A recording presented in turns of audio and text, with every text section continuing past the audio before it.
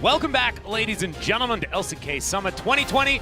I'm Atlas, and I have the pleasure of being joined by the Valdanalist once again for another Saturday of LCK. And it's an interesting one. We get to continue down good old Yamato Cannon's wild ride through victory after victory. And now in round 2, they face off once again against KT. This time, KT actually has their roster together, and so that might change things.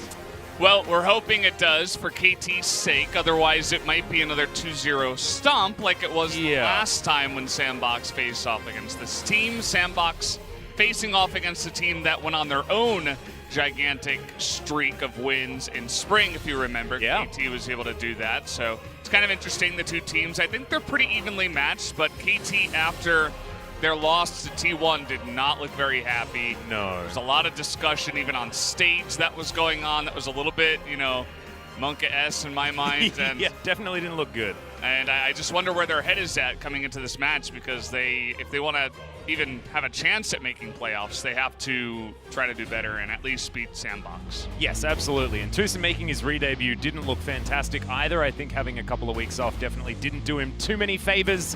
But two teams with the opposite momentum, like you were talking about. KT did this in spring, but now it's Sandbox's turn. And they're facing a slump after they took down DRX. And they did take down DRX with Smeb's support. That did happen. That was the one loss that DRX had. They beat Damwon after that. It made absolutely no sense. So I don't know necessarily what to make of it. I think maybe we're sleeping on KT just a little bit, but they're going to have to actually change our minds because Sandbox are looking like they're on a tear. And they've already taken down KT along the journey of Yamato's wrath.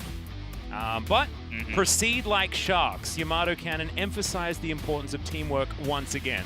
Something about sharks go alone, but we humans go together. Yeah. I found that a little bit interesting because I know that a lot of sharks actually hunt in packs. Maybe not the great white. There are certainly examples of sharks that do go into feeding frenzies and things like that, though. It's the passion behind it that matters, not the message. But as long as they play together as a team, that's always good. And Fate joining the lineup here. It says Mr. Consistent for Kuro versus Fate. Kuro has been consistent in not having the best stats, but we will see that a little bit later on. Consistently Fate, though, 11. Yeah, I don't know how that's even possible for Kuro, but Fate is just really good, actually. I think people are really hyping him up. I saw some stuff where they were mentioning Taker and Knight. I'm like, no. No, we're not quite there yet. Not yet. I mean, he's really good, and he's impressing a lot of people, but he has a long journey before he comes close to those two players. Let's not also pigeonhole him into having to, compete against those two straight away. I think straight out the gate, that might be a little bit too much pressure. And I know, based on the education system here in Korea, things like that pressure is what we're all about. But that's just a little bit too much, Yeah. You don't put your kid in preschool and say, congratulations on your doctorate. That's not how that works. Yeah. You will be a doctor one day, I swear. Well, these teams actually have pretty similar stats apart from that third one, but we are going to skip over it very quickly because we were busy talking about the Korean education system instead of the graphics on screen. We'll work on that for the future. Tucson, Aiming, Kuro, Bono, and so on is going to be your roster. Not going to be starting with Smeb this time around, and I think that does make some sense. I think so on has been fine on the top side. I think Smeb has certainly been up and down, especially in the laning phase, where he hasn't really been able to find his former self and that former glory that we know that Smeb has. And on the other side of the rift, this is the very exciting Sandbox with, like you say, Fate in the mid lane with some pretty extraordinary stats for himself.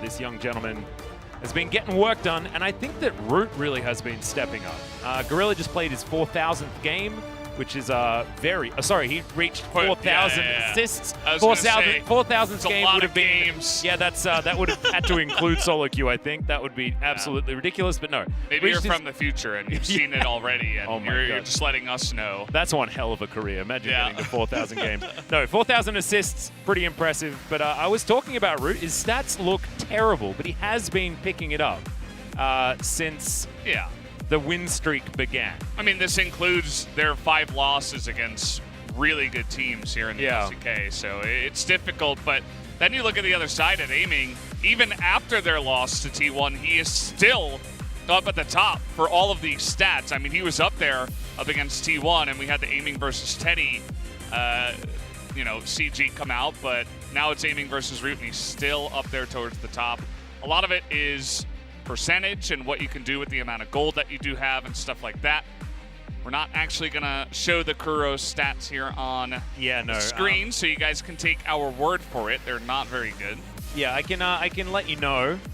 Currently, you've got Fate sitting at, as far as KDA, he's second at 6.7. Second to Showmaker, who's like sitting at 18 or something ludicrous like that. Yeah. His DPM is first at 618 for Fate, of course. He does 33.5% of his team's damage, which is why Root's stats are so low, to be perfectly honest. And his damage per gold is almost 150%, which is like an Ezreal stat. That's like almost really as much as silly. aiming. Exactly. It's just stupid. But then you've got Kuro on the other side. He's got the 8th highest KDA at 3.1. He's about half the DPM at 11th place, sitting at 370. 11th on the damage percent at 21%, and only 102.1 as far as damage per gold, and that is also in 11th place. So Kuro certainly not quite finding the form that he found even over in China, right? Like when he was over there, he was certainly a standout player in the mid lane and has yet to really get himself together.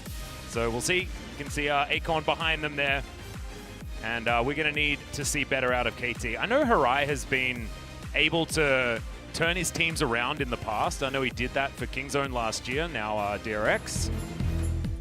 But this is going to be a tough task. Maybe not against Sandbox. We'll see whether this is where the bounce back is going to begin for KT as we move into round 2. And they'll be on the blue side here. Sandbox get to wear their correct colors this time.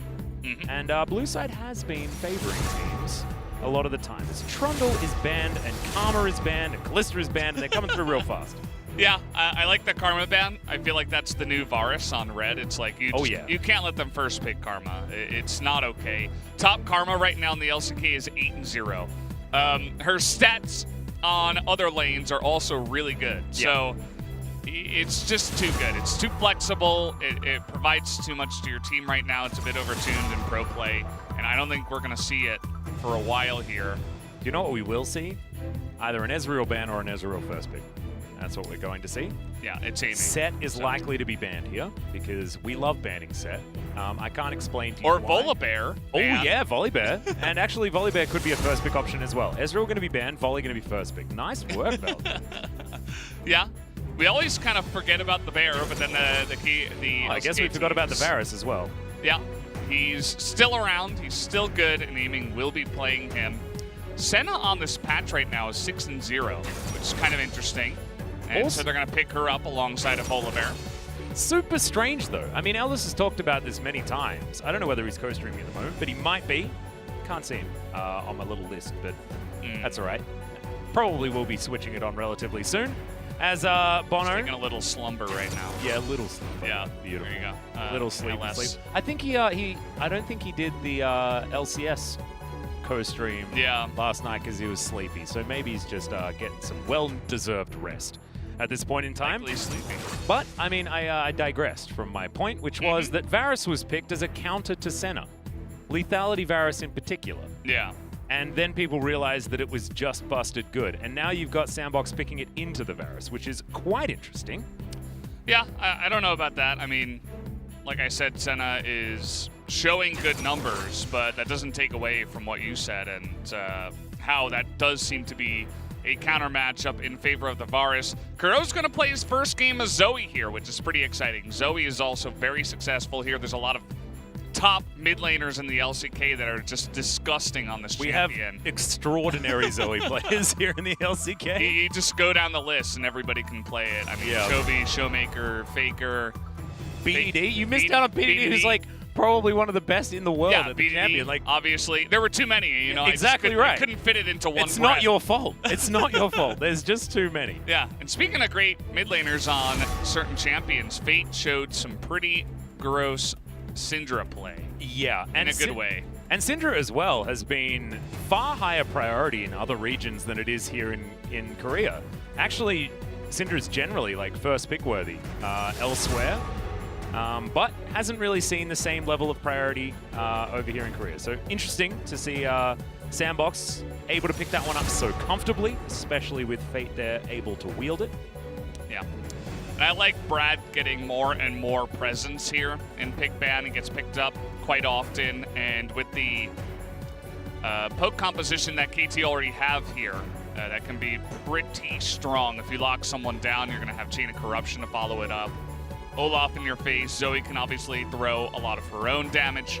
So they take that one away. Wukong, also really popular. And Gorilla, he's loving the Tahm Kench nowadays. And I mean, he's always loved the Tahm Kench. Yeah. We've actually got the 2 Tahm Kench players actually with us here. Between Tucson and Gorilla, 2 of our older gentlemen here in the support role. And standing behind Gorilla, of course, is Joker there as well, one of our most veteran supports that we saw. Now, it's probably Guga, I think, that's actually the oldest, as he started his career a little bit before Gorilla did. The Rocks Tigers came in just a little bit after. The Jace got totally ignored in pick ban. I liked the Bard ban. I liked the Kennen away from Sohwan, and it's seeing a lot of play nowadays. But now you're going up against Lethality, Varus, Zoe, and Jace, which is like, I mean, what is Volibear? Worst nightmare. What is Volibear going to do? Senna's going to be outranged. Tahm Kench obviously is just a sitting catfish. And they were also hovering the Blitzcrank, which is seeing more and more play as kind of the wild card pick that LS was talking about. And you get one grab onto a Senna or onto a Syndra. The Devourer's not going to get there. Yeah. You can grab the Tahm Kench and then he's just going to be useless and the rest of your poke is going to rain down. So I completely agree. As Summit just says, I don't care what the rest of this comp looks like. I'm winning my lane and I'm picking up the Lucian. Don't just make sure that we aren't thinking back to last time we saw him play the top Lucian. Because it was... I already erased that from my brain. Yeah, good. I apologize for reminding you. It was not great, guys. Yeah, certainly not really working out here. Should be a fun top lane at least. I mean, it's going to be very... It's going to be a skill matchup, basically, between Sohwan and Summit. And Summit, if he comes out to play, I guess he can get ahead in the lane. And that is really what you need with Lucian, because if you don't get ahead with Lucian in your lane, then why even pick him? I mean, there are a lot of other options, and so, yeah. We haven't seen too much Lucian success here, unless Deft is playing it, of course. But, I mean, that's in the bottom lane, though, right? Yeah. Deft actually, alongside Carrier, proved that Yuumi hasn't been nerfed enough, and Lucian is still decent on the bottom side of the map. Their draft yesterday was actually really cool for that first game, but it was another one of those Karma Top styles of draft. And this Lucian will not have that added benefit. So we're going to go over and check out that comp right here. And I feel like they really have just drafted straight into what KT wants to do head first. And it's going to be really, really hard unless they create some sort of crazy lane kingdom.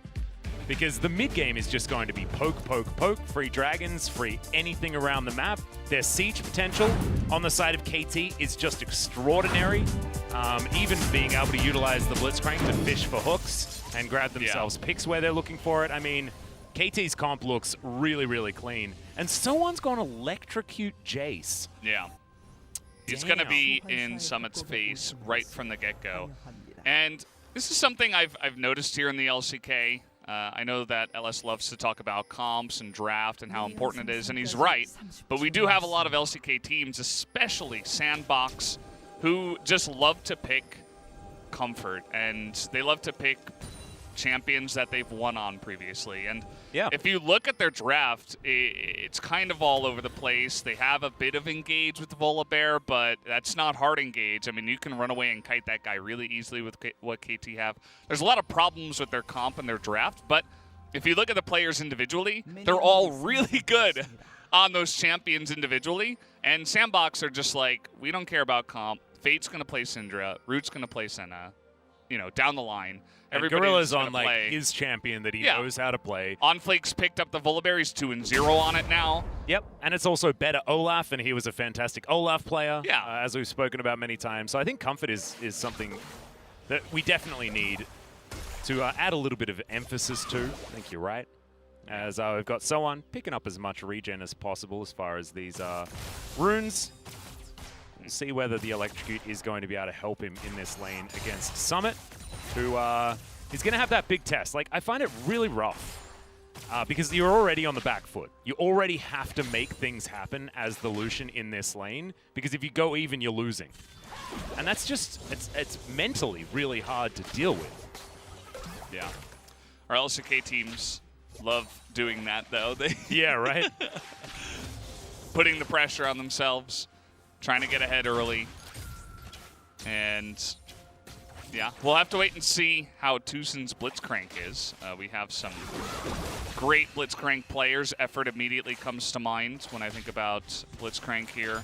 Oh, here are those stats that we were talking about. Oh, they were just going to put them up later. Yeah, so I read them all out, and now here they are. Yeah. Oh, well. That means I guess we don't need to talk about them right here. You guys can see them. All of that farm. You know, just digest them a little bit and maybe think about how you feel about that after looking at them. Yeah, that's a monk ass experience. But Root and Gorilla, they're going to be pretty happy down here on the bottom side. Yes, Aiming and Tucson should be able to find themselves some advantages.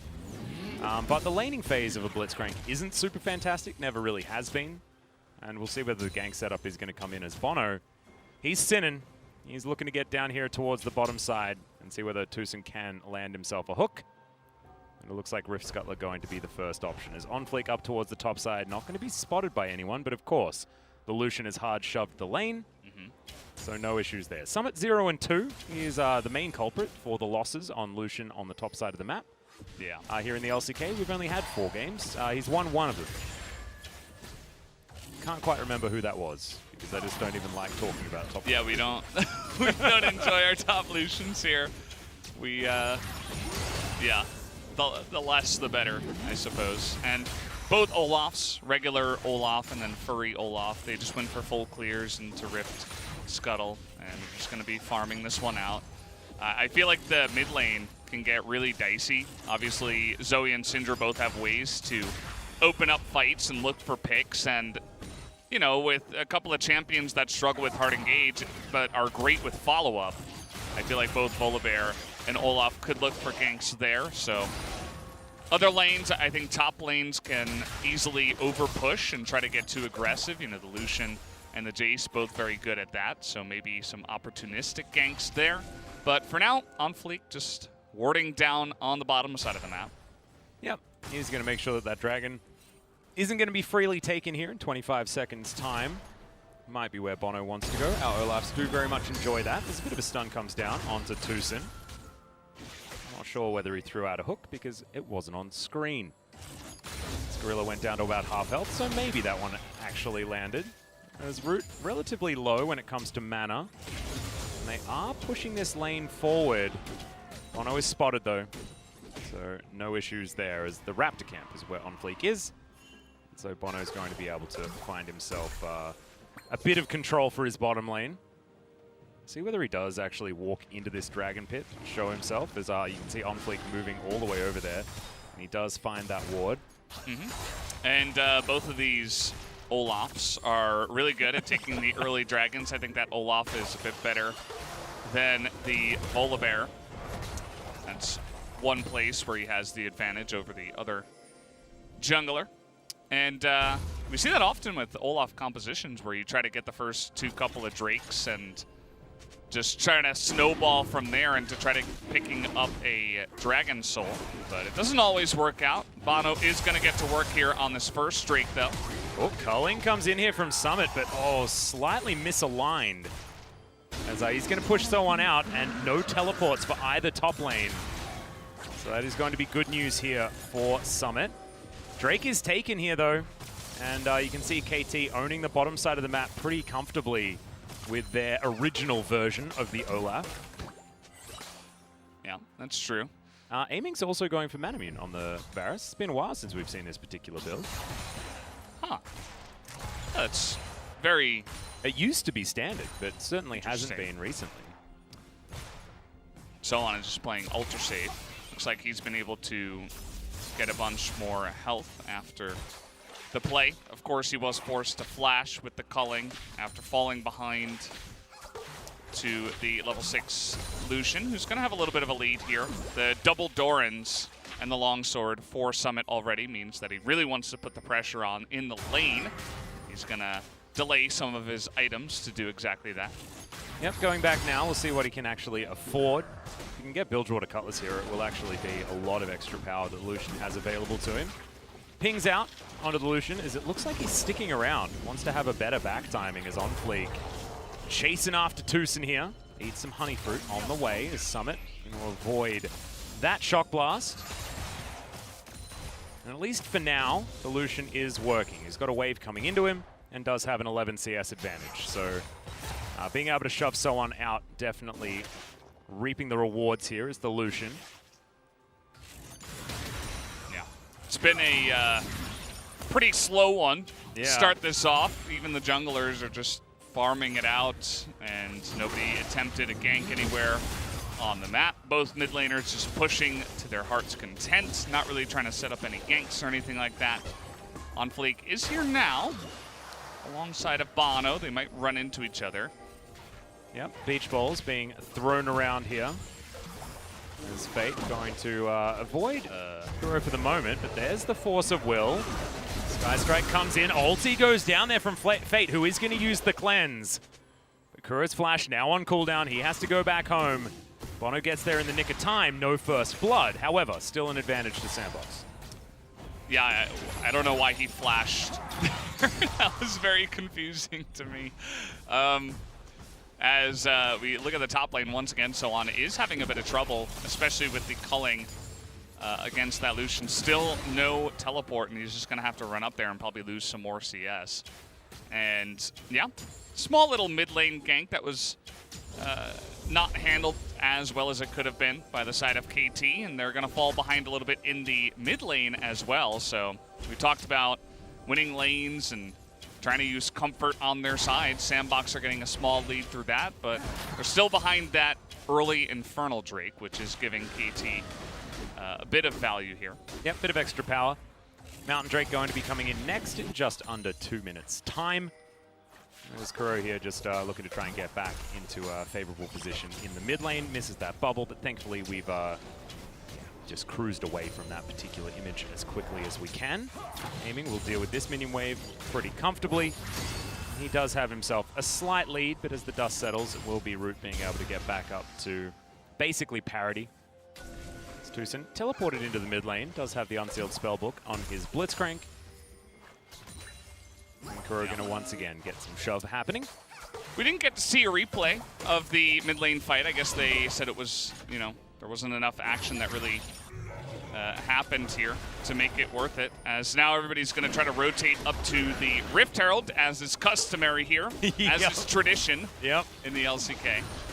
Kuro needs to try and find some of these paddle stars to soften up the members of Sandbox. We've mentioned that KT do have a pretty powerful poke composition, but they don't want to just go all the way in onto Sandbox, who want to do exactly that. Under2 does some work. Piercing Arrow is fantastic as Fate has to be moved out, but the hook from the Blitzcrank is so strong.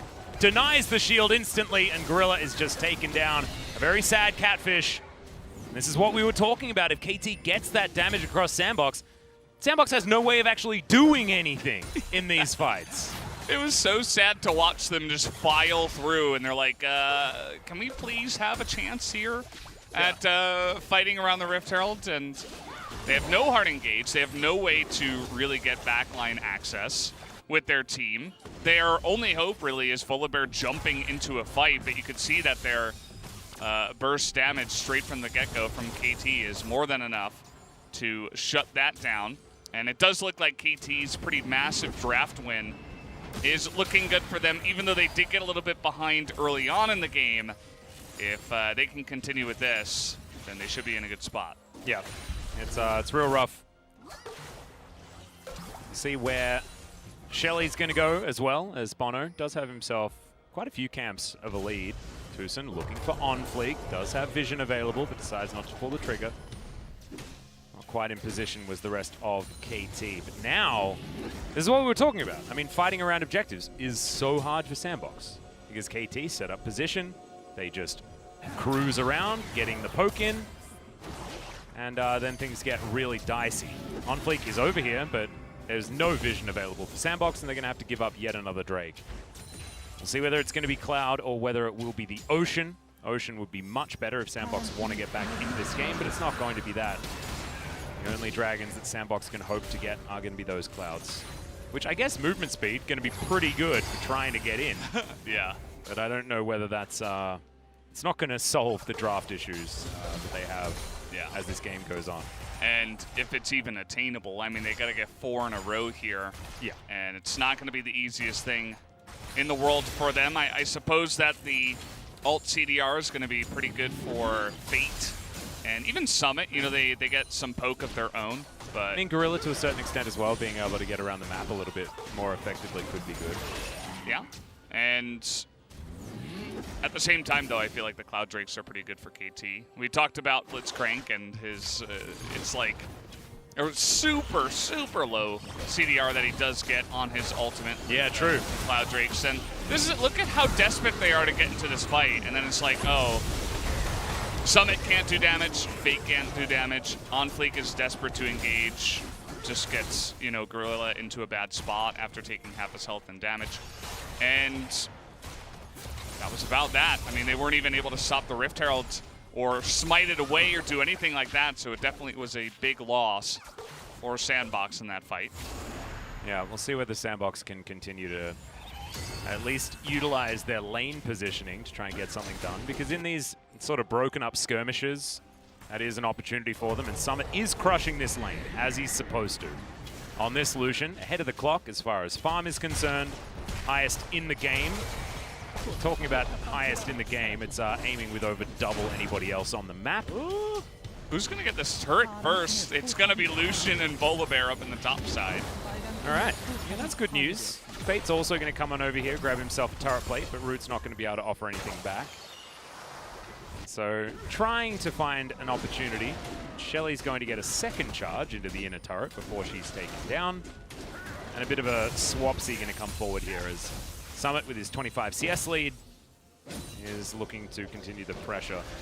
Does have his Phage. Looks like it's going to be Black Cleaver once again. And will help Senna's damage, I guess. But I don't know what LS would have said about going for that item. Essence Reaver might have been also equally as amazing. Yeah, and even though the Jace is getting behind, he did start off with the Ghost Blade. It's going to give him some lethality. It's not going to be great hitting into the Volibear, but it will be quite good up against those 3 squishy members that are on the side of Sandbox. So even from behind, he can get some value alongside of his team comp that they do have going on here with the poke. And of course, Varus is going to be stacking that up after his Manamune. Yep. Does finish off here. And this has been a very slow pace. I mean, Sandbox haven't really been able to get anything done with their slight early lead. They got in the lanes. KT were just able to bully Sandbox enough to make them back off before any more kills came in around the Rift Herald. And also kind of just gave over the Drakes at the same time, didn't bother fighting around them. So has been kind of a slow one here to start us off. 100%. Interestingly, Tucson's gone with a QSS as his first item. As, okay, Fate just going to cleanse. So that bubble was about to stun him up. Tucson trying to move into position here, but you can see, holds onto the Unleash power, didn't think that he had enough damage to actually take down Kuro there.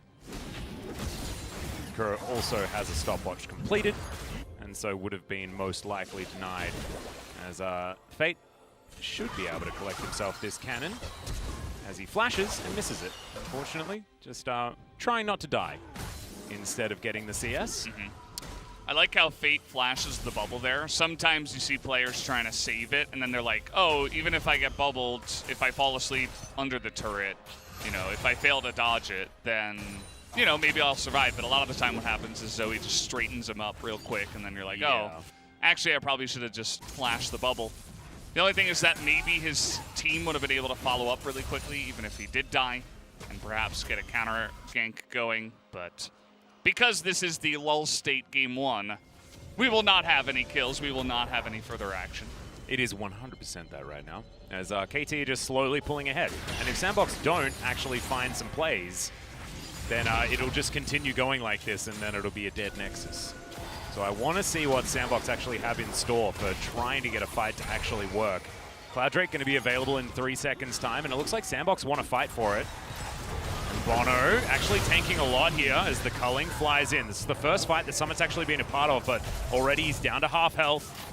They have to be very scared of aiming and so on. They have a lot of extra damage to add over, and you can see already the Varus looking pretty hot. Chains of Corruption do go wide though, because there's a Super Soaker. Gorilla does go golden. Dawning Shadow to keep the Tahm Kench alive. Bubble's going to snipe him there. The Piercing Darkness going to get that health bar back up, and the Piercing Arrow not going to be enough there. A lot of piercing. We've got Piercing Light, Piercing Darkness, and Piercing Arrow. Good luck. Yeah, the worst. Yeah, glad I'm not play-by-playing today. And every time that KT and Sandbox are going to sit in the mid lane and just, you know, sit around and you drink a cup of tea and not really do anything or kill anyone, it's always going to benefit the poke comp, right? I mean, KT are just going to sit here. They're going to slowly chip away at your health bars until eventually 3 of your members have to back. And that just means an easy win for KT. Even if they didn't take your lives, they didn't get any kills, they still are able to stack up another Drake. They're able to get a bit more damage onto the mid lane turret. And overall, just the slow creeping snowball is continuing to go here for KT. And I mean, there's a lot of teams that could potentially be happy with this situation, right? And certain compositions that are going to be all right with it, but I just don't know where Sandbox's comp gets better, unless you're like talking about an ultra late game with a center that's got a bajillion stacks and can one-shot everyone.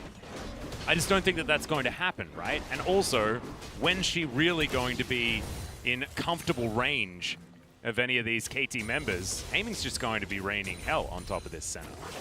And they only have 1 Executioner's Calling now, but it'll be double Mortal Reminders. And the healing coming through from the center is going to mean basically nothing the more this game goes on. I mean, Hail of Arrows was already there. It's just real rough. These guys, and I know we've been you know, talking down to what Sandbox have been doing whilst they've been remaining pretty even on farm, on gold, sorry, but this doesn't even really seem to matter as we have a look once again at this fight where nothing really happens. Yeah. Is it really a fight, you know? Yeah, right? It's like a failed engage. They're able to get the Olaf to disengage. He doesn't even flash unless that's a spectator bug.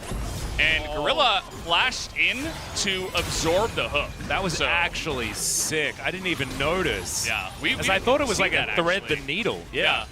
So finally here in the replay, we get to see exactly what happened. Gorilla, the support basically. He's always going to be there to sacrifice his life for his team. Hero. And he did have the stopwatch. Didn't look like anyone else on his team had it, so definitely was the right play at the end of the day. Did Gorilla try to devour it while Fate was force of willing it? And it went... Yeah. That's a technical term, by the way. Uh-huh. Yeah, it's a bit of a yo-yo situation. I hope we get a replay of that one. That's, I think, the most exciting thing that's happened so far this game. At this point, yeah, maybe we can watch some of the replays from LCS earlier today or something like maybe. That, you know? It's like, by the way, in other regions, while the game's going on, we could just replay one of the Darmon or DRX games from yesterday as well if we want to. That's not true. I'm sure they're going to. We just need to talk about some vanilla ice cream. Like Do you like ice cream cake? Yeah, I am. You know that cake I'm a bit of a fan. It depends what one it is, because of course you can get like really good ice cream cake, and then you can get like the stock McDonald's birthday ice cream cake, which is just pretty awful. Not a big fan of that. It's like the ice cream that doesn't even taste like ice cream. Yeah, it's kind of like just frozen solid at the same time for some reason. Yeah. Good ice cream cake is great. I suppose that's where, because for me, if it's not ice cream cake, even if it's not an awesome cake, it's still okay because it's cake. Yep. But there's also like really good cake at the same time, whereas ice cream cake is either it's really good or it's just like trash. My mom used to make a like Christmas pudding ice cream cake for Christmas. Christmas pudding? Yeah, and it was actually amazing. It's got What like is Christmas pudding? it's got like fruit in it, sort of like a fruit cake, but it's like with custard. You normally have it just a regular Christmas pudding. Yeah. But this Christmas pudding cake didn't have the custard; it had ice cream instead, and it was actually just amazing. That's interesting. Yeah, yeah. Yeah, my grandma always used to make this cake with the homemade whipped cream. That was always really good. Oh yeah. Oh, it's so amazing. You could it's just like regular sponge cake, but once you get the whipped cream in, it was like just amazing. My grandma used to make a lot of scones as well, so the whipped cream factor definitely going strong as hitbox, by the way. On Yeah, good I old don't even aiming's know how piercing arrow there. It's a thick arrow, man. I mean, Fate watched the arrow go past him and then took damage from it. It was very strange. But now we've got Tucson looking for a hook. Does find the Tom Kench once again, but the culling going to be eaten mostly by that minion wave. Summit desperate to try and actually get some auto attacks here as Fate in a bit of trouble. Unleash power just thrown out a little bit prematurely there onto Kuro, who's going to land yet another bubble, and there's the shock blast. This is what we were talking about. All of this poke is so dangerous onto Sandbox, and they're unable to actually force anything as Kuro. Look at Kuro. They're just fish in a barrel. Catfish in a barrel. Yeah. They can't do anything. Gorilla's so desperate, he's like, maybe I can engage guys. He like runs up to them. He's like, oh wait, no, I'm level 9. I probably shouldn't be here. Yeah. And Polar Bear is even more desperate and almost pathetic in this kind of a game. He's like throwing out his poke. It's like, okay, this is not why you were picked. But he can never engage because he'll just get blown up immediately because it's not hard engage, even if he flashes in there, unless it's like a really good opportunity. And so far, KT have been doing really good at their positioning and just backing away, kiting them back, poking them all the way down. You can see how they just kept that kind of phalanx into the concave, into the river, as Sandbox were like desperately trying to get a fight started. But it just didn't happen, so another free Drake comes in here for KT. That's Cloud Soul now, just simply picked up without much pressure from the side of Sandbox, and we're still 1 kill at 24 minutes. And I mean, okay, On Fleek going to look for Kuro here. Red buff going to be burning down, but he misses the ulti. Dawning Shadow flies by, but Kuro is going to be all right. And it looks like On Fleek's just going to have this turned on him, aiming. Picks up the second kill of the game pretty comfortably, is now Tucson. He's going to get snared, but immediately QSS's that one away. Tries to run as there are exhausts traded on both sides. It takes them a while, but Sandbox gets their first kill. Root now going to get devoured. Teleport in to this turret here. As aiming, going to look for another piercing arrow. Flashes out, as now Soan getting on top of Gorilla to the sky is going to be avoided. Gorilla's going to need to eat some of that gray health, though, as Summit flashes to get himself out of the way. Kuro with a flash picked up himself, but the shock blast not going to land. And after the portal jump, Kuro's unable to find his target. So Sandbox, they get a kill. Which is pretty cool. The Summit looking for Bono. Culling flies in. Now Summit's going to have to get out of the way. Gorilla going to gobble up center, and they're going to lose their inner turret. So despite Sandbox trying really hard to do stuff, none of the stuff that they're doing actually matters, really. No. Yeah, pretty much. They're desperately trying to find fights and desperately trying to engage, but none of that is really happening. And it wasn't the cleanest follow here. I don't know why it's so hard for these players to find kills. He was desperately trying to buy the Morellos, and then LS just, he possesses On Fleek. He's like, don't let him do it. And then Kuro. That's the right kind of window shopping, though, you know? It's like actually just baiting. And then Kuro buys it anyway, by the way, so. Oh, yeah. As is customary here in the LCK. I mean, it is up against Senna, so I suppose there is some of that. It takes away a lot of the healing up against the poke comp, which is very valuable. So. I mean, they're already going to have just 2 Executioner's callings, though, so well, I don't know whether it's entirely necessary, but that's fine. The more, the merrier. The merrier, I guess, at this point in time. Soan was like, if I can dodge the lick, then I can really get in their face, but it was a good spot there by Gorilla, who I feel like is having a great game, although, you know, there's unfortunately 0 follow-up, as I think there were 3 members there that all missed the cannon. Oh, God. Don't even know how that's possible.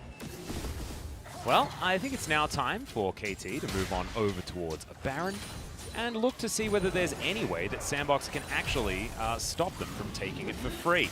So far this game, KT have walked up to every objective that they've wanted and taken it without any sort of response out of Sandbox. And not because Sandbox aren't doing anything, but because their composition isn't actually able to do anything.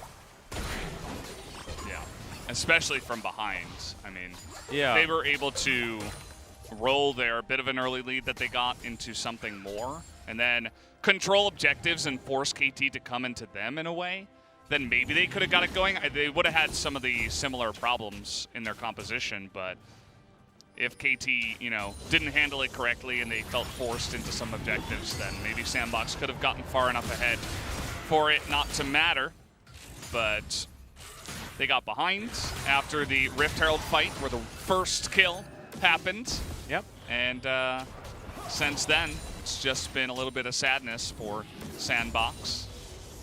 Sadness continued as the cannon creep is ignored once again. Summit gonna find Bono here, or as Bono found Summit, is immediately on fleek, has to ult to get himself out of the fight. Bubble's going to connect though, and Devour has to be used as well. Every single cooldown possible to save the bear, as he's gonna run back to the fountain. They're going to miss out on that added help, and it means that Sandbox have to give away yet again more objectives.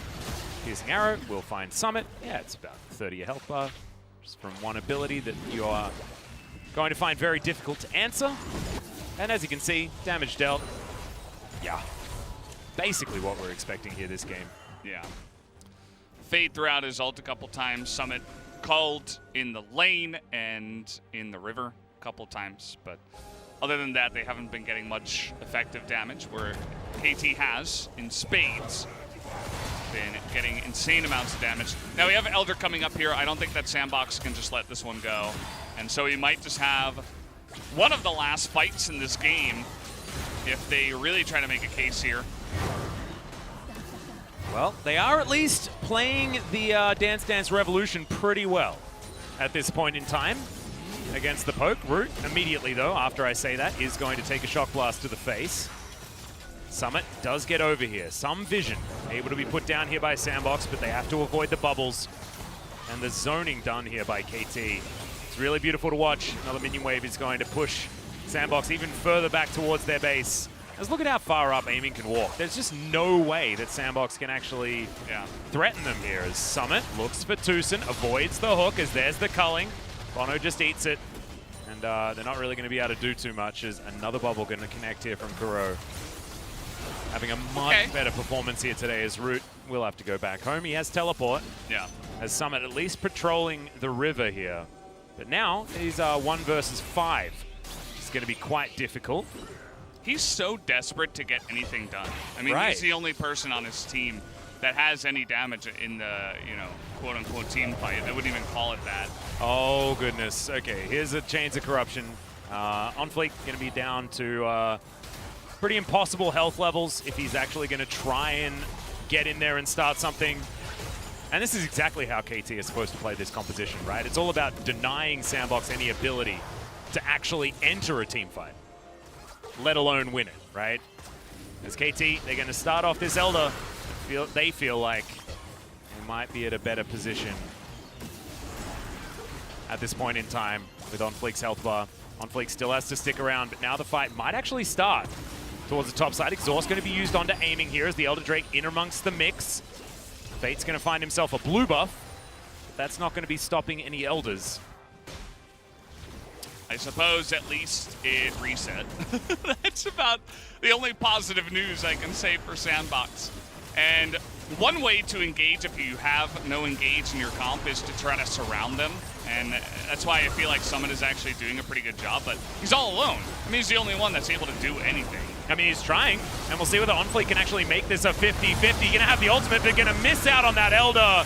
Now we've got Cloud Soul, Elder Drake, we got a dead bear. The Lucian, I think, died somewhere in amongst the mix as Bono flashing on top of Root. He's gonna go down. This should be the teamfight ace if they can chase down Fate, and they definitely can. There's no mobility really on the Syndra and the Tahm Kench. That's the double kill, and that will most likely be the game. They're pretty far away, but I think they're just going to run it down mid and see what they can get done.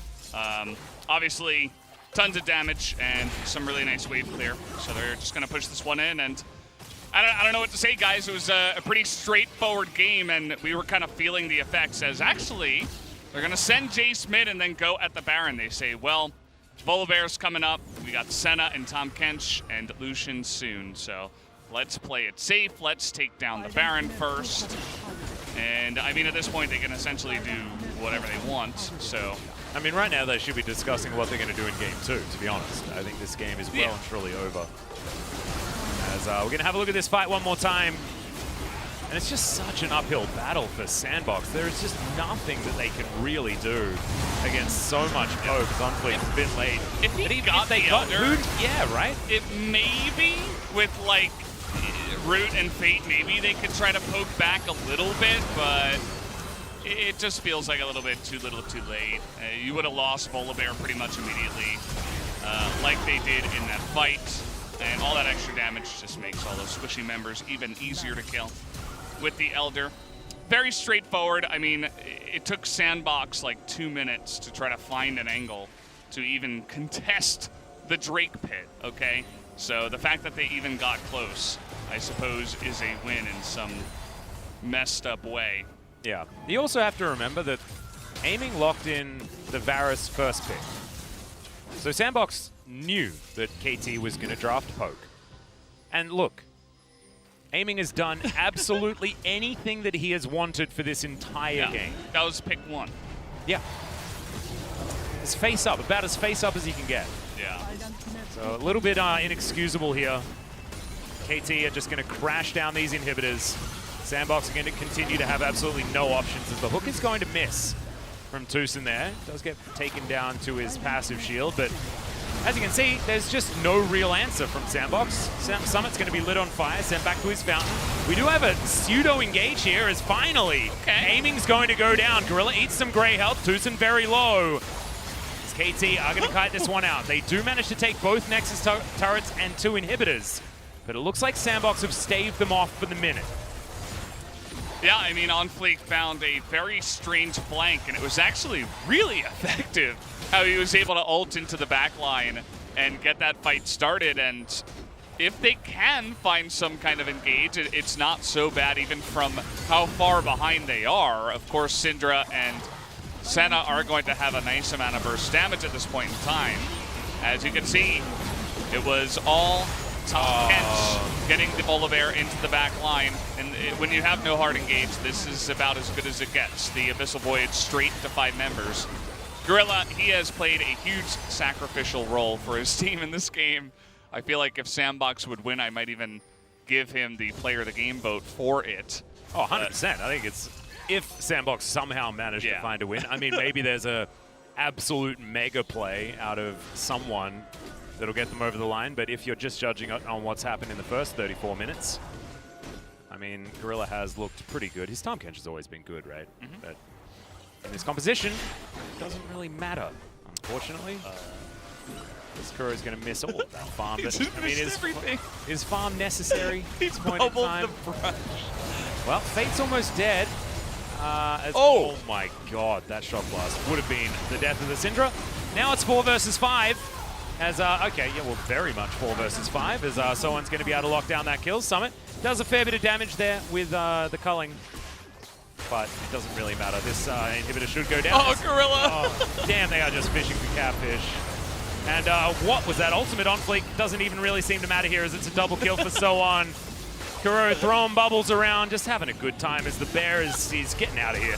He doesn't want to be in amongst this game, but KT aren't going to let him. He's going to head towards the death chamber. 13-2. The Nexus is going to be taken down, and I think that was the biggest draft win that we've ever seen here in the LCK. KT steamrolls. Yeah. I don't know if LS woke up in the midst of that game, but I just know that he's probably going back to sleep now after that one. I don't even know who to give the player of the game to. I mean, I think maybe you have to give it to Aiming, who did it like a bajillion damage. But I mean, yeah, I guess we so. need to give it to Harai because, or Acorn, depending on who came up with that drop. Yeah, I mean, there were some good hooks, but it was basically fish in a barrel for everyone, Yeah, you know, right. including Blitzcrank. So Even though he got good hooks, it was like free hooks. Yeah. I'm just gonna give it to aiming. You know, May as well give it whatever. to the guy with the big At this old point, numbers. you know. Like, Yeah. And honestly, it was the pick of the Varus, you know, that got the ball rolling for KT. Yeah, we'll just say that's a vote for the Varus pick, I guess. Yeah. But, yeah. Red 5 Lucian. I know that LS, who is going to be co-streaming the LCK today, guys, so if you want your dose of LS, you can have that one open as well. But I imagine when the Lucian 5th pick on red side came in, he probably wanted to go back to bed. Yeah, probably just turned off the co-stream. He's like, yeah, whatever. I mean, at the same time, though, it did feel like Summit was only one of the only people, not because you know, I'm not saying it was a good pick. I'm just saying, like, he was trying to, you know, push out and squeeze out every ounce of potential power out of what Lucian could do, which was not much in that game. The Volibear, totally useless, unless, you know, otherwise you would have to just Abyssal Voyage into 5 members to try to get him to do anything against this poke composition. Fate was desperately trying to do stuff on the Syndra, got a decent amount of damage, didn't matter. Yeah. And yeah, just a very plain to see for pretty much everybody. That was a very hard draft to win for KT. I mean, we mentioned it at the very beginning. It was objectives were going to be impossible. They were. The game was lost by Sandbox. Let's see when the KT can bring it home in Game 2 after the break.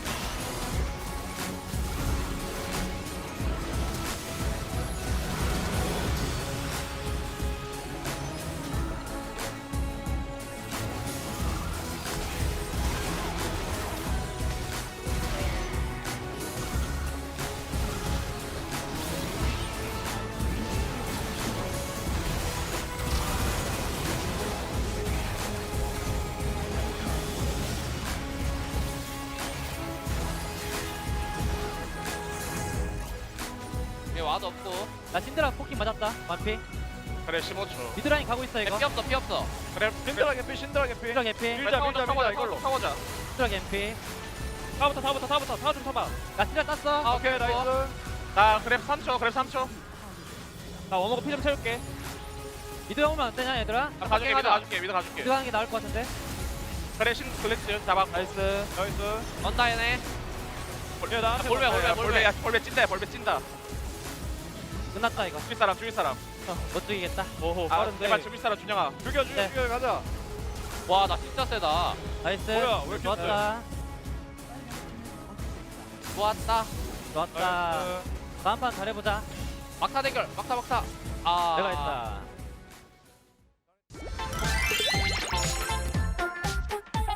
김준영. 긴장했잖아. 형 블리츠 보여줘요. 별거 아니야. 아무 일도 없어 우리. 오늘 이기고 경홍이의 소고기 한번 쏘자. 나 쏠 거야. 나 무조건 쏴 진짜. 오늘 이기면 무조건 창고다. 그러니까 LCK 지금 뭐 원탑 서포터가 뭐 캐리야? 캐 누구? 쓰리야. 아래쪽 보자. 아래쪽. 아래쪽부터. 볼배 노플. 용원 나간다. 아 버려. 갖다 버려. 내가 풀로 걸면 무조건 이겨. 천천히. 이겼다. 갈게 이거. 칼리 노정아. 나이스. 스펠만 불러줘. 칼리사 노플. 칼리 일단 노플이고. 칼리. 땀 보자 이거. 천천히. 내가 풀로 걸어줄게. 지금? 기둥 가능. 기둥 가능. 오케이. 기둥 가능. 기둥 가능. 기둥 가능. 기둥 가능. 기둥 가능. 기둥 가능. 기둥 가능. 기둥 가능. 기둥 가능. 기둥 가능. 야 볼배부터. 앞라인부터. 알았어. 아 이거 시바나. 루시안. 잡았어. 루시안 볼배. 야 미드가 뜬다. 끝나. 나이스. 미드가. 박종희 보고 있나? 박종희. 수신이야 수신. 경이 쏜다. 잡고 가자. 잘 먹게. 고기 먹을게. 경아 잘 먹게. 잘 먹게. 경아 나이스. 아또 넘어.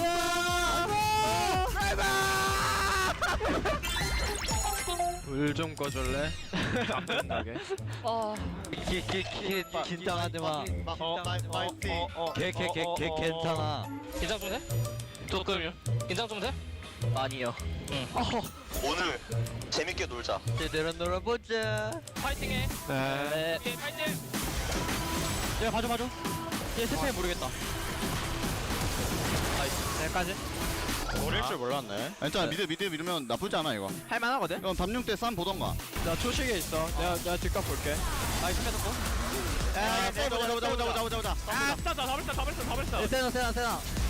야, 쌈 보자. 세나. 일로 와.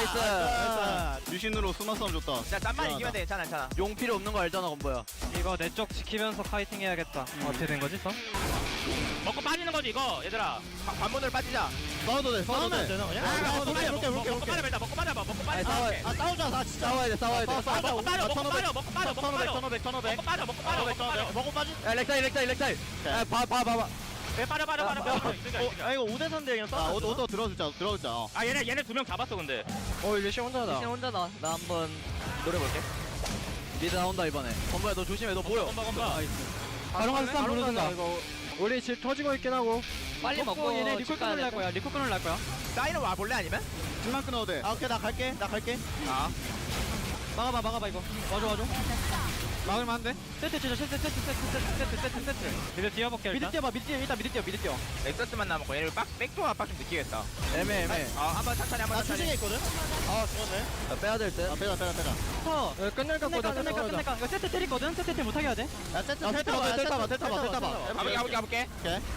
야, 나머지 가서. 야, 여기 막아. 천천히 해. 웨이브. 날라가. 나가야 돼. 앞으로. 끝내 이거. 앞으로 그냥 타워.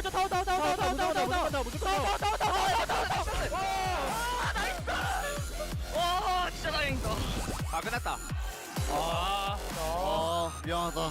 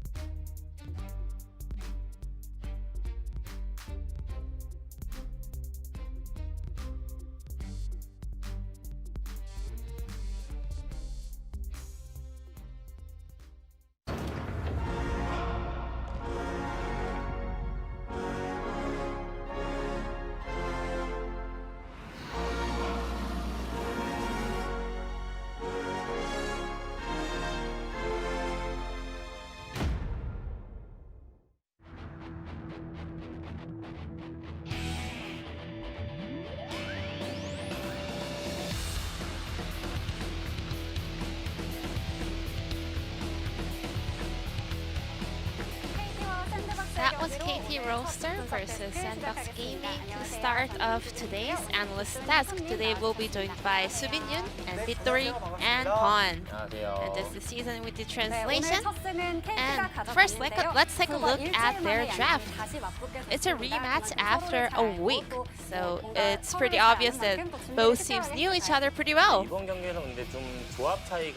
We had a very vivid draft difference over here. KT had Varus, and all the laners had a blind pick, and Sandbox was able to take the blind picks. However, they weren't able to get the draft edge. When they were grouped up, they don't have a very strong initiation of team fights, so they got zoned out by the KT's poke power. As Pon mentioned, Sandbox was able to get the comfort counter pick into top and mid laners. However, they could not really connect that into a game lead in the jungle and macro.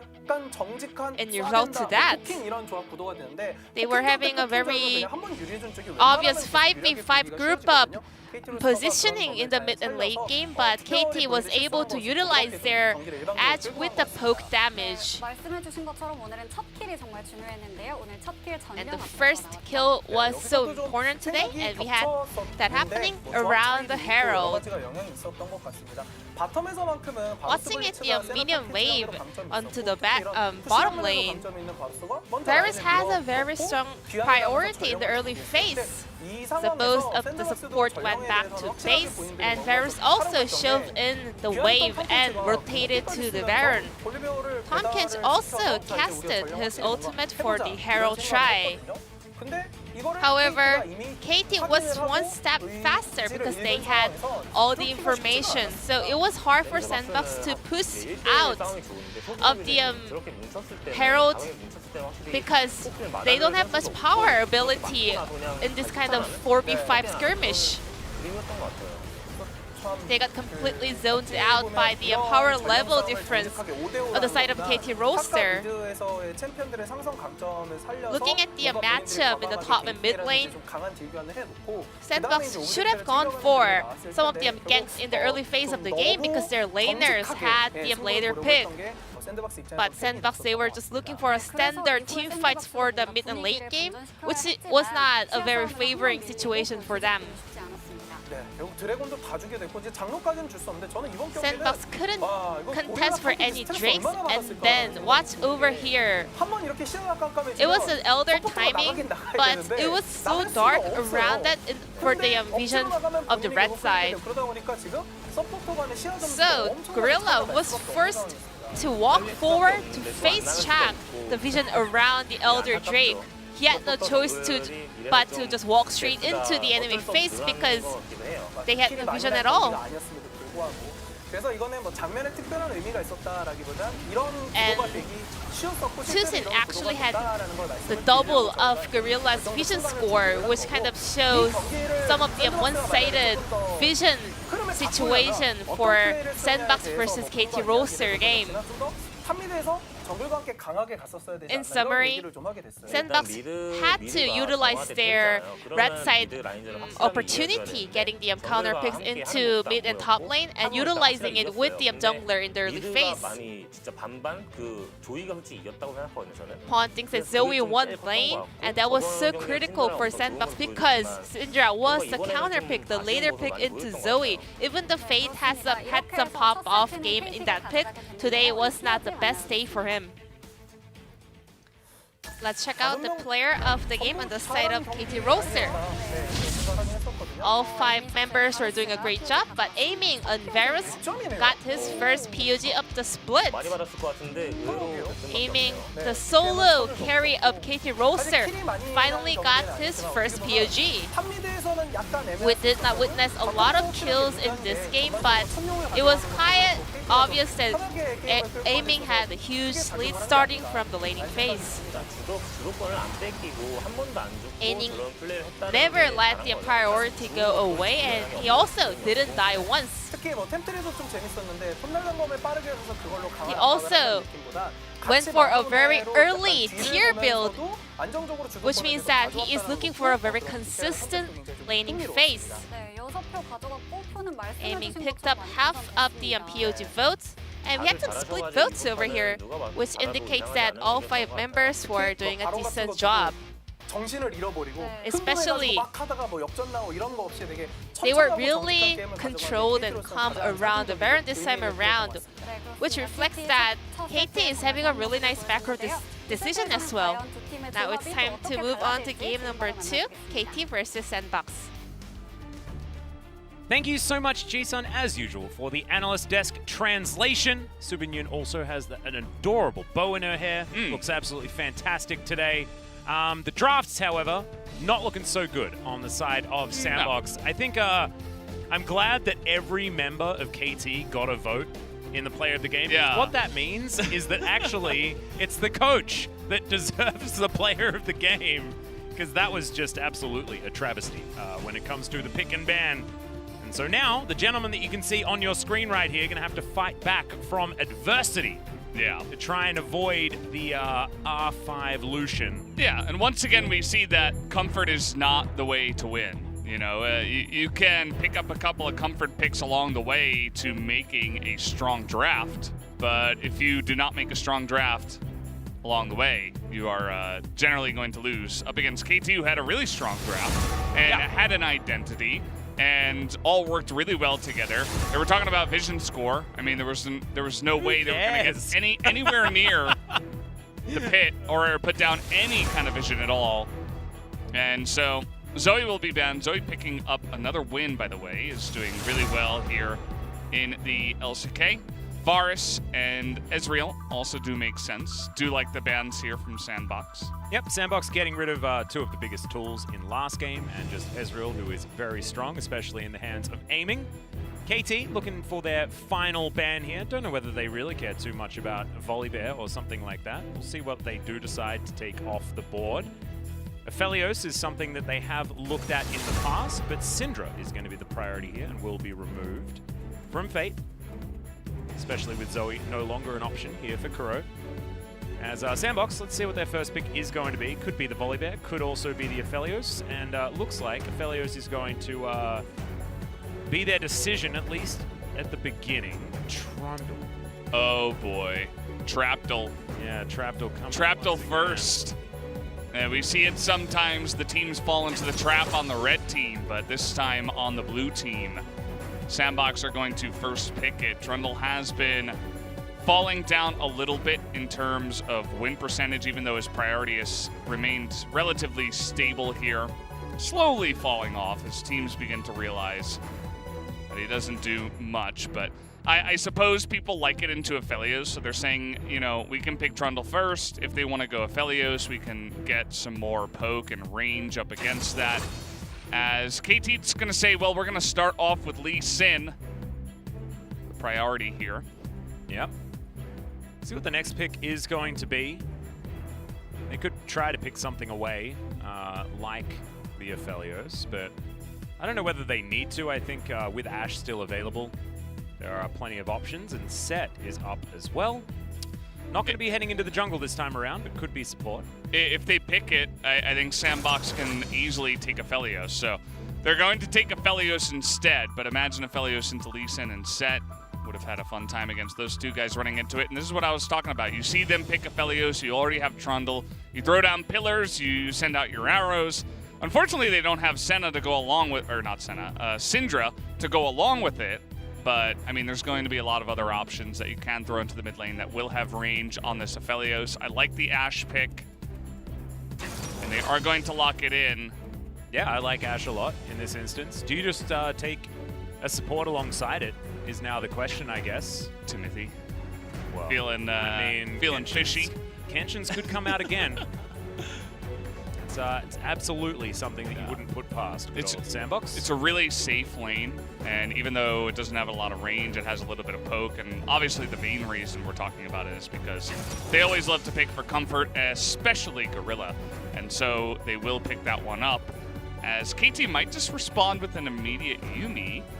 They could go Blitzcrank again if they want to. I mean, Blitzcrank did so well for Tucson in the last game.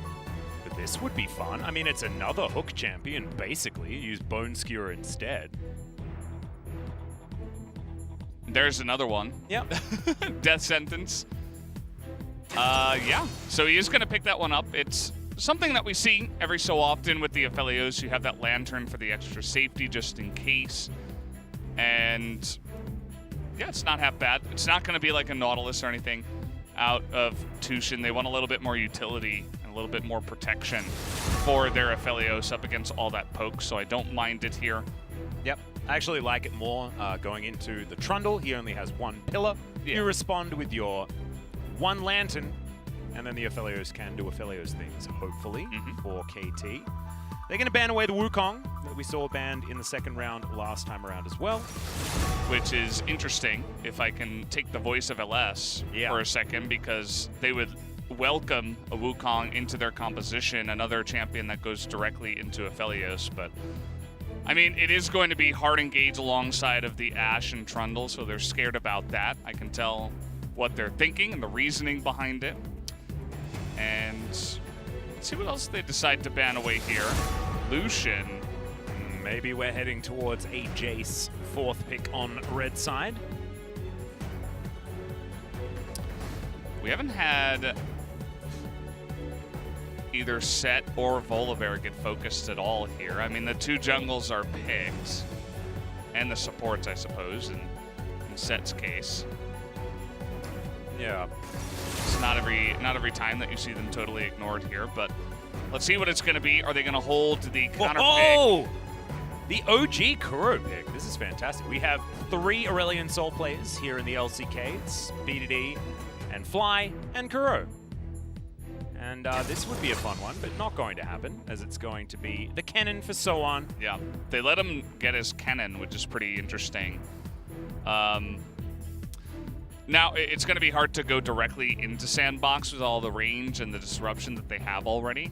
But you can try to get some flanks. It's not as easy on red side with the red side Kennen, but it's, again, another comfort pick here for Soan. He loves his Kennen. And Sandbox are just going to rally it up with more, range and disruption. They don't have a good ball carrier, but they have... No, Malphite, come on, the better rock. I want Malphite Orianna. Like, this guy that makes stuff, that version of the rock, not as fun. But no, it is going to Somebody, be the covered Ornn. his face. He's, embarrassed. I can't believe I'm playing Ornn. I'm back on Ornn. I'm not playing a carry champion. Wow, how far have I fallen? It's... I mean, Malphite would have had a way worse matchup into the Kennen, but this is still not great. As, okay, Set is being looked at, but it's going to be Sylas. Could be picked for the top lane here. As, is that mid lane Kennen? That would be weird.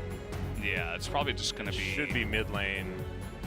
But, I mean, stealing away Shockwave is actually one of the worst ultimates that you can steal, because it's always a hula hoop. Yeah, I mean, they're just going to take it for later game and team fights and stuff like that, because there are a lot of great ultimates to steal. I mean, yeah. the Forge God, the Shockwave isn't fantastic, but you've also got Subjugate, you've got the Arrow, even Abyssal Voyage can have utility. I don't mind it. Sylas is slowly rising in priority and presence here in the LCK at the same time. We saw yesterday that Sylas can be pretty good at times, and I mean, that was Showmaker. Yeah, that was Showmaker, But Kuro, he had a good game, a pretty free one at that, but maybe he's a little bit warmed up here. Don't mind the draft here from the side of Sandbox. They have, we talked about how Aphelios can almost force you to draft a certain way, and it feels like every tool in their toolbox here does have one way to handle Aphelios. There are definitely anti-Aphelios tools. You're exactly right. So we'll see whether Aiming is going to have a decent game. He was one of our better Aphelios when he was first released, but has since shied away from it. He's been playing more of the Ezreals these days, and, what's his priority? Does actually like to play the Ashe a lot more than the Aphelios, so we'll see whether he understands this side of the matchup just as well as he knows the other. But Sandbox, I mean, this is a much better draft. It's nowhere near the kind of draft win that we saw out of KT in Game 1. So KT are just going to have to straight up be the better team this time instead of relying on superior drafting. So this is the kind of League of Legends that we want and that we expect from the LCK. And so Sandbox now to see whether they can bring themselves back in this series. Yeah, it does feel like KT got a kind of free draft in game number 1, where Sandbox just kind of let them have it. And this time around, it's not nearly the same. Their draft is definitely sinning quite a lot on the side of KT, that is. They're going to struggle to find flanks. Sandbox have a ton of control in their draft. And again, ways to get onto the Aphelios, who is going to be a lot of the damage for that team in the late game. I'm curious to see how much work Sowan can get done. You know, we mentioned how Red Side Kennen isn't amazing with flanks, but he is a great Kennen player. So maybe he can find the angles to get the engages down. Orianna and Ashe are not very mobile, but they have Tom Kench near them. Overall, it does feel like Sandbox have won this draft. I feel like it is pretty obvious. Maybe not as obvious as game 1, but still does feel pretty obvious that Sandbox ran away with game 2 here. Or at least in the draft. I don't want to say the game just yet. Yep. And look, KT will have ways that they can find success here. And if they utilize their composition in the most pro-Aphelios way, you know, because they do have peeling tools, right? Like, they have the Thresh with the Flay and also the reposition like we've already gone over. But Slicing Maelstrom can be used for peel. It can be used to try and make sure that aiming has space if you sit on top of him and press your R button. And Bono will also have the kick to try and avoid the ball carrier coming in and causing a ruckus with the shockwave. So, I mean, aiming, we'll just have to see whether he can actually stand up and be the Aphelios that we know he's capable of here in this game. Because, I mean, we talk about it all the time. The possibility of the amount of years coming out of this guy is always going to be there.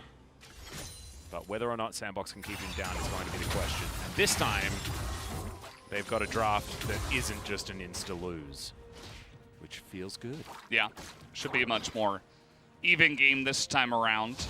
Game 1 was, it did feel over once KT got ahead, and that's not necessarily the kind of League of Legends we want to watch.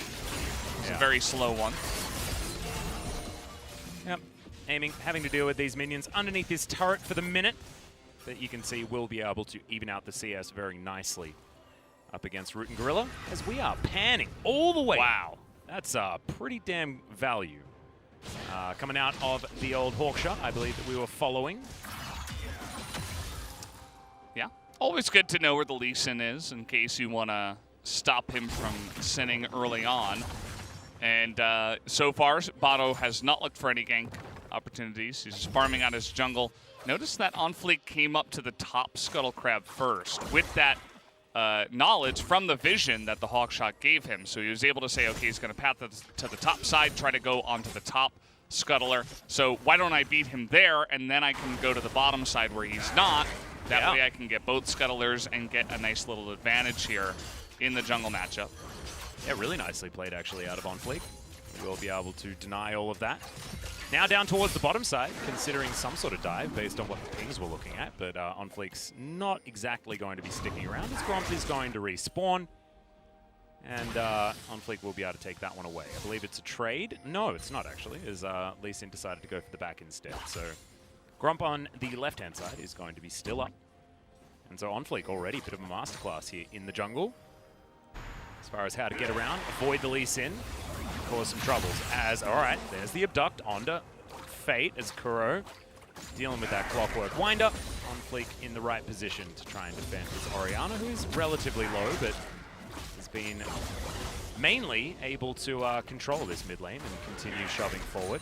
On Fleek turns up, and there is the free back timing for the Orianna. Yeah, it's going to take some of the experience away from Fate. Doesn't take any of the gold, but it's not going to be too egregious there. Bono, unfortunately, is kind of one step behind at every turn. He's going to try to take one leap forward here and steal away the Krugs, which, of course, will be more gold, more XP as a jungle camp, so will be pretty good to steal away here. Something you can use Lee Sin's mobility to do. Yep, and there's the safeguard to get him completely to safety. Tusin's going to land a hook onto Gorilla here, though, and there's the teleport. On Fleek trying to come forward. There's no kicks out as Kuro in turret range will be able to grab themselves the first blood. This is so valuable for KT.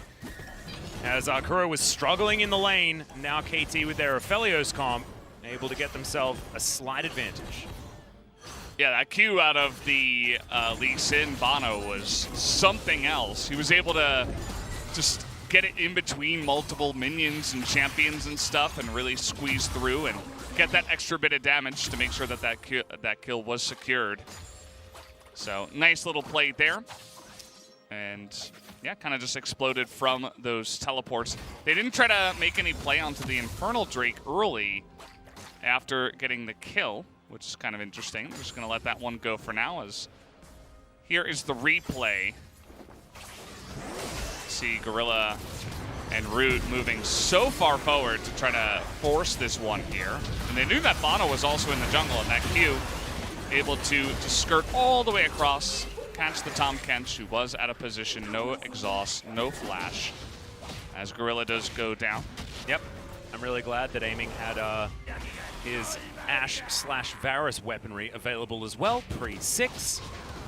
And that was able to help lock them down also. But Tucson really playing that one out beautifully. Lands the hook, double flay to follow up, and able to secure that kill. So, Root goes back, he collects himself a Vampiric Scepter, but it's a BF Sword start here for Aiming, as that back timing was really nice. And the Infernal Drake that you were talking about still going to be going begging, so on, looking for some extra damage here onto Summit. And Call of the Forge God will be coming out here. See whether that helps even out this particular trade, as Summit not going to get stunned up a second time. On Fleet going to turn up, though. This should be able to get themselves a flash. As good positioning on the pillar will guarantee that one. So on can teleport back to this lane. So still, successful gank on the top side. Yeah, bit of a mistake from Sohan. I mean, you're going up against Catalyst and the Null Magic Mantle and 3 Biscuits. You're not going to do much damage to this guy right now with only a Doran's Blade before he went back and picked up the Haunting Guise. Ooh. And first item, amazing. Yeah, good choice. Good choice. We'll give him that. But definitely don't want to be using your Lightning Rush to get in the face of the Ornn, especially when you don't know exactly where the enemy jungler is. So definitely a mistake there from Sohan. He gets punished. And Bono, he seems angry after getting kind of owned in the beginning of the jungle matchup. Now he's all in the face of On Fleek. He's taking a bunch of camps. He's getting the Infernal Drake early here. We'll be able to secure that, as Trundle was just busy trying to push mid again. Yeah, Sohan now looking for Fate as well. He does have Flash available. You can see Sohan just going to try and push out the Orianna from the lane. Does so nicely and lands the last shuriken. Summit pushes this lane forward. He's going to build some stuff. But Sohan should be able to make it back up there and still has that teleport available. So the Ken getting around the map, doing some work. And I just need to keep you guys aware of the fact that Sandbox have not managed to take a neutral objective so far this series. So probably looking for their first as soon as they possibly can. Yeah, that wouldn't have caught that if you didn't mention it. That's kind of interesting. Doesn't happen all the time. It's not a fun stat. No, yeah, it's not going to be a feel-good one for Sandbox. And Summit is being a menace, just really annoying. And yeah. Yep, Rift Scuttler going to go. That might mean that Shelly's going to be able to head over to Sandbox for their first neutral objective of the series. There is a ward in the back of that pit, though, as Aiming's just looking to try and steal some plates, given the opportunity. And yeah, the Shack Room's going to be doing some work also. And that's 2 plates for their troubles so far. And so Shelly's definitely going to have to do a hell of a lot of work if they're going to be able to answer this, as Arrow's going to connect. Tucson, will he actually have the Lantern? He does. And Amy's going to be able to make it out. So Arrow not going to be giving Sandbox quite the value that they were looking for, but it does allow them to secure that Rift Herald. So thankfully for Sandbox, they're on the board when it comes to neutral objectives. Yeah, able to pick that one up. And we get to see the power of Thresh, which is something we were mentioning in the draft. Part of the reason why we did like it better than some of the more aggressive options. It's great against Arrow, and we'll find a lot of value up against Pillar later on in the game, up against Call of the Forge God. Just that one ability for Thresh is going to be very effective. Summit being a bit of a bully. They know he doesn't have flash. So they were trying to set this up, but it does look like Soan is aware of Summit's positioning, and so it will not work out. Yep. And Soan actually playing some decent weak side cannon, making sure that he always keeps himself safe so that any of these attempted ganks isn't going to work. And I say weak side, I mean it should be a winning lane for the cannon, but it just hasn't been where KT have been playing around.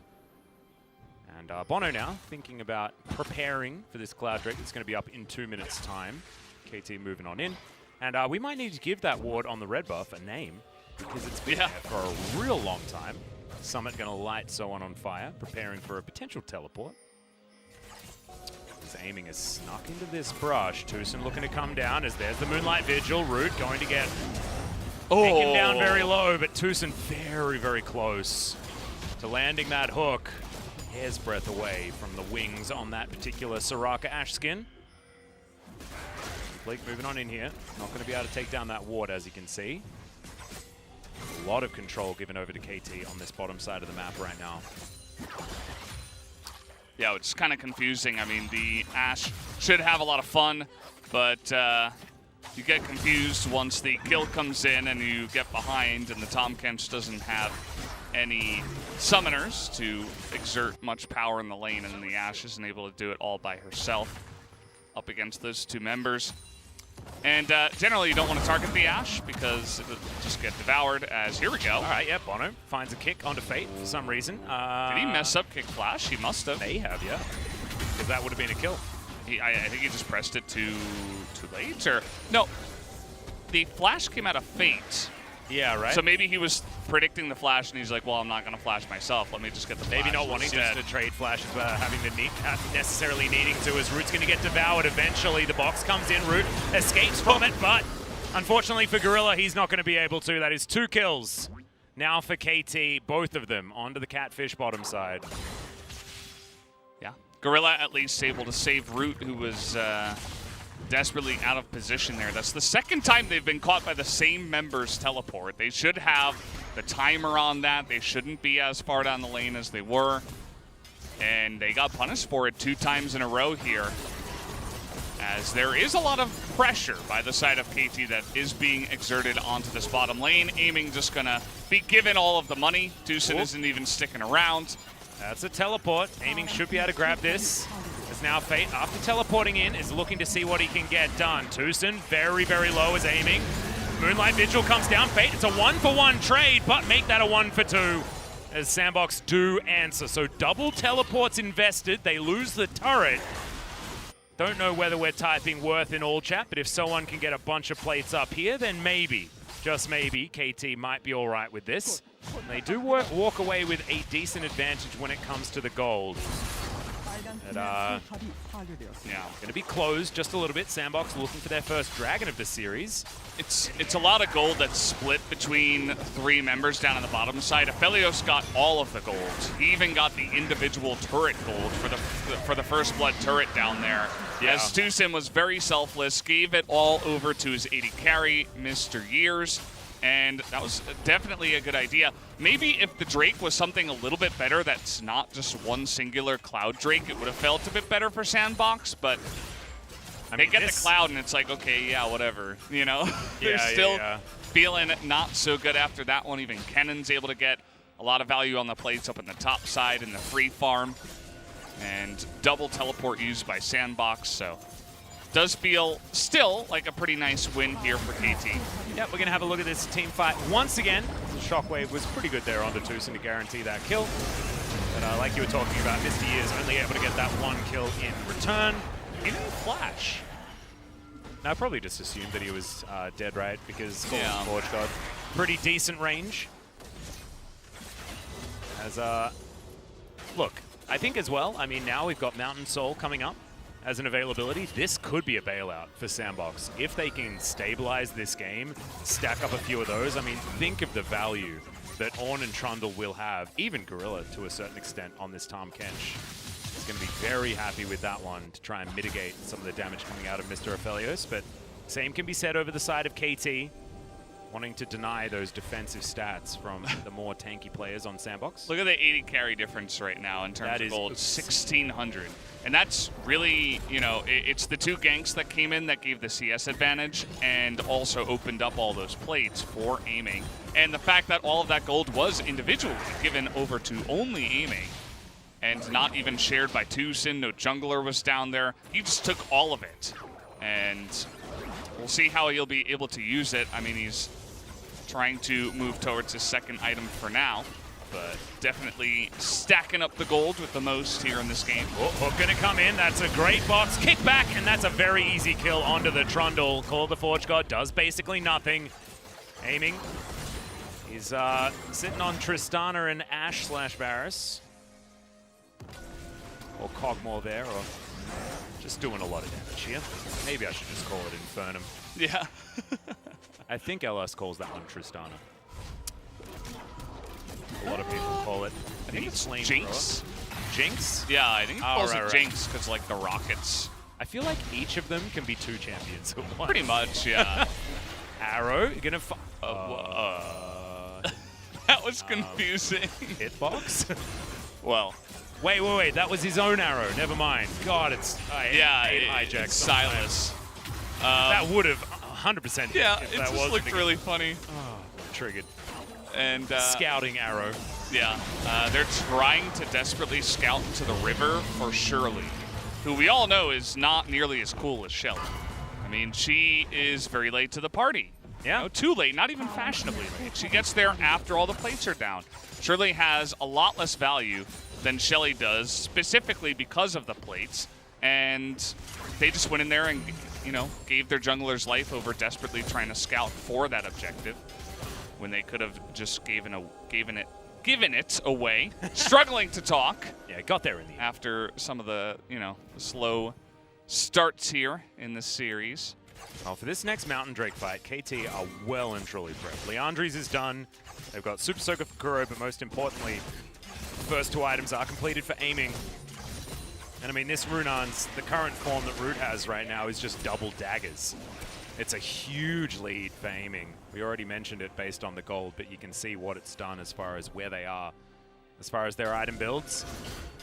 And it's a big spike now for KT. Still, they do need to get position around this Drake, and Sandbox do have good vision on their side of the map at least.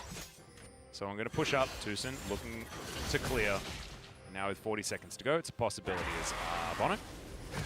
He's going to be all right. Still has Shirley, and will be able to throw her down to make sure that she can persuade Sandbox to not move towards this dragon.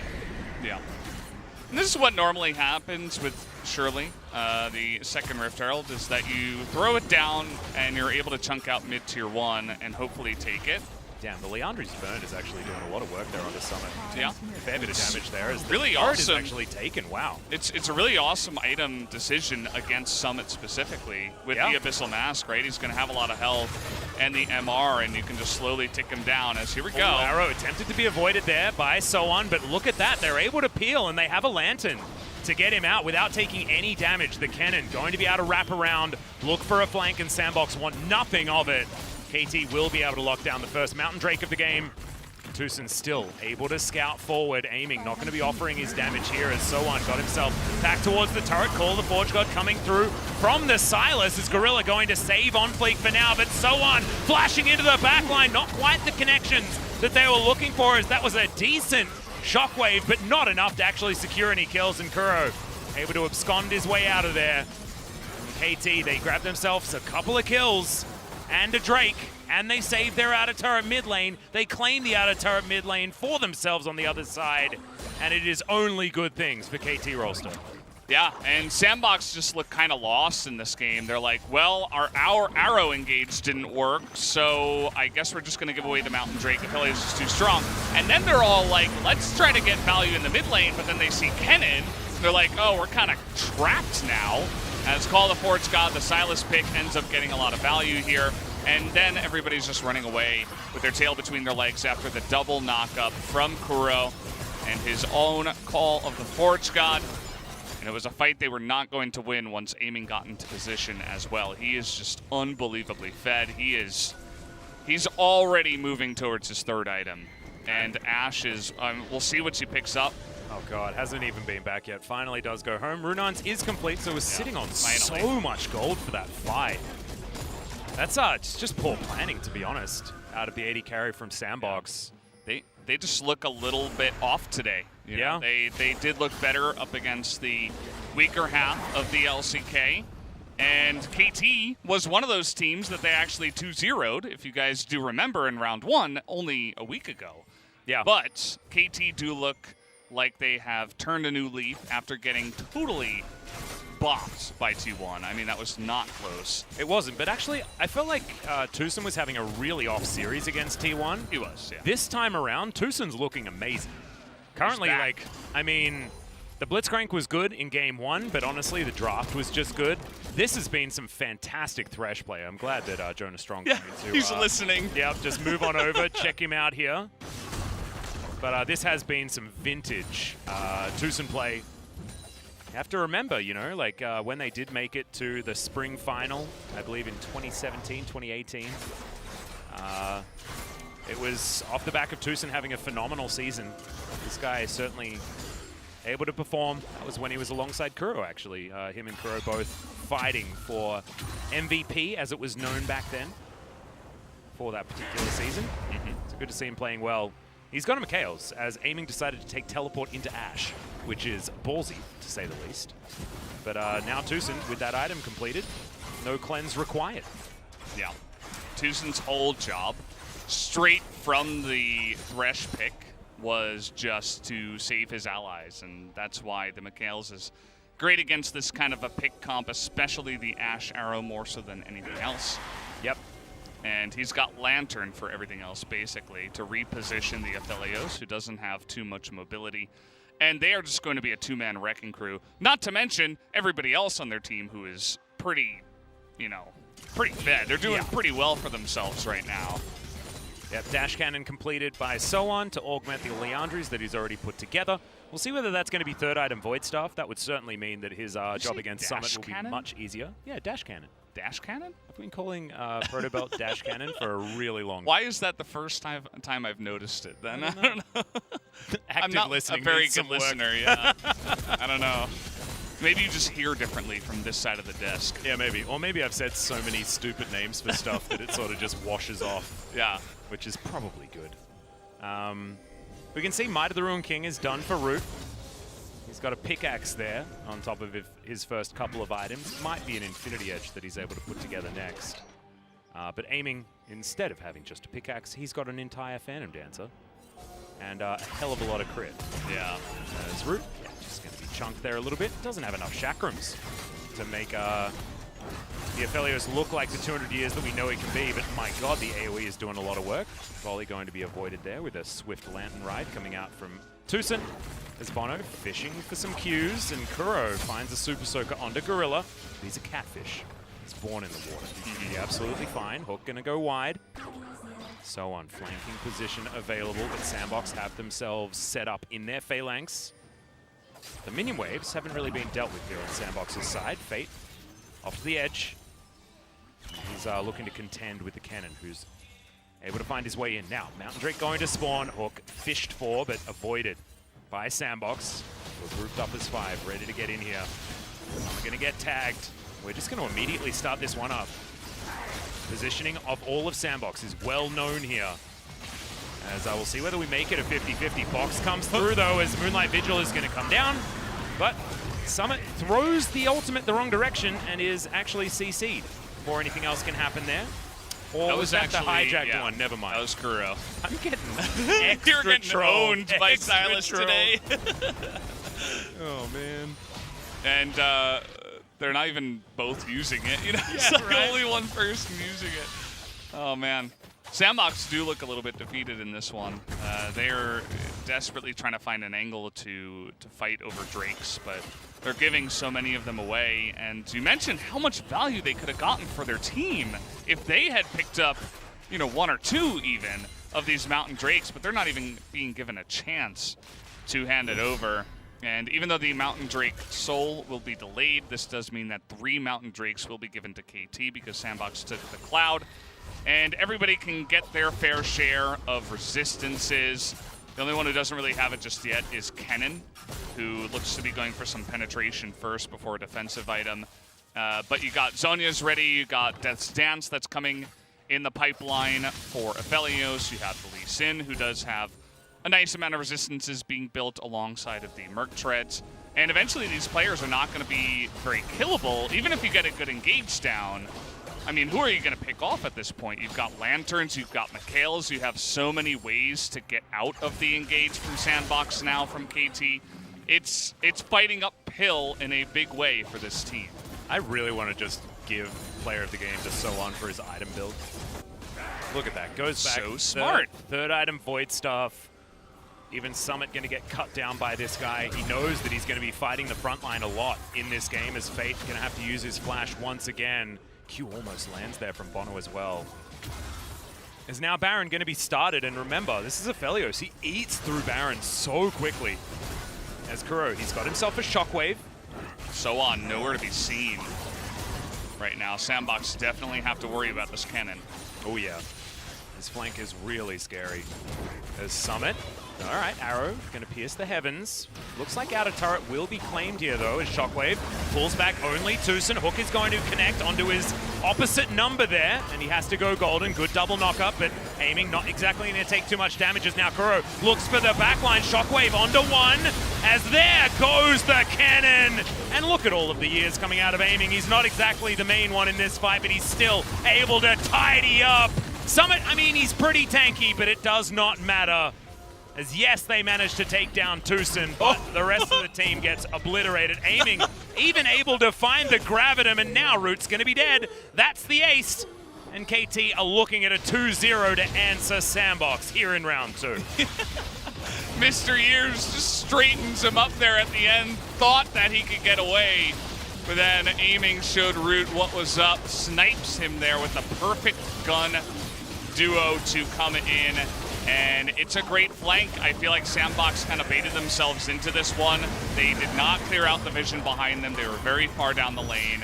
And at least thankfully it wasn't So-On. I mean, that would have been even more devastating, but he just comes in through the front door as Kuro comes in through the back, and then aiming is given all the room in the world to just rain down hell from the front as well. And yeah, I mean, Sandbox at this point are just too far behind. Everybody on the side of KT is so tanky. Doesn't matter that you almost, or that you did kill Gorilla, or not Gorilla, Tucson, yeah. on the Thresh. It doesn't really matter. He did a great job baiting everybody on the side of Sandbox out of position, and that was it. Yeah, I just love how KT played that team fight as well. Using Kennen to come in alongside the Aphelios, allowing them to fight front to back. It allowed aiming to just stand right next to the Slicing Maelstrom, and there was no way that Sandbox could ever get near the Aphelios.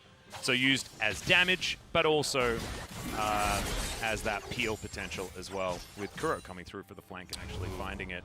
Gets the flash out of Root, and that was about all that she wrote, as we are comparing the builds between Root and aiming. Bit rude to Root, to be perfectly honest, as aiming has been rolling in gold this game.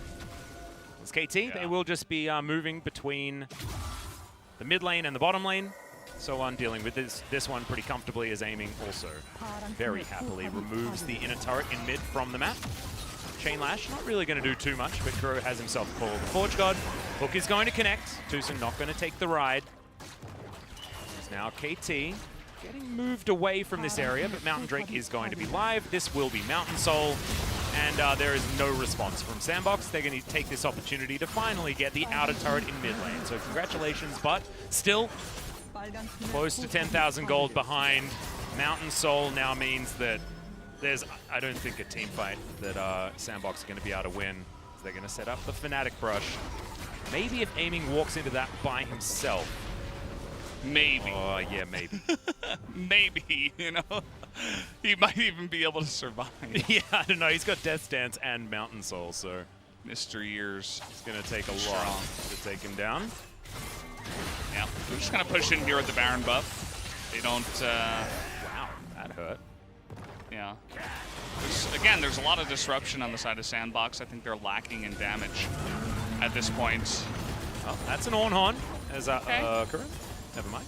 Little bumblebee. Yeah, the sad. Aww. It's actually so cute. There's aiming. He does have a lantern he can take and is going to take it as Control Ward tried to deny, but he'd already cleared it. Imagine had that arrow hit. Yeah. The immediate Mikhail's lantern. Like, it doesn't matter. Yeah, right? It's like not even an ability anymore because the amount of gold that KT are ahead, they are just able to easily get even a Mikhail's ahead here for the support to just nullify one of their main abilities to engage. Well, Death Crown has been completed for the Orianna, who does scale very well, also with Seraph's Embrace and Spellbinder. It's a lot of damage, a lot of utility, and a lot of farm that Fate has put together. But I just don't know whether it's ever going to be enough against just how ridiculously ahead aiming is. He's now got a QSS. I mean, Mikhail's wasn't enough, obviously. As aiming, making this Aphelios look like a Varus here this game. Even with the correct gun right there. Good timing. Yeah. It's Varus because it's purple. Yep. And you can root people before level 6, so it's even better than Varus. I suppose it doesn't spread, but the amount of times that Chains of Corruption actually spread is probably lower than 5%. So yeah, it's not a lot of them that aren't used just for single pick. yeah. And we're just kind of waiting for the Elder Drake to spawn. The Baron power play did end, and there's no big objective right now. There's a lot of wave clear on the side of Sandbox, and again, a lot of disruption. So you can throw out pillars to block them from pushing. You can throw out the Orianna ball to threaten a shockwave. You've got even Ornn's bit of terrain, and so it doesn't look like KT are going to have an easy time just straight up pushing in. Whoa, Nice damage, Fate. Yeah, wow. Nailed it. Yeah, it got the Mountain Drake shield as aiming. Ooh, he's been walking slightly to the right from abilities. It's been working quite nicely as Moonlight Vigil comes down. Denies it. Oh, okay, never mind. Not denying. The damage does half the health bar of Root there, as he will be able to tag them. So now aiming walks up to this turret, and he's going to be able to get a fair bit of damage there. Yeah, looks like Lee Sin is thinking about his own death stance. Might as well at this point. It's a pretty cool item. As there's another on-horn from Kuro. Fate going to get knocked up. Hook going to be avoided. Fantastic devour once again from Gorilla, who is just trying so desperately hard to keep his team alive, but unfortunately it's not getting his team objectives. Yeah. I felt like Gorilla had a pretty good game one in terms of, you know, how much, or how little I should say, he could do. Yeah, that kind of a draft difference. This time around, the bottom lane did get kind of crushed. They got teleported on twice by Kuro, who took advantage of their positioning, or mispositioning down there. And they were able to just speed up aiming from so early on in the game that it was kind of doomed for them from very early on in this one. Yep, aiming is one of the 3 deaths that was picked up by Sandbox earlier in the game, but has moved back to a maximum gold bounty. I mean, it is a big injection of gold if Sandbox are able to ever take him down, but with the amount of protection that he has, it is just so rough. And now it looks like Mikhail's is going to be done. Sorry, a Mercurial Scimitar on top of Mikhail's that is already there for aiming. And yeah, he teleports back into the mid lane, 6 items on your Aphelios, and Baron is now available. Watch it melt, I guess. Hawkshot does find out exactly whether or not KT are doing this Baron. They have double blue trinket at the same time. So if KT did want to start a Baron, I think that Sandbox would be able to figure it out and potentially fight them around it if they did choose. Aiming's 5 levels ahead of Gorilla and on fleek. Level 18 Aphelios. And level 18 Kennen and Silas at the same time. Yeah. They're so far ahead in this game. It's absolutely crazy. I mean, at least Fate and Summit are very close to that as the hook is going to land there. Tucson decides to go in.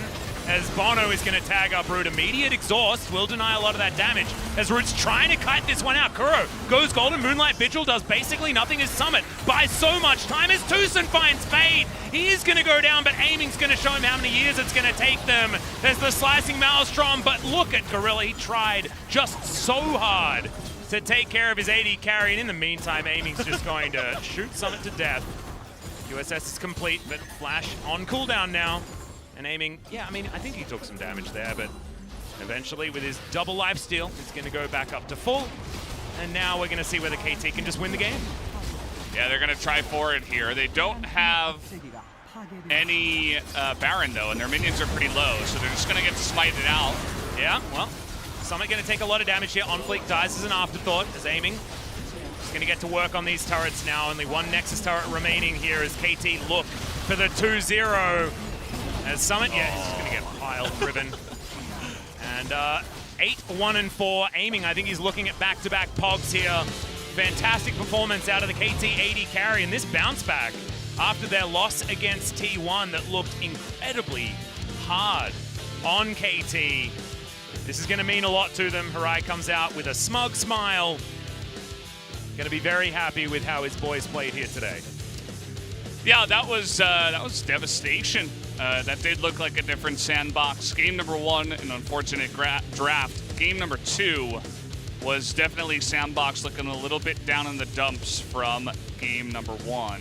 And aiming obviously got unbelievably fed and he was tearing through them for most of that game. I didn't give him the player of the game actually because I thought it was Kuro who set him up to get fed. And at the same time, I feel like it was the bottom lane of Sandbox that also helped in setting that up, but I didn't want to just give it to the player who essentially was given the kills and then moved on to carry the game on a very strong champion. Yeah, this time around, although he did have a good game, and I would not be surprised if he does pick up double Pog.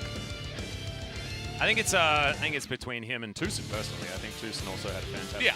So we'll see where it is going to go. I have had my Pog voting revoked. So yeah, your opinion. I only get it once a week now, so hey, at least you get your dose. Yeah, that's absolutely fine. Just a little bit. It's my cheat day. It now means that we do have a long wait before Gen.G and T1 take to the Rift, but it will be as soon as we can possibly get it to you guys. That's thanks to KT putting this one to bed very quickly. Feels like an upset, although also feels like not an upset, weirdly enough, after the start that Sandbox got. But KT weren't able to take down Sandbox last time these two teams met. Now with their support back on the roster, looks like KT are looking to rebuild.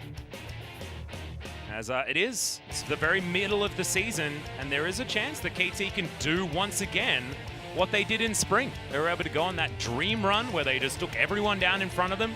Didn't matter whether they were top of the standings or at the bottom.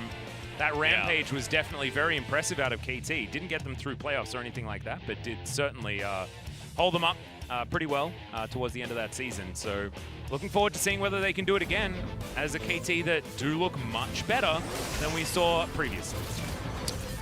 Gonna take a look at some of the highlights here. Bottom lane, the Sandbox get out of position. Gank number 1 is complete. Aiming able to benefit from this. Bottom lane 610 gold, by the way. Oh, they actually skipped the second time it happened, but this is when Aiming got all of the turret plates and all the gold, also picked up a kill.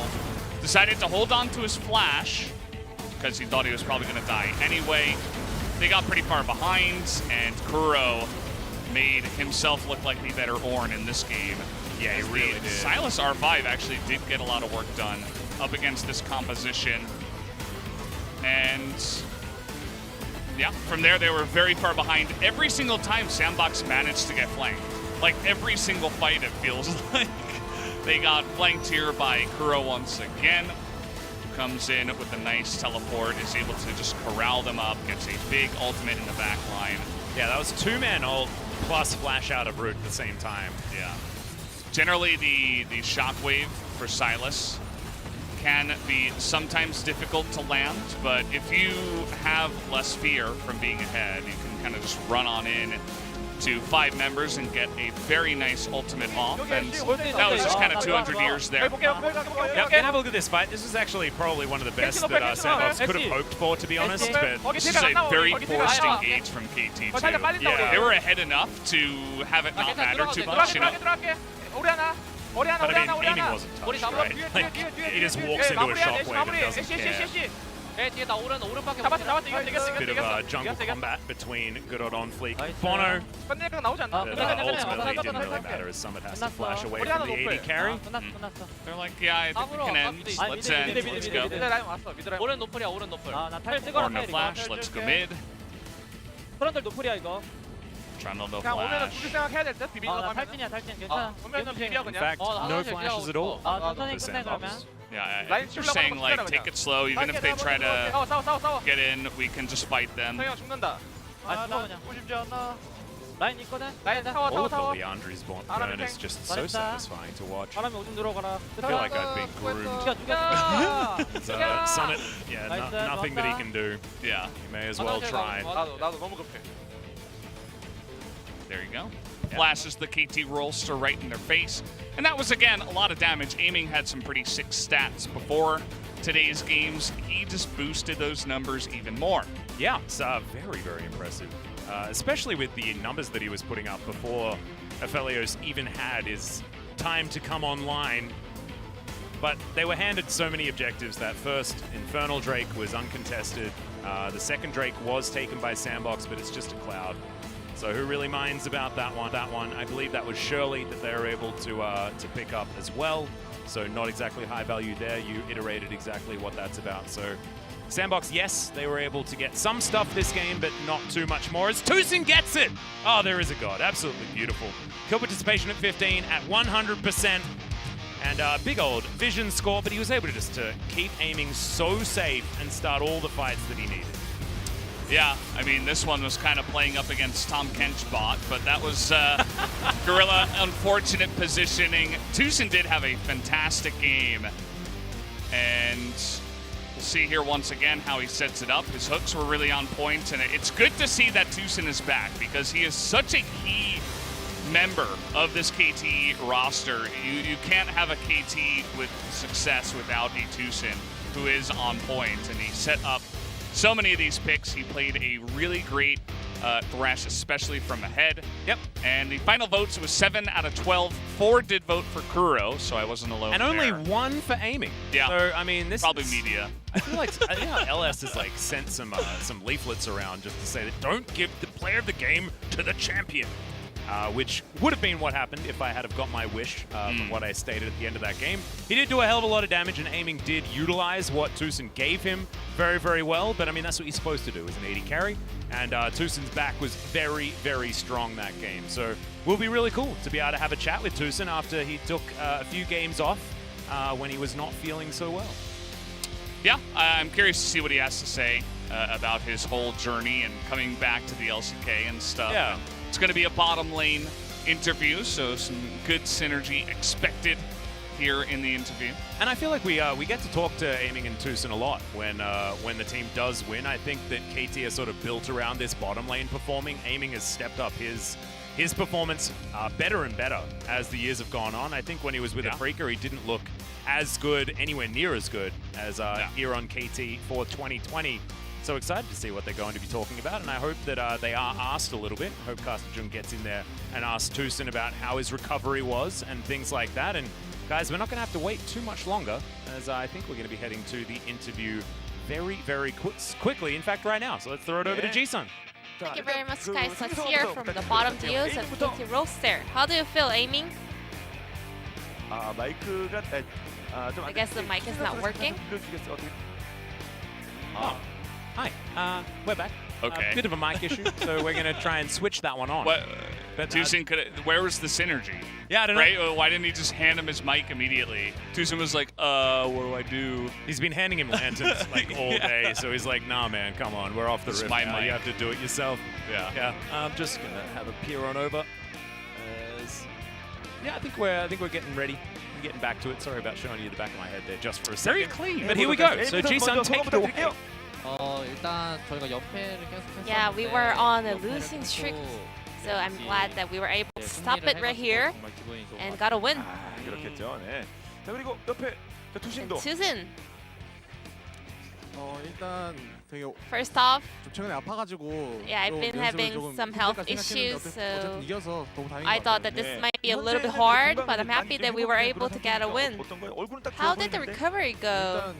일단 잘 안 걸리는 균이 있다고 하시더라고요. I mean, 어떻게 I 걸리냐, got some really tricky disease to get cured because not many people actually go under this disease, but I'm under some process, so yeah, it's getting better and better. 경쟁이 이제 있었는데 And we had some support role competition inside of KT roster. 스맵 선수의 플레이를 보고 어떤 생각이 들었는지 What did you think watching Smap playing as support? 그러니까 서포트 그 개념이 없는데. He doesn't have any idea about the support role. 개념도 없는 선수. 와드 이런 것들. 네. 이긴다고 생각을 사실 I 못했는데. never even imagined that they would win, but somehow they pulled it off. So I'm proud.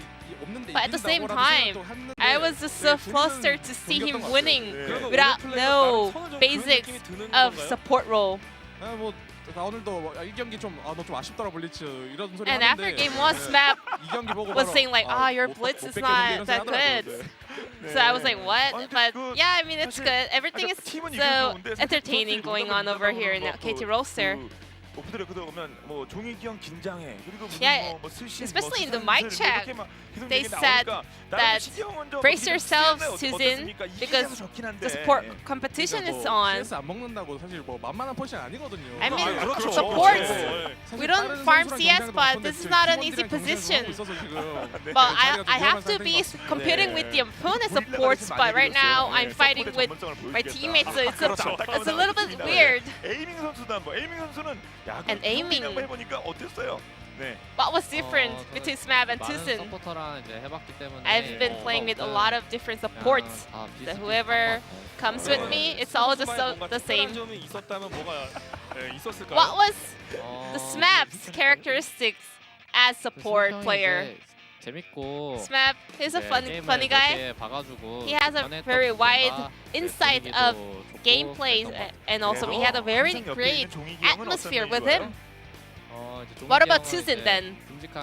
He's very reliable, like a volley bear. He's also really aggressive. He's always looking for fights, and he's really good at laning phase. 그럼 어쨌든 오늘 2라운드 첫 번째 경기였고 이제 샌드박스와의 경기 정말 중요했었는데 This was your first match of round 2, and this sandbox series must have been really important since 어떤 얘기를 좀 하셨어요? you guys seem to be having a lot of feedbacks after the T1 series.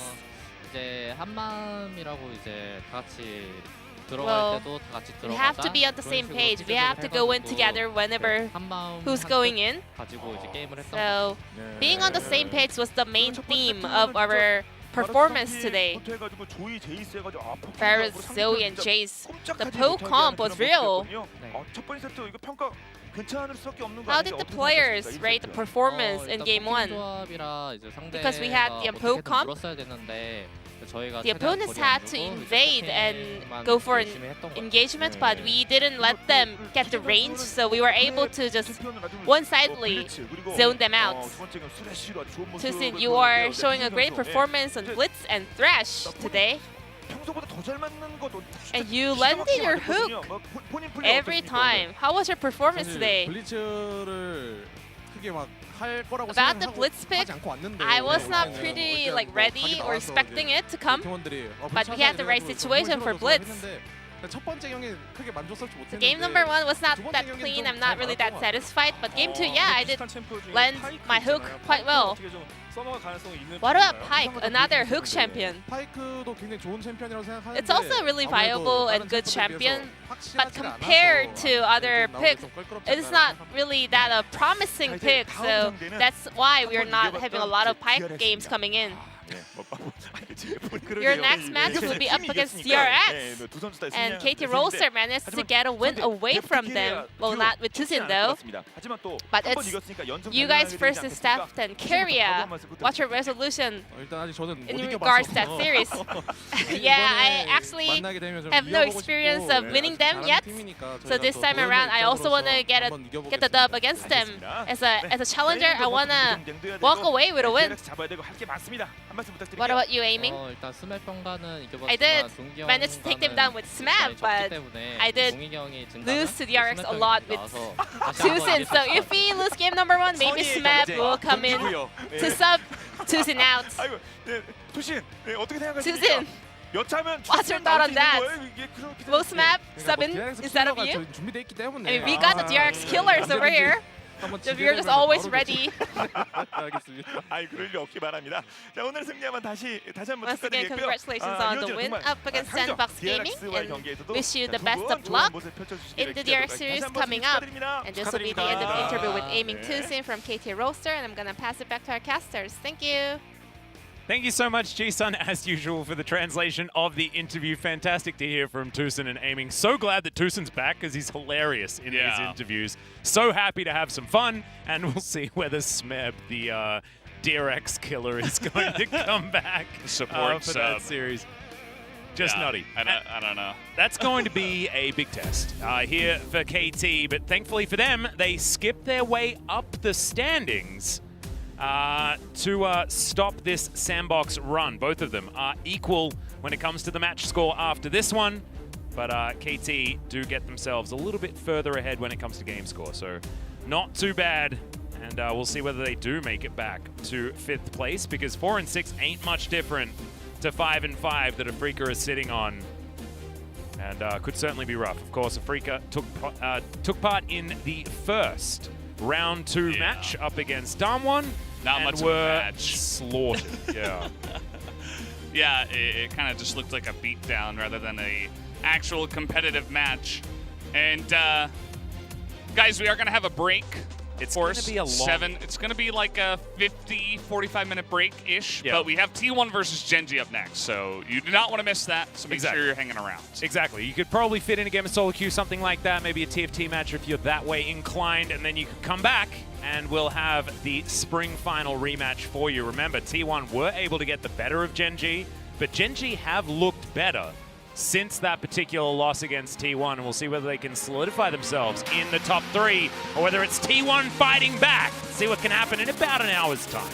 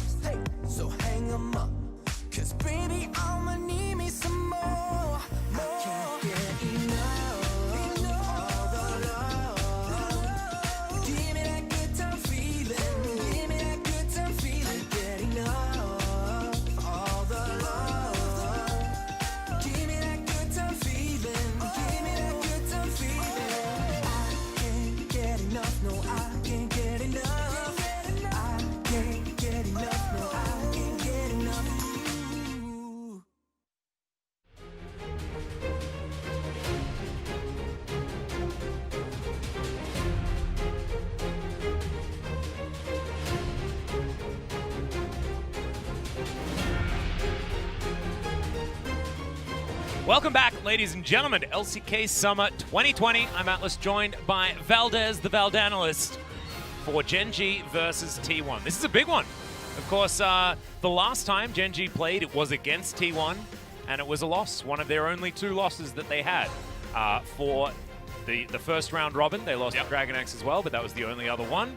And so Gen.G wanting to right the ship here with a win over T1, whereas T1's have been, like, their matches have been crazy and not necessarily inspiring. No, yeah, crazy in good ways and bad ways. Yeah. T1 somehow very inconsistent here in Summer, I feel, even though it's very obvious that there are a lot of parts of their team that are still very strong. Oh, yeah. Right? Very strong players. They have great team fighting still, but I feel like some of the players are falling back a little bit. And Gen.G is looking strong in recent times, but outside of that one loss against T1, they have kind of crushed all the lower part of the LCK, and now they're going to have to start playing the stronger teams again, which is where they have struggled a little bit here in Summer. And I'm expecting this should be pretty even. If I had to give a slight edge, I'd say maybe Gen.G, but I would be happy to be proven wrong either way. Yeah, I think so too. I think going over the points of the match here, the Spring Finals rematch, but I think it's a round 1 rematch that we really need to talk about because it was a 2-0 by T1. It was probably their most substantial win that they managed to pick up in recent memory as well. And you're right, I mean, Gen.G went up against, what, Dynamics, Humble Life, and Afrika Freaks, and we've seen all 3 of those teams really struggling in their recent matches. So this is a big test for Gen.G, and we'll see whether that mental block is still there. Like, they just don't seem to be able to get it together against this team. Yeah, which is really important when it comes playoff time because, you know, even in finals they lose to them. It's always going to be a team that will stand in their way. So if they can't beat T1, I mean, are we ever going to see Gen.G achieve any greatness? We will have to see how that story does pan out. We are highlighting Kana a little bit there in the 3rd point of the match. He is the T1's new carry role. Can he be the Godna today? I mean, he's pretty good. I feel like there is still a little bit of that kind of rookie inconsistency in him, although he is slowly getting better and better with that. And we also do have Legolas in League. It's Ruler, 7-0 on Ashe. He's definitely the biggest Ashe player right now, which means it's not very safe to play Aphelios into this team. Nope. We're going back all the way to 2018 for Gen.G's last victory in a best-of series against T1. That's ludicrous. Yeah. That is absolutely a monopoly that T1's had for 2 years now, and Gen.G were only able to pip them at the post. That's what stopped T1 from being able to make it to Worlds, if you remember. In 2018, Gen.G are the ones that put them down. Mm-hmm. And that was, of course, the year where KT was our only hope, and they got knocked out by IG, who then became the champions for 2018. Having a look at some of the stats here, looking a little bit better on the side of Gen.G, as you can see all of our highlights. But KDA's absolutely the same. But champion kills per minute still woeful for T1. They've had a very, very slow style as Team DPM, very similar for both of these teams. And at least both are still staying ahead of the curve when it comes to how they're performing around the 15-minute mark. But, I mean, Coach Kim has been outspoken saying that they don't feel like they're in very good form at the moment. There's a reason why they've been playing much slower League of Legends, and that is because they need to slow it down because they don't feel like they're up to snuff here in the LCK. So definitely some very honest answers coming out of Coach Kim, but what they're doing to actually remedy all of their issues is yet to really come to light. Cuz is going to be starting here. No other real surprises when it comes to the T1 champion players. But Cuz has had some up and down performances, to say the least. So let's see how he's going to go. As over the side of Gen.G, we'll see whether it's Brother Clid for T1 or whether Clid is going to continue his dominance that he's had for Gen.G. I've actually really enjoyed a lot of his performances. Gen.G they are very strong right now. As you mentioned, I do think it is kind of a mental block against T1 because up against every other team, even Dalmon, I mean, they were able to defeat. BDD right now is on top of the player of the game statistics with 8. Yep, the most in the entire league. But the key players of this matchup that they will highlight will be the top laners, as Kana has been performing very well. as has been Rascal kind of quietly, you know, because everybody on Gen.G is performing very well right now in their own respect, and Rascal is kind of just quietly doing his job and getting some really high numbers and doing quite well. You even see for isolated deaths, it's better to have a lower score because then you die alone less. And Kana's got the LCK first solo kills. That's pretty good. Not bad at all. I think Rascal has been sort of slowly but surely increasing his performance level. I think the top laners here in the LCK have been falling off quite a lot. But we are going to highlight the bottom lane as well. And Teddy up against aiming didn't look like great stats, but as you can see here against Ruler, it's a similar story. Gold per minute still fantastic. Teddy still has some of the best farming stats in the world at the moment. I think he does average over 11 CS per minute, which is extraordinarily good. Yeah. As does Ruler, sitting right behind him at second by only 0.3 gold per minute less, which I don't even know. Like That's that nutty. is it's basically the same exact number. But the CS difference is much higher for Ruler, showing that he really does dominate the lane early. Early domination has not been a thing T1 has been doing at all throughout Summer Split. It helps when you're playing a lot of Ashe too, because you usually dominate your lane and get ahead early. So it makes sense for Ruler. He's also doing a nice amount of damage, and this should be a very fun and fiery matchup. I hope it's fiery. I hope we get a lot of action here, at least on the Rift. This one player on the side of T1 has been met with a lot of criticism recently. Absolutely. Even in some of their wins, people have been scratching their head at his play. I know LS was pretty vocal about it in their last series up against KT, and he's going to be starting here. So they say they will go with the kind of the veteran going into the first match, at least up against Gen.G. Perhaps if he has a poor performance, we will see LM, but LM still is a little bit green, especially compared to Cuz, who has been on many big stages. We're just hoping that he can perform and do a decent job for his team. Yep. Of course, Cuz debuting a very long time ago, I believe in 2017, after dominating solo queue for a very long time. But yeah, certainly has seen some better days here in his performances that he's had at the moment. But you look at the names on Gen.G, there's just not many that haven't been performing. I mean, the only one that doesn't really stand out to me over their recent matches is Life. And Life has had some pretty good games. There he is on your screen right there. And we'll see, Ruler's kind of been stealing his limelight away from him. But T1, right, like you say, Cuz struggling, Kana definitely overperforming. So this might be a time where he can shine. But Rascal's being one of our better top laners, so is going to be a difficult task to keep him down. Rascal was able to do it up against Nogari, but wasn't able to secure it against Kana last time. Let's see what happens here in the draft, Valdez. Yeah, and they're going to take away the Zoe right away. We're not going to be seeing BDD playing Zoe, I think, at all for quite a while. Yeah. At least against teams that do their research. We're not going to be seeing Set either. We don't want to have Life playing that, picking that one up. Karma should be banned. Flexibility. Yeah.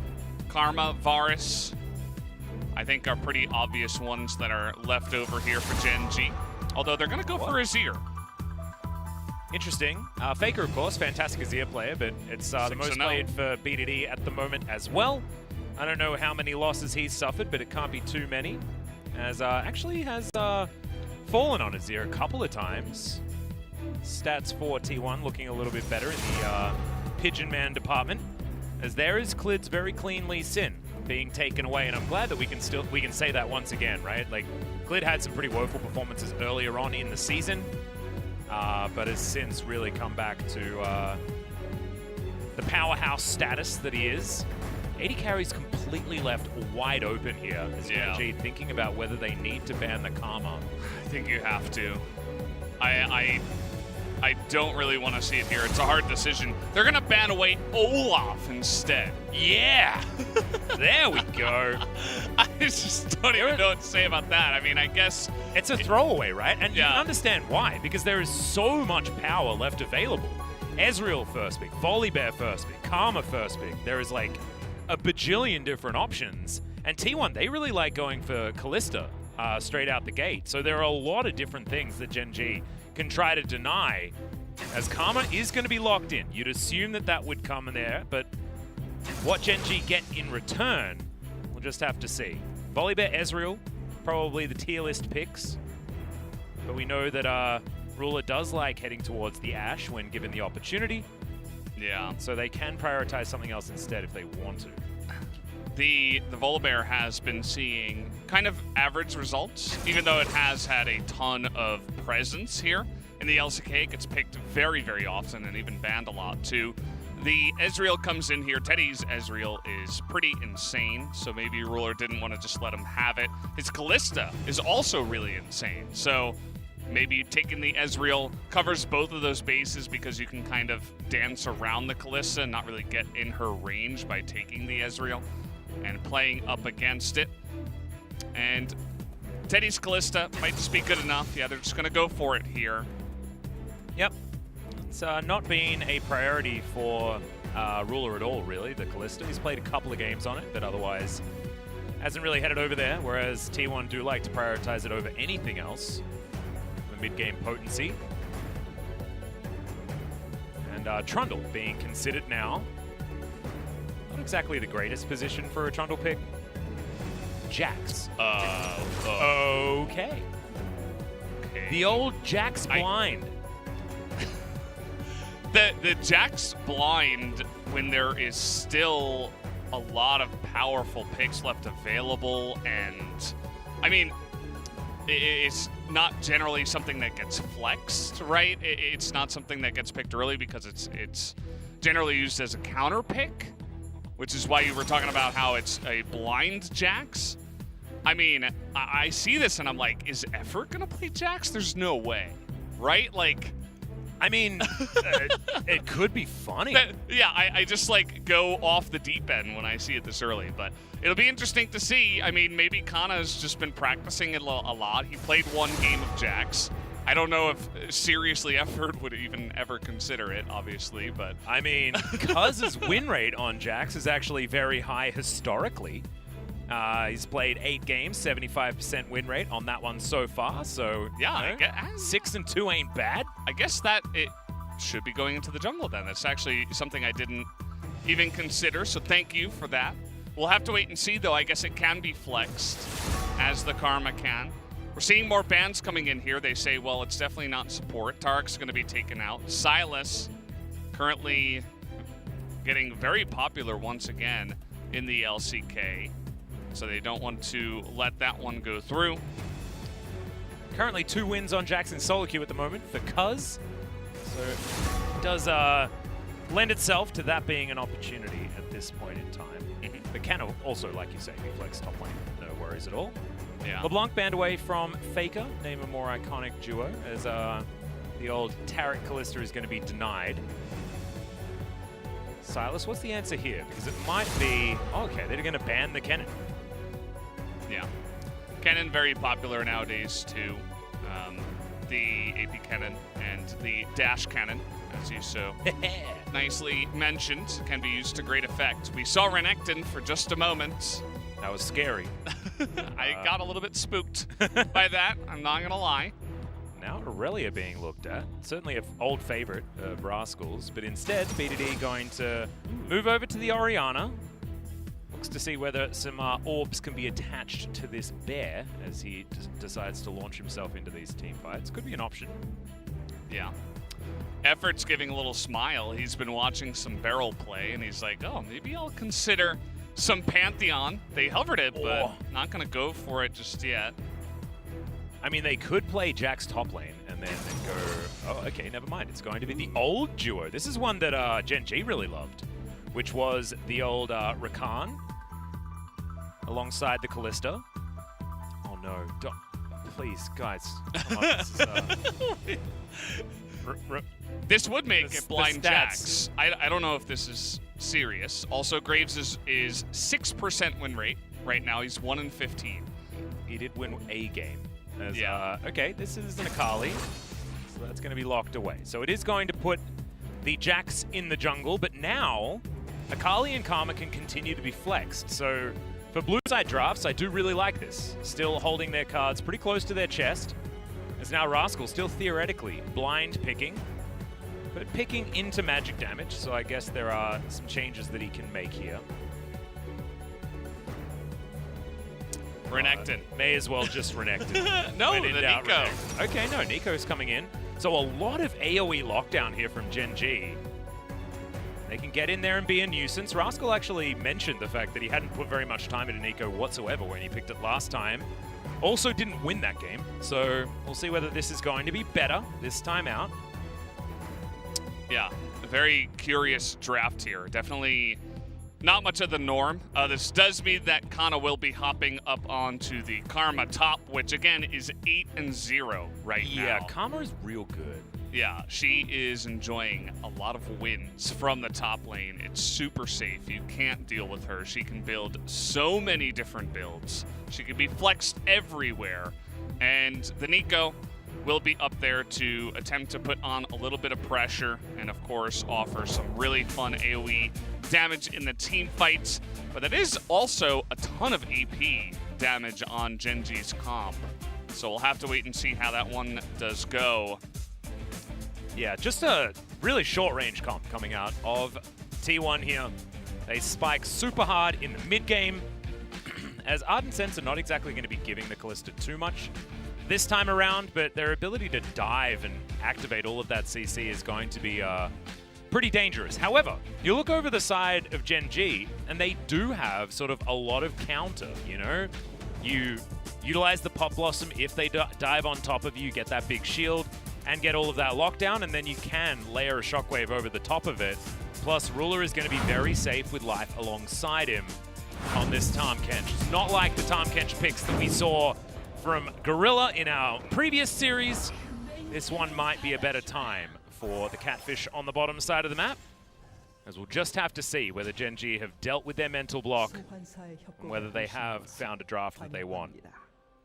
Yeah, I feel like their draft is a little bit more straightforward, for sure. They actually do have a ball carrier. They could even have a couple, depending on how aggressive Nico can get in these fights. But certainly a lot of protection for three, quote-unquote carries for the side of T1, if you consider Jax that too. We'll have to see what kind of build he goes for if he wants to go tanky. The tank Jax jungle was something that we saw brought back by Malrong, actually, from Jinair, and a bunch of other people tried it. And as you were saying it, Cuz is trying it once again in solo queue and having a bit of success. And we do know that from time to time pro players will use their solo queue kind of experiences to say, well, I'm really confident on this pick right now. Just let me give it a try here in game number 1, even if it's not something we see very often. It's going to go Hail of Blades. Going to be attacking real fast. No surprises there. Double Halo Blades on the side of T1. Teddy, of course, taking that one as well, as we're checking it out, because with an 85.7% win rate, so my stats are a little bit wrong. 6-1. I've got 6-2 in my record books, but maybe this is just during the LCK regular season. Maybe he did find a loss on the pickup at, I don't know, a Kesper Cup or something like that. Could have certainly been a thing. Missing one of those losses. Faker took a lot of unnecessary damage in the mid lane, but more importantly than that, 15-2 is Effort on Rakan. Pretty ridiculous stats. Obviously, Effort is a very well-known Rakan player, knows his stuff. Back in the days when Rakan could just, do that insane engage. Yeah. He was definitely one of the main support players that was abusing that to great effect. Oh, BDD throwing this orb around the mid lane will actually have a lot of control in the early stages, which is something that not a lot of Orianas are able to boast. And honestly, if you're able to play this style on the Oriana, she's very oppressive. It's just if she gets shoved in, it's more difficult to deal with. As you can see that Commander of Protect actually doing a lot of work here for BDD, who is controlling this lane entirely. My God, really rough. Of course, it's a difficult matchup for Faker to make work on this Akali, so we'll see whether he's going to continue to struggle or whether he's going to find his moment to attack. As Clid here taking the Gromp on the bottom side, as Faker down to about 200, having to go into the Shroud, as BDD using his shields very effectively here in this lane. But Faker trading his health bar for CS, mainly. The Minion Dematerializer will help out with CSing up against that oppressive Orianna versus melee harass that you can do. Priority in the bot side is going to give this Rift Scuttler over to Cuz.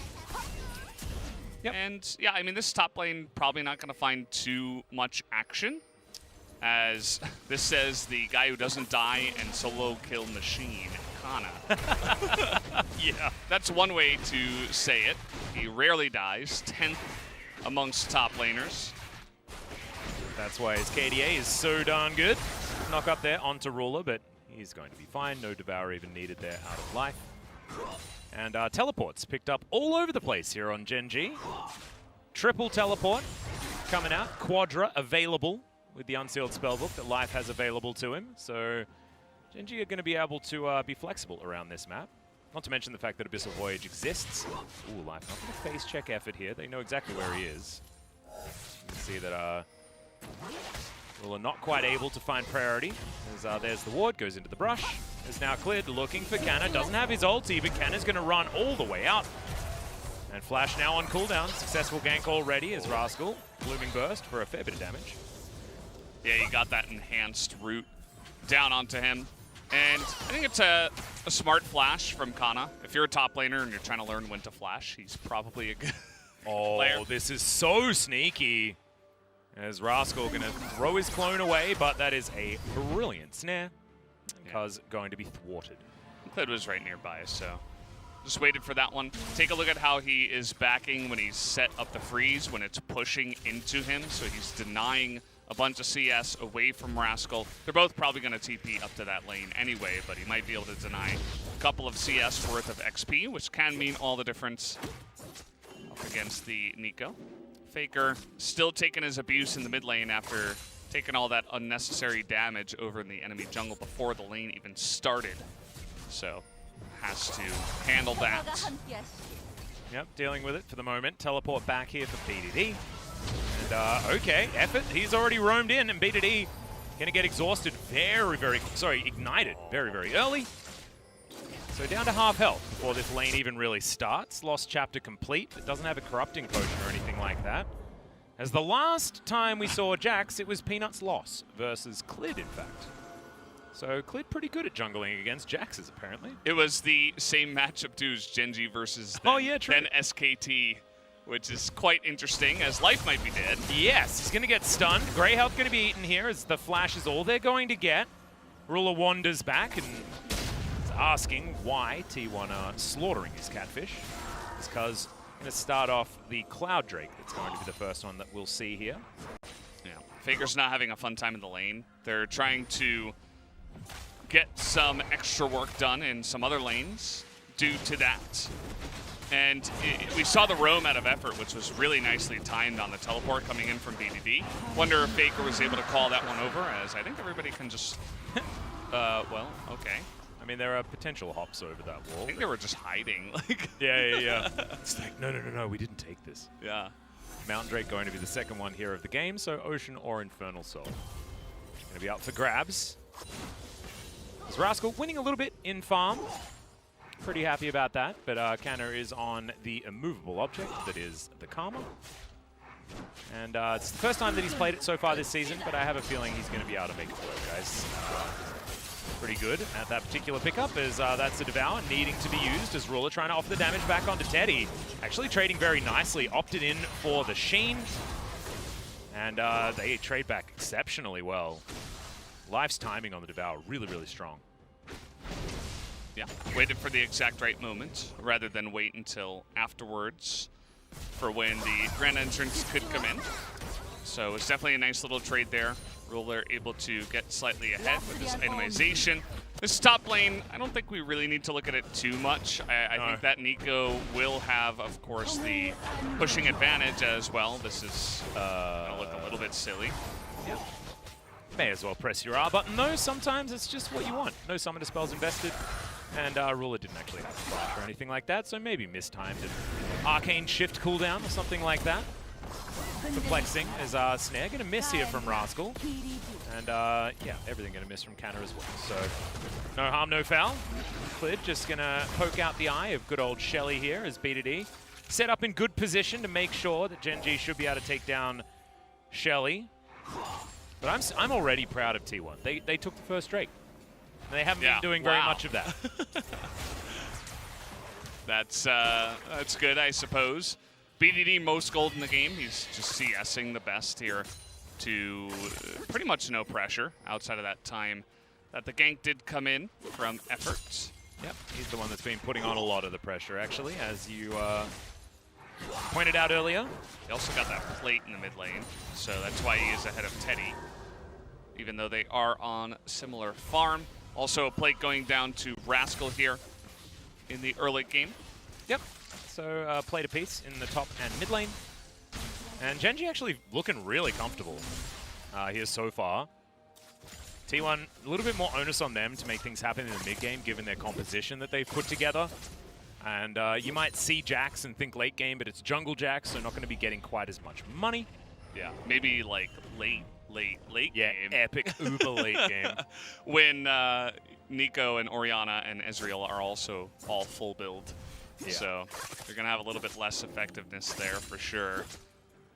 But if they can get, they have decent wombo combo with the Rakan. If they can get in there and then maybe counter strike into the back line or something like that with Jax's mobility. If they get the perfect team fight to be put together. But I do still feel like Gen.G has more tools as long as they can kind of just, you know, float through this early and mid game without too much pressure. Yep, Rascal gonna ruin a couple of his CS here, but looks like Kana starting to take control up here, especially given the fact that his Athenes is already completed. Great news for the top laner of T1. So, 1,000 gold separates the two teams. No first blood just yet. We are in, yeah, the LCK, guys. Yeah. It's how we do. We can't kill. Can't help it. Literally. Yeah. It's just the way it goes. Clid looking to try and deny what we're talking about. Maybe a slight conversation about vanilla ice cream could have helped us get a little bit more action. Yeah. This Akali pick is very interesting from Faker. I mean, it's Faker. We know he can play pretty much anything, right? But is it worth it when you know you're going to be zoned out of a lot of CS? And we've seen that unless you get like a decent lead, or you're not really going to be dominating people in the later stages of the game. Obviously, he has a lot of assassination potential against the less mobile units like BDD and Rascal, but I love this out of Gen.G as well, trying to accelerate BDD as much as possible. He grabs yet another plate. Only one left in this turret, and we're still sitting at 11 minutes in. So Cuz is going to have to flash out of the shockwave. And when BDD's on form like this, it is so scary. But he's been handed a lane. And I was talking, like, when you were talking about the Akali pick, I'm sort of sitting here thinking, and a lot of our Oriannas haven't worked because they haven't had lane priority. But this one does, because T1 sort of picked into it, right? yeah. And so now you've got mid lane that's going all the way over to Gen.G with our good friend player of the game, BDD, here. And it feels like it was conceded by T1. Because, of course, you know, like, Faker could have picked something that could punish in lane a little bit better, but decides to pick for their sort of pile-in comp to go Bash Bros alongside a Jax. But it means that Gen.G move on over. They're able to take down this Mountain Drake, cleared in position. Faker still dealing with this minion wave here as BDD will show up eventually. And it's Infernal Soul here this game. That would actually be a pretty decent insurance policy for T1, to be honest. Yeah, I mean, thinking about the T1 draft, because, again, there's not too much going on in this game. Faker's played 3 games of Karma, even, and that's something we talk about with Karma, like, that's easily flexible. Maybe you just throw Faker on it and pick up something that can be blinded into the top lane, like a Jace, or there were some other options that were available. They could have gone down that route, but instead, they decided to go with the Akali, as Coach Kim says, I'm aware that many fans say our style is boring, but that's all we can do with our current form. We are not the best team right now. It's hard, but we have to admit it and try to change. Well, is this the admitting it part, or is this the changing part? Yeah, and, I don't know. With their comp, they're going to need to start the changing part, like now. What, they got 4 minutes, something like that, you know? Because we're going to need to see a fight for that Infernal Drake. If they give that one up, I think that Gen.G just happily scale until the late game that they're just going to win organically, right? Ezreal's going to offer a lot more than what Teddy's going to be able to do. He should get zoned out by the Orianna, Nico, and the Volibear. And Rule is going to have that, all of that extra protection that Tahm Kench is going to offer him, and the Death Stance build that is extraordinarily frustrating to deal with. Yeah, I mean, there's still potential in this mid-game to make some crazy plays for T1. Faker has picked up his Gunblade. He has closed the gap a little bit. He's only about 17 CS behind BDD now, so he's been able to scoop up some more of the CS now that he has some items. Okay, Effort going to use his Spellbook heal. Got his flashback. Yeah, so collects that one for himself. That's now available. So Rascal just happily throwing out as many of these as possible. Effort down to about half health, even through that heal. But Teddy should be able to zone Rascal away from this minion wave. As, did he just break his stopwatch? Yeah, he did. Life just felt like he didn't need that one. Yeah. Odd, to say the least. Is Effort going to battle dance over to Cuz. And T1 will take the first turret of the game, so that's good news. Looks like BDD is going to answer very, very quickly. Local gold collected. As, okay, Lid's going to find Canna. Oh, dives on top of him. The Abyssal Voyage comes out. Canna going to get flashed on. There's the shockwave out of BDD. Life looking to lick him, and is going to do so. And there's first blood at 15 minutes going over to BDD. They're like at the inhibitor turret at 15 minutes, just diving on in. And you can see that T1 are desperately trying to set up the same thing, but the Nico Rascal doesn't get as much out of position. And even then, I mean, the tier 2 up in the top side isn't really as valuable. And you could see that the Rift Herald as well, the Shirley does go down. As I'm trying to interpret this, I think that's First Blood. Latest First Blood in LCK Summer, I guess, is this game. And the last one was Afrika versus KT. So, yeah, the old 15-minute First Blood, that's the record that we wanted to break here today, 100%. Yeah. Clid just really happy to have a bit of a hula dance. Yeah. I like how Kana was immediately just backing and respecting Clid's maneuvering. Like, sometimes when you're that safe in your own jungle, you're like, oh, there's no way I'm going to go down here. But Kana factoring everything in, knowing that Life could get on top of him with the Abyssal Voyage, and sees the Volibear running straight at him. He's like, well, I should probably just run away as much as possible, even flashes to try to get away, but it was all for naught, as he did go down. Yep. BDD does put his teleport on cooldown. Rascal will still have his. As Teddy is sort of running away with the farm on his side of the map, this is what Teddy does in the mid-game. And we've seen it time and time again. 16.5 minutes in, and he's sitting at 185 farm. So, yeah, well and truly up there. The 11 or 12 CS per minute, something like that. There's Canna. He's going to take a Gromp. And we've got a little bit of a back. So, is it Runan's Hurricane time? Not quite for Teddy, but getting very, very close to that 2-item spike. Ruler does have his. As Clid's going to be boosted towards the Infernal Drake that's going to be up in 13 seconds. And T1, they're milling about. They do have some vision around the area. But you best believe we're expecting T1 to fight for this if they want their composition to be able to get things done. So Gen.G going to start this one up. Infernal is so good for Jack's Akali especially. That kind of double scaling. Akali doing a lot of auto attacks and stuff like that. It can be very valuable for the side of T1. Obviously for Gen.G, they have a nice amount of damage in their comp as well. Faker looking for an angle. Doesn't quite find it. Sky Strike comes down here for Clid, gets himself a little bit of a shield. As Gen.G continues sweeping up vision here, this control ward in the back of the pit doing work as Faker in flanking position. Rascal just being a little bit sneaky. And BDD, watch the orb, pulls it back to himself as okay, this is, going to reset the Drake. As Clid won't have his ultimate, Faker was looking to come in and go aggressive. And the Dragon is not going to fully reset just yet. Blooming Burst comes in, orb going to be thrown over, there's the Shockwave, lands only onto Cuz. As Teddy pulls Effort back, he dives on in, the Infernal goes over to Gen.G.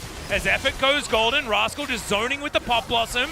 And Gen.G just want to get out, but are they going to be able to as Faker dives on in, gets out again. Clid's going to fall as now Teddy's going to hop mad into the back line. A double kill already. Life should be going down next, but he's going to flash. BDD also extraordinarily low as the dissonance. Doing a bunch of work, Cuz maybe going a little bit too aggressive, but no, he's going to be rewarded for now as Canna finds yet another kill. Ruler desperately trying to do what he can, but the shuriken backflip not going to connect from Faker. And that is a great team fight for T1 despite losing out on the Infernal Drake. Yeah, the whole beginning of that looked a little bit shaky. You could see that Gen.G were fantastically holding a phalanx and a concave there around the Infernal Drake, and we thought maybe they were just going to get away. That was close. Okay, Cuz paying attention. He's not shopping. There's no wards there either, so that was just a good read. As we'll take a look here, Gen.G, they stick around. They're getting flanked a little bit by Faker, who does get into the back line, and it makes this Orianna's life really difficult. So BDD immediately not getting much value. The Pop Blossom kind of misses everyone, and then immediately they're like, okay, a lot of ults are down. We can begin to just run at them, and Teddy, he immediately takes that opportunity and says, well, thank you very much, here I go, and hops over like a bunny into the enemy team, just leading the charge. Gets so much value. After this, it's all about just clean up. And you can see that BD and Ruler thinking about it, but they get baited into some more. And Faker, maybe if he hit that shuriken, he could have gone for the kill onto Ruler, but Ruler with his Iceborne Gauntlet, not going to be an easy kill. At the end of the day, yes, the Infernal does go the way of Gen.G, but that was the step forward that T1 needed here in the mid-game if they want to have some kind of effect in these fights before Gen.G begin to scale out of control. And maybe from here they can begin to take some of the Infernal Drake fights, especially now with Faker 1-0 and Teddy, more importantly, 2-0-1. Yeah, and Teddy now has his Runon's Hurricane as well, looking for a QSS for his next item, so he's going to be even more difficult to lock down. Ruler's going to get his transformation relatively soon, though. In 2.5 minutes should be enough time to get there. Because it looks like he's got a couple of longswords. We'll see exactly what that build is going to be about. We'll see whether Gen.G are going to be able to get some grievous wounds outside of just the Merlinomicon that BDD has completed for himself as well. Because actually, this composition has a hell of a lot of healing. Because you look at Karma, she's got an Athene's, and that deserves respect. T1 with a slight gold advantage. Gen.G with 2 very good Drakes so far. So right now, stats-wise, feels like Gen.G are probably still just a little bit ahead. But T1 hitting their stride when it comes to their comp, especially with where Teddy is. So we'll see whether this is going to mean that, like you say, T1 can bully Gen.G away from the Infernal Drake. A long way away from souls for both teams, though, so that certainly bodes well for the team that does want to scale more, and that feels like it's Gen.G this game. Although, I feel like Karma can turn every composition into a scaling comp these days. Yeah, I mean, if you keep Jax and Akali alive for long enough, and Kalista, actually, they do have really great sustained damage, and in a very messy fight where you're in the back line, I mean, everybody has backline access, essentially, including the Rakan, so you got Karma and Kalista kind of holding hands behind the other 3 that are going to dive in. They do have some potential, so that is to be worried about. You do see the QSS early here for Teddy. It's a pretty defensive build. Obviously, he doesn't want to get rooted up or stunned up by the Nico or the Volibear. But other than that, it's pretty defensive overall. He knows that now that he's ahead, he needs to stay alive to do actual effective damage. We see sometimes in solo queue people just want to build up more and more damage when actually it's better to just go defensive rather. Yeah. To make sure that you're staying alive, and it's harder, even harder, for the enemy to kill you with that nice level lead that you do eventually get when you are fed. And I think we're just going to have another fight here over the Infernal. It's going to be interesting to see how this one pans out. Yep, teleport is going to come in, so 15 seconds to go, and Gen.G will find themselves grouped up after a teleport from Rascal, who goes back home. Collects next little bit of his build. We'll see what actually he got to put together before this one. Shape Splitter comes through. Rascal just going to chase after Faker there. It's Cuz standing on top of his own control ward.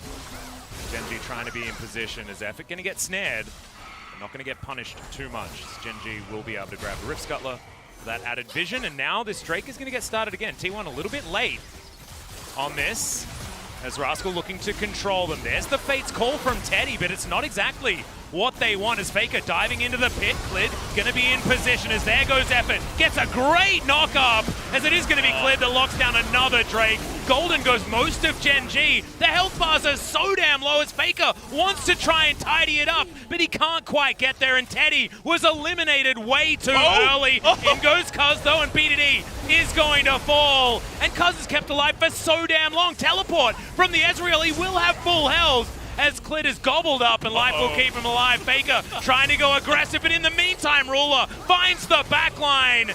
Cannon not going to find that slow, as now Faker's dealt with a double kill for Ruler, and Gen.G fight back.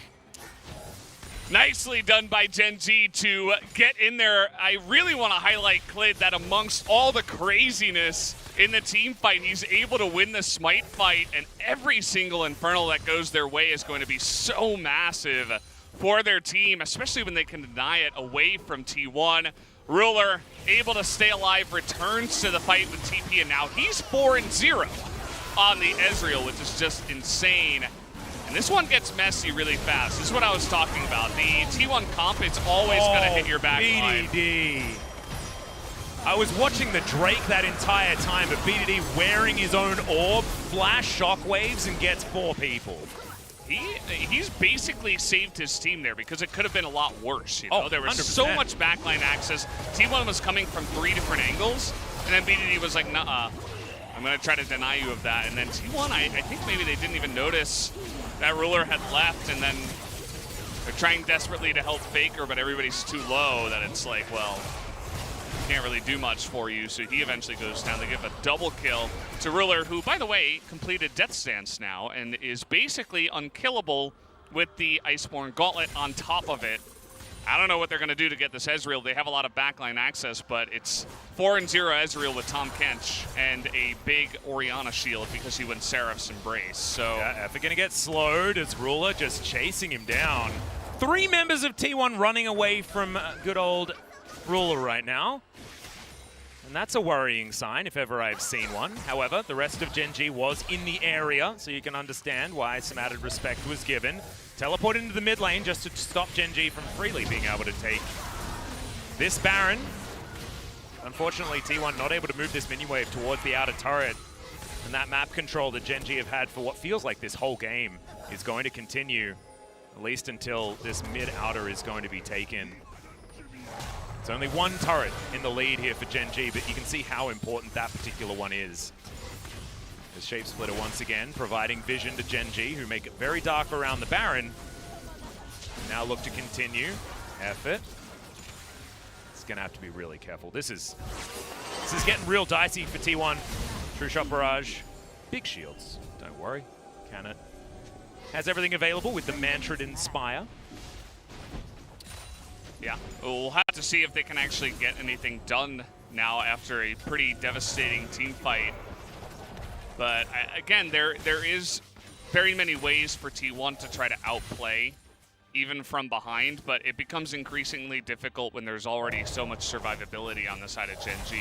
They have itemized very correctly up against a kind of dive comp that T1 have. You have Zhonya's here, NGLP for the Nico. You have the Seraphs for the extra shield for the Orianna, obviously Death Stance, and Iceborne Gauntlet for Ezreal. Not to mention Knight's Vow on top of it. I mean, this Ezreal is taking a lot of killing before he's going to go down. I don't even know how they can do it. I mean, he's going to be able to reposition very easily. They don't have much hard lockdown, even though they have a lot of backline access. You know, there's like the mini stun from the Akali. The Counter-Strike can easily be dodged from the Jax. I guess the Fate's Call and the Rakan will be their best hope. But it's do or die now. I mean, we got Infernal Drake in 45 seconds. Yep. And so far, T1 have kind of just been giving the floor over to Gen.G and letting them take position before the fights. And Gen.G have just been like, yeah, sure. I mean, we have a nice amount of poke. We can zone you out, and we'll gladly take this position from you. And you can see Ruler actually playing so far up, and he can with this composition, right? BDD chucks a shield on him. He's sort of like Karma Light at this point in time. Yeah. With the Orianna. Doesn't have Athenes or anything like that built up, but still able to offer a lot of support. But with Devour right behind him, I mean, Ruler can step forward, Arcane Shift aggressively, things like that, and try and get pressure onto the T1 members. And there's the Infernal Drake spawning. So Effort going to get caught out of position here from Rascal. Level 10, unfortunately, for Effort, who's going to have to Blast Cone his way out. Clid grabs himself the Rift Scuttler. There is vision in this pit. So T1 will know what's going on, but because he can't get chunked before this particular fight is Teddy. That is not the real Nico, but he does have to respect that. And oh, they're going to dive on forward. Cuz is going to grab it. It's Teddy. Going to get shockwaved again, but he's still alive. Effort not so lucky. Cuz trying to get out. He will be taken here as Clid flashes on top of him. And Gen.G, they may have lost the Infernal Drake, but this could be Baron if they can tidy up here. Canna gonna go down. All of that support for Teddy's gonna go missing. Might find himself safer now that he is underneath that turret, but the rest of his team can't say the same. Faker and Teddy, can they save T1 from the Baron push of Gen.G? Yeah, I mean, say what you will about the team fight, but if Cuz did not get that smite, I think the game would just be over from here because Gen.G would have won the fight and the dragon with Infernal Soul, and then eventually take Baron most likely on top of that. So they give T1 a tiny little chance, I'll say. That's what I'll give them from here because Gen.G are in really firm control of this game. Cuz and Effort so low. They're barely able to get in there, jump over the wall. But there's no hope that they're going to win the team fight. I mean, it's just like we got to desperately try to get this Infernal, and that's all. Nobody's engaging. They're all split up. And see, this nice Abyssal Voyage comes in to get an extra kill on top of it just to make sure that they can get the Baron. And, yeah, Briller's just like a monster right now because we mentioned all the items and all that, but it's a Tahm Kench Ezreal as well. It's one of the safest lanes, something that the Gen.G organization, you know, back in Port JJ days with Ruler, they've been playing this comp since the beginning, basically, and it is, for many reasons, extremely strong. Yeah, that was with a very different Tahm Kench, and I feel like ownership of that combo has sort of gone over to Aiming and Tucson, but they were definitely the pioneers of this particular combo. Ezreal Tahm Kench was their utter favorite before Core JJ went and left us. So sad. But look at the damage dealt. Ruler is all over this. More than double what Teddy's offered because Teddy he's been eliminated at the beginning of the last couple of team fights and hasn't been able to get anything done. And BDD now with the Rabbidan's Death Cap, that's going to make Ruler even stronger. Now 3 items on this Glacial Augment. Nico, who's going to be able to just completely control the battlefield. It's an awful experience trying to team fight as Teddy against this Gen.G comp with the Nico there. Because she just slows him down. That's going to slow his attack speed. Like, this does not feel great. As Ruler dashing on forward looking for Teddy, but Teddy hopping around that martial poise. Teddy does feel like one of the only hopes left available to the side of T1.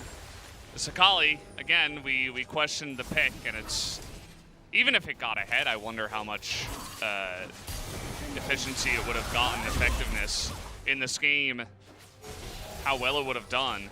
I'm just not sure, I mean, because Gen.G could have easily itemized the same way. Well, double siege minions now, and this composition is so low range, they can't do anything against the siege. This was always going to be a problem. That's why this comp is so hard to play as the game goes on. And Gen.G they walk forward. They're like a juggernaut. It's so funny because that's what we used to call T1 as a team.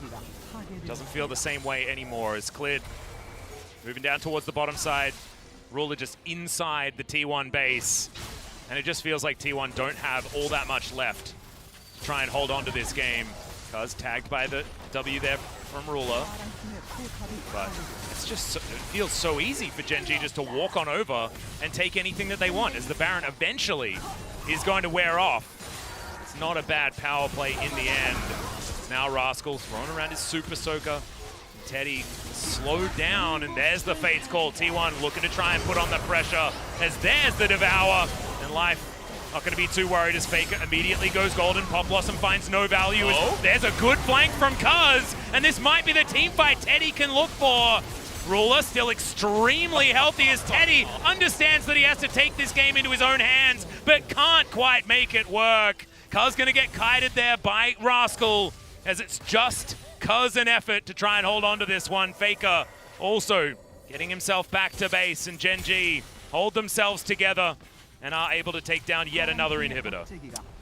That was a really nice engage from the side of T1. You really got to hand it to them from behind. They found a way, and they finally made that Fate's Call with the Rakan really get some value. It forced the Devour out really early on onto the Orianna, which isn't necessarily the person you want to use it on. You want to allow Ruler to continue to just rule by himself. But he was still untouchable. Even besides all that, there was a big backline dive by the side of T1. And from that team fight, they're going to try to roll into this Infernal and take it away real quick. I think they should be able to. Yep, they got some spooky ghosts. Oh my god, live! Oh, that was it. I think it was with a smite from his unsealed spellbook, but the range may not have quite been enough as Faker is going to execute Rascal. But Ruler will have an arcane shift, and that's all he's going to need to be able to take down Faker from the mid lane.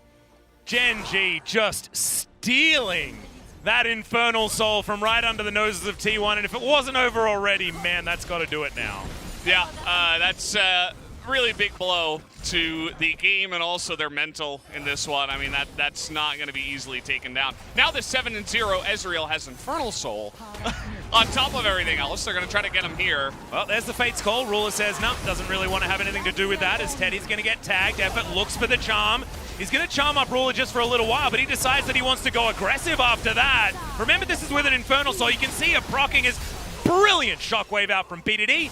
Only onto a single target, but it's the only target that's capable of doing damage here in these team fights. And now, without Faker or Teddy, Gen.G are going to push in and probably just win this game.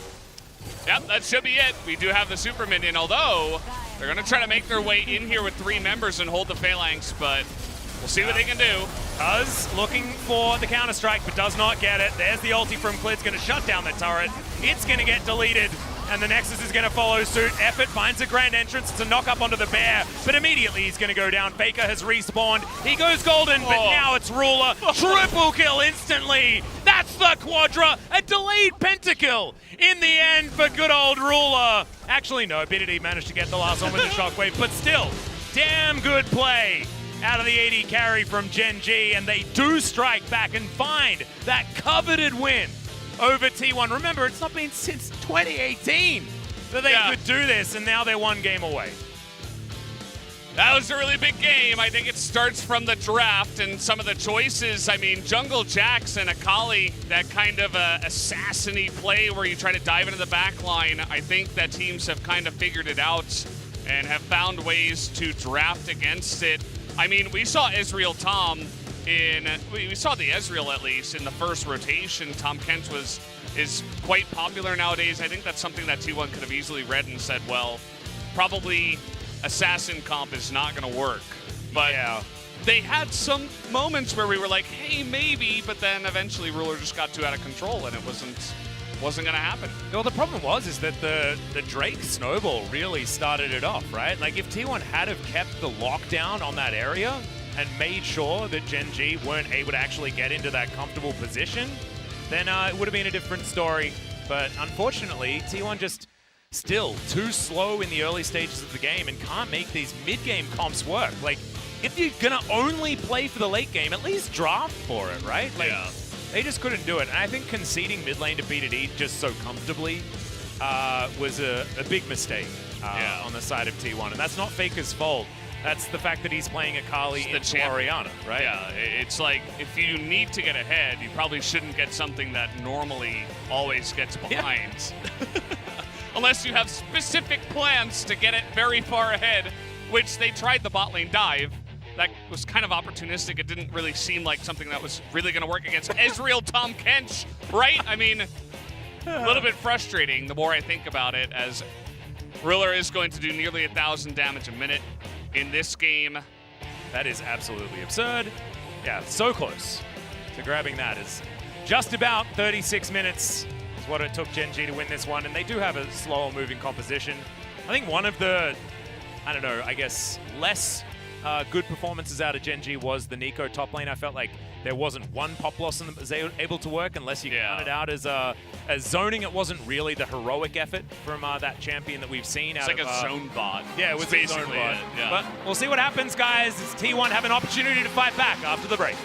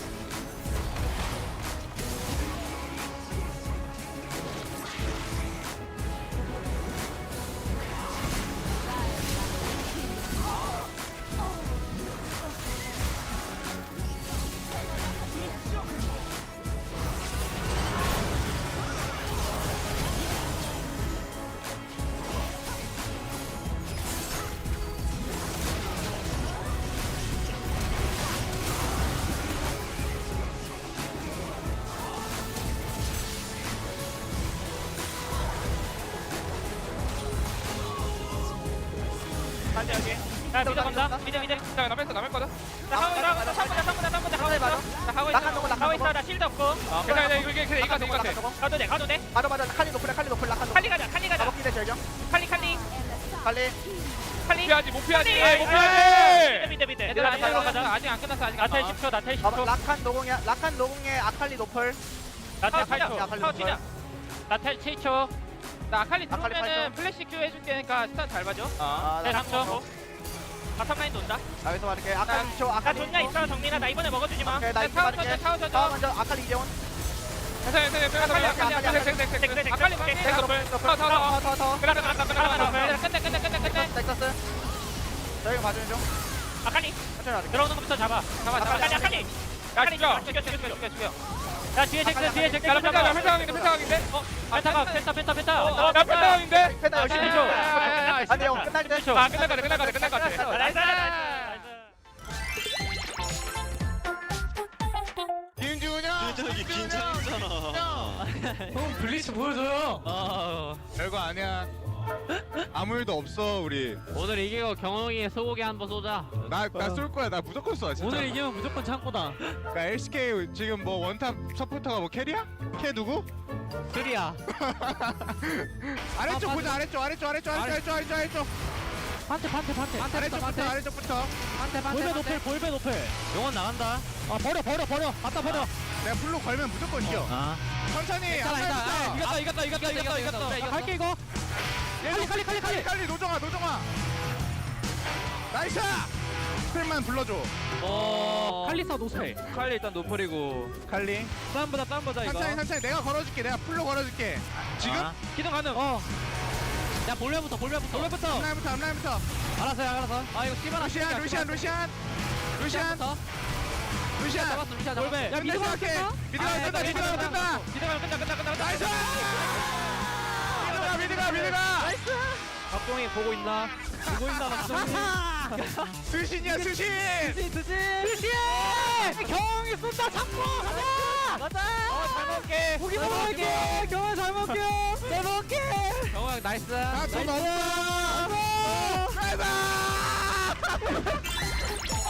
물 좀 꺼줄래? 긴장하지 마. 괜찮아. 긴장 좀 돼? 조금요. 긴장 좀 돼? 아니요. 오늘 재밌게 놀자. 제대로 놀아보자. 파이팅해. 네. 파이팅. 야 봐줘. 얘 스페인 모르겠다. 여기까지. 노릴 줄 몰랐네. 괜찮아 미드 밀으면 나쁘지 않아 이거. 할만하거든. 이건 밤용 때 쌈 보던가. 나 초식에 있어. 내가 뒷값 볼게. 아 이거 뺏었고. 보자. 아 진짜 다 벌써. 세나. 야 쌈 보자. 세나. 일로 와. 나이스. 유신으로 수마 싸움 줬다. 자 짬만 이기면 돼. 괜찮아. 용 필요 없는 거 알잖아 건보야. 이거 내 쪽 지키면서 카이팅 해야겠다. 어떻게 된 거지 또? 먹고 빠지는 거지 이거 얘들아. 관문으로 빠지자. 싸워도 돼. 되나 그냥? 먹고 빠져 일단 먹고 빠져. 먹고 빠져. 싸우자 나 진짜. 싸워야 돼. 먹고 빠져. 먹고 빠져. 먹고 빠져. 먹고 빠져. 먹고 빠지. 야 렉타일. 봐. 빠져. 아 이거 5대3대 그냥 싸워. 오더 들어주자. 아 얘네 두 명 잡았어 근데. 리시 혼자다. 나 한번 노려볼게. 미드 나온다 이번에. 건보야 너 조심해. 너 보여. 건봐. 바로 쌈 부르는다. 우리 집 터지고 있긴 하고. 빨리 먹고 얘네 리콜 끊을 날 거야. 사이로 와 볼래 아니면? 집만 끊어도 돼. 아 오케이 나 갈게. 아. 막아봐 이거. 와줘. 막을만 한데? 세트 미드 뛰어볼게 일단. 미드 뛰어. 넥서스만 남았고 얘를 백도 압박 좀 느끼겠다. 애매해. 한번 천천히 나 추징에 있거든. 아 좋았네. 나 빼야 될 듯. 아 빼자. 끝낼까 이거 세트 때리거든. 세트 못하게 해야 돼. 야 텔타 봐. 가볼게. 야 나머지 가서. 야 이게 막아. 야, 천천히 해. 웨이브. 야, 날라가. 근데 나가야 돼. 앞으로 끝내 이거. 앞으로 싸우자.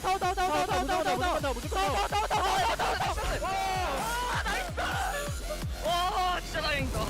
아 끝났다. 미안하다.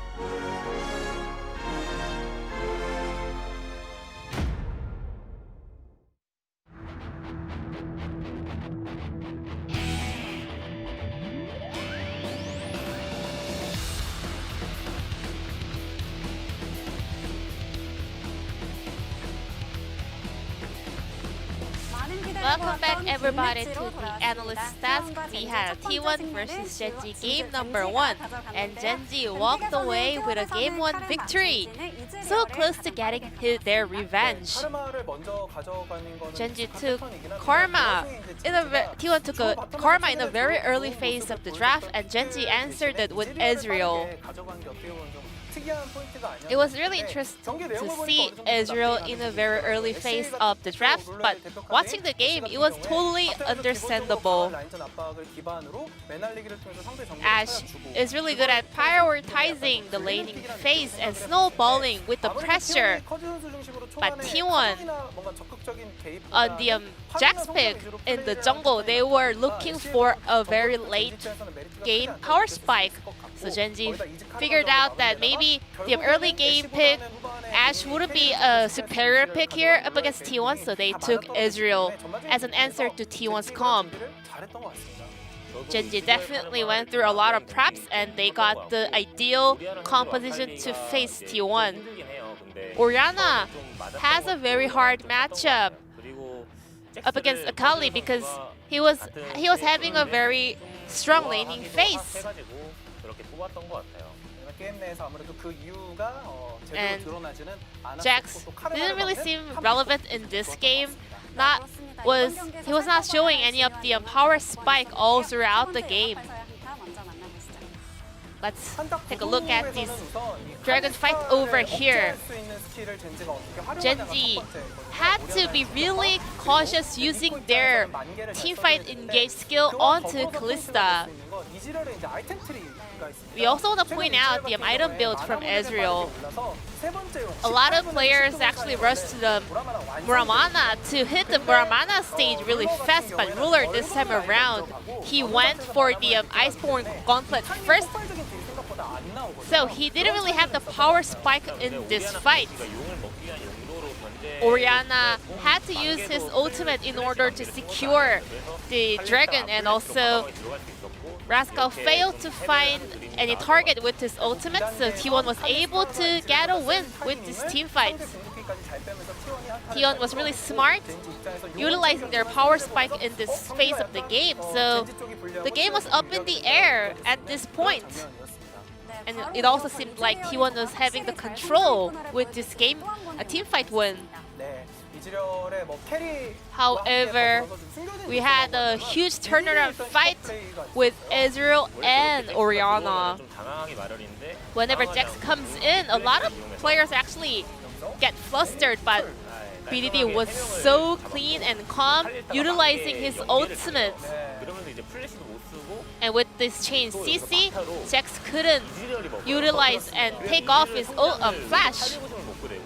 Ezreal was able to get extra gold with that bounty.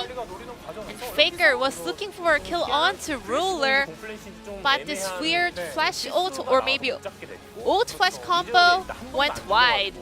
Ezreal was staying untacked all throughout the game, so there was no stop with his scaling.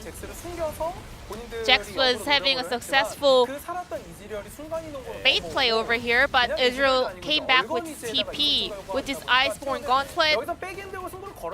T1 was not trying to run away from this fight. However, there was no angle for Ezreal to bite the dust in that fight. Ruler was really cool-headed in such a massive team fight, and that was the key point that enabled Gen.G to win that fight and secure the dragon as well. And with that win, Ezreal was keep farming, scaling, and getting stronger all throughout the game. It's time to check out the player of the game. It's gonna be Ruler on Ezreal. Pawn says that Ruler has been really small up against T1, but this time around Ruler overcame his obstacle and came out really strong. Ruler proved himself with this Ezreal pick, coming in a very early phase of the pick and ban. If Ezreal died once in this game, T1 could have opened the window to reach out to Gen.G's lead, but with all the defensive skill and ability on the side of Gen.G, Ruler was so intact. And also with his smart itemization, Kali and Rakan was not having the lane priority that they were looking for. almost a unanimous vote for Ruler on Ezreal pick. BDD also got a POG vote because he was also doing a lot of contribution in the backline as Orianna and controlling the whole team fight. We are having the biggest hype of this week, so let's move on to game number 2, T1 versus Gen.G. Thank you so much, G-Sun, for the analyst desk translation, and welcome back to the commentator's desk for Game 2 between Gen.G and T1. Gen.G will now move over to the blue side, and we'll see whether T1 can utilize counterpick in order to make this one work. They had a draft where they tried to hold on to some flex picks, and then they got Nico'd in the end, and I guess that's what led it all to crash down. Yeah. That being said, there were a lot of other question marks, and I feel like the main answer that we got here is that it's Gen.G cleared today, and he has really, you know, at least started performing better against T1 when he hasn't really in the past, alongside Ruler, who always needs to get that monkey off his back, to be honest. T1 just seems to mental block both of these players, but both Clid and Ruler coming out strong here in game number 1. See whether that can be said for game number 2, as Gen.G have a 1-game buffer. But often, if you win game 2, winning game 3 becomes a bit easier. So T1 might be able to just take this the distance and seal away the win. Set going to be banned on blue side yet again. The ban priority on this champion is still quite baffling, as Karma is banned, so we're not going to have to deal with that again. I really want to see T1 have a better draft this time around. I think that game 1 kind of feeds into some of our doubt as to, you know, why T1 are doing some of the things and losing some of the games that they are. Yeah. The Karma ban, that's a good start. The Volibear, it seems like Clid is really confident on that pick right now. I don't mind it too much. But we'll have to wait and see. I mean, can you really ban Zoe this time around? Are they just going to give that over to BDD? It's not so easy to play up against this Zoe, as we have seen many times. Varus going to be the ban choice here, was left entirely through the draft last time around, as that's the Twisted Fate. So that's sort of the last must ban taken out of the way. So Ezreal, a possible first pick here. Kalista is still up, so T1 would still be able to have a decent laning phase into it. Jungle choices also, but Zoe is up and ready to go.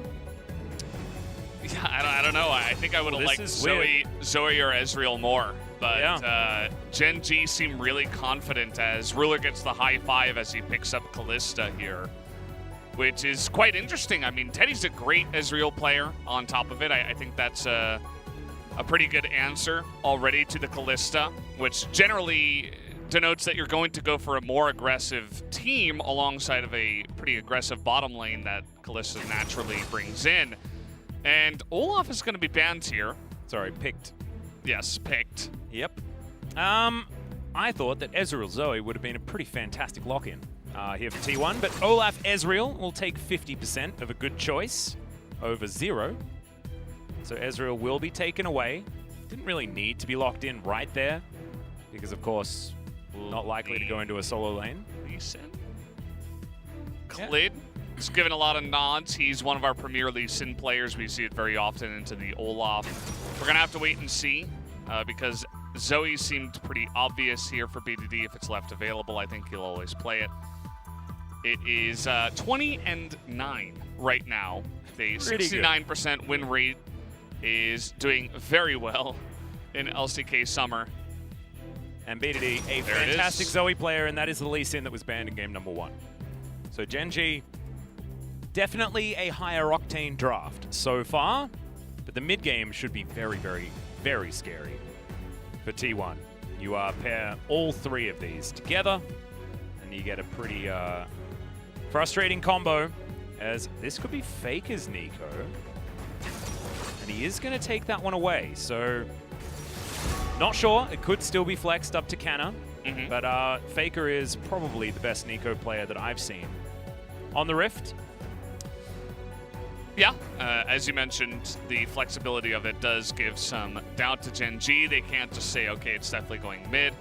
We'll have to wait and see where they do go with this one. I think for T1, you want to take away some supports that do very well with the Kalista. Taric is going to be first. And here, Tahm Kench with Ezreal is a very deadly duo, as we saw in game number 1. So they're going to deny that away from T1. Will they target effort again? Maybe don't have to quite as much because, you know, Tahm Kench is also decent with the Kalista also. But they might decide to get rid of something else. Maybe like a cannon or something. You might be losing a lot of potential. Well, T1's going to ban the cannon, so cannon might have the highest second phase ban ratio in the LCK. I see it banned here all the time. Yeah. Wukong still on the board, could be a consideration. There it is, banned away. You are I'm on fire here in the second one, man. A lot. The Zoe Lee Sin and all the bans coming in. Nautilus, yeah. Nautilus here, you're taking it away from Kalista. Nautilus lane 2, so it's a denial and a pick. Offers you some hard engage where you're already lacking it a little bit for your comp, so I don't mind it. The classic Leona Lee Sin. As that's exactly what Gen.G are going to take away, continuing on their trend of early game, and then they go all the way out the window, and the Ornn is going to be locked in here for Rascal. His most played so far this season, 5 games, is R5 Renekton. I hope you guys welcome back. Welcome back from the LS co-stream. I assume he's left, because I highly doubt he's going to stick around with R5 Renekton. The old. This is the dream. Pog? Oh, never mind. Okay, I mean, it's still better than Renekton. Much better. I had to get that many muches out there. That's much. It's a lot of muches, and it's good. I mean, you can begin to put on a lot of pressure in the side lane now. I really like Camille nowadays. You can isolate some of those really kind of annoying to lock down champions, such as Zoe Kalista, if you do end up being forced into a team fight. It's really good with the Nico and the Olaf. I think there's a lot of synergy in the comp. It's so much better, like, it cannot be overstated, than R5 Renekton, who's just like the most troll pick we've ever seen in the LCK. Yeah. And it's pretty good. It can also punish the, the tank kind of safe side lane that Gen.G wanted to play as well, with Rascal going on to Ornn. Yep, Rascal is a pretty practiced Ornn player. Does sort of stand out alongside this very mid-game composition that Gen.G have put together for themselves, but you can understand why they do it. It's try to maximize the amount of CC that they can have and all the disruption that the Ornn can bring to a team fight. But Gen.G are going to be required to snowball this game. T1 were required to last time around. They're going to have a much easier time. Straight out the gate, works very well as a 4-1 composition, but like you say, Cannon can go in and try and assassinate that Kalista in the hands of Ruler, and that might be their avenue for success. I don't like the Olaf at all in this composition, personally, but let's see whether Cuz can just utilize it based on the comfort that he has on the champion in order to get them across the line. And Faker's Nico has always been very impressive, so looking forward to seeing what he can do now up against BDD on this particular pick. BDD, of course, with ultimate comfort in his Zoe. Yeah, that was one of the question marks coming into game 2, was would he be able to play this Zoe, because they did ban it in game 1. That was their first ban on blue side, actually. So T1 obviously know how good he is on the pick. Oh yeah, definitely a lot of respect, but sometimes you got to let something through. Yeah. And Karma, Volibear, TF are definitely sort of like the top of the totem pole when it comes to bans necessary. And Rascal's probably our best top lane Karma. The Volibear was debuted by Clit in the jungle, and he has had, I think, only victories on the champion, as I'm going to check it out now. He's lost 1 time out of the 4 that he's played. So definitely not a bad win rate. And they banned, what was it? Yeah, Twisted Fate, and Twisted Fate's busted. So yeah, you're not going to let that one through. It's going to be interesting to see how Faker's Nico does into the Zoe. It's not the most mobile. You do have that kind of invisibility dash, of course, but you do have to kind of play within the Zoe's ranges a little bit. Well, Gen.G on vision. going to be spotted out here by Teddy, who will find a Mystic shot for both bottom laners. Not really going to cause too many problems as Ruler misses 1 CS. Teddy is going to get all of them, so a huge advantage here for T1 on the bottom side. Let's go to game 3. There's Canna. He's not going to lose that one, but that's a big boop out from Rascal. He's going to start stacking up his Grasp of the Undying. Canna went for Fleet Footwork instead, which is interesting. Seen a lot of Camille's take Grasp instead. But it's going to be more of that sustaining idea here for Canna in this lane. As level 2's hit by Gen.G, and T1 immediately afterwards, so no issues there, as life is going to go on walkabout, as we would say back in the homeland. I like all the highlights on the different champions that come in for the players to show everybody how many games they've played on the champion, how excellent their win rates are. Because most of these players are on winning teams for the majority of their careers and have been finding success for a long time. Speaking of success, pretty good win rates on these champions as Shield of Daybreak comes down onto Effort. It's going to be the Q first into the Zenith Blade, which is interesting out of life. Going to win that trade, but only going to be support health bars. Need to be spoken about. Rascal pretty comfy here on the top side as we're going to have another trade. Effort going to get some sticks delivered to him. Ruler with a pretty troll skin choice, taking Bang's Callista skin. I like it. Yeah, very, very smooth. Sometimes it's about the mind games. Yeah, you just dunked on the enemy team, you got player of the game in game 1, and then you come out with the the SKT. Callista is always a nice little play. You got to play the mental game. You got to throw out some emotes too. I think those are very important. Very important. Especially thumbs up when you're losing. Yeah. That's my favorite one. Or the white flag when you're winning. I think Sad B is my my favorite one so far. Just the Sad B. Whenever you miss a skill shot, they Sad B. Oh my god, so good. And we'll have to wait and see about how this game does go. Game number 1, again, was kind of a snooze fest in the beginning of the game. Both junglers here aren't really looking for ganks. They're just going for full clears. Yep. The lanes are just kind of chilling. Faker's a bit ahead for now, slightly, but Ruler is ahead on the side of Gen.G, down on the bottom side very slightly. Yep, minion waves are going to just completely reset on the bottom side of the map. And we're going to have first backs coming in. So Vampiric Scepter completed here for Ruler. And Teddy, as he gets back to base, it's going to be a tier start. So not the same idea as what Ruler had, which was rush the Sheen, try and get as much lane control as he could. Wasn't actually able to really win out in that lane, as we saw. But it's going to be a little bit easier here for Ruler to retain control as Clid puts down a control ward, spots Cuz. And they've got vision everywhere on this top side. But Cuz is going to move on over. Clid's going to have to back away. Level advantage here for the Olaf. I like the little mind games he was doing there with this Q, just pretending he was leaving and then just a little bit of a fade away. Didn't end up, you know, killing that Krug, but cool little idea. As Olaf, if we're just going for straight up farming, he's always going to be a bit faster than the Lee Sin. Notice the pings, the yellow pings there on the blue side. Just probably from the side of Cuz, saying that's probably the path that the Lee Sin is going to take from here on out. Yep, Ruler a little bit further away from life here after he goes in. So not going to really be able to find anything there off the back of the Zenith Blade. Sometimes you just got to throw it out and see whether it sticks. It stuck, but you know, really didn't mean anything. Effort and Teddy still at full health, having a pretty good time. Ruler slightly ahead in the farm. Nothing to write home about whatsoever. As Effort and Teddy just coasting. Definitely a game where they'd be more happy to coast based on their composition. As now we're checking out the Zoe win rate.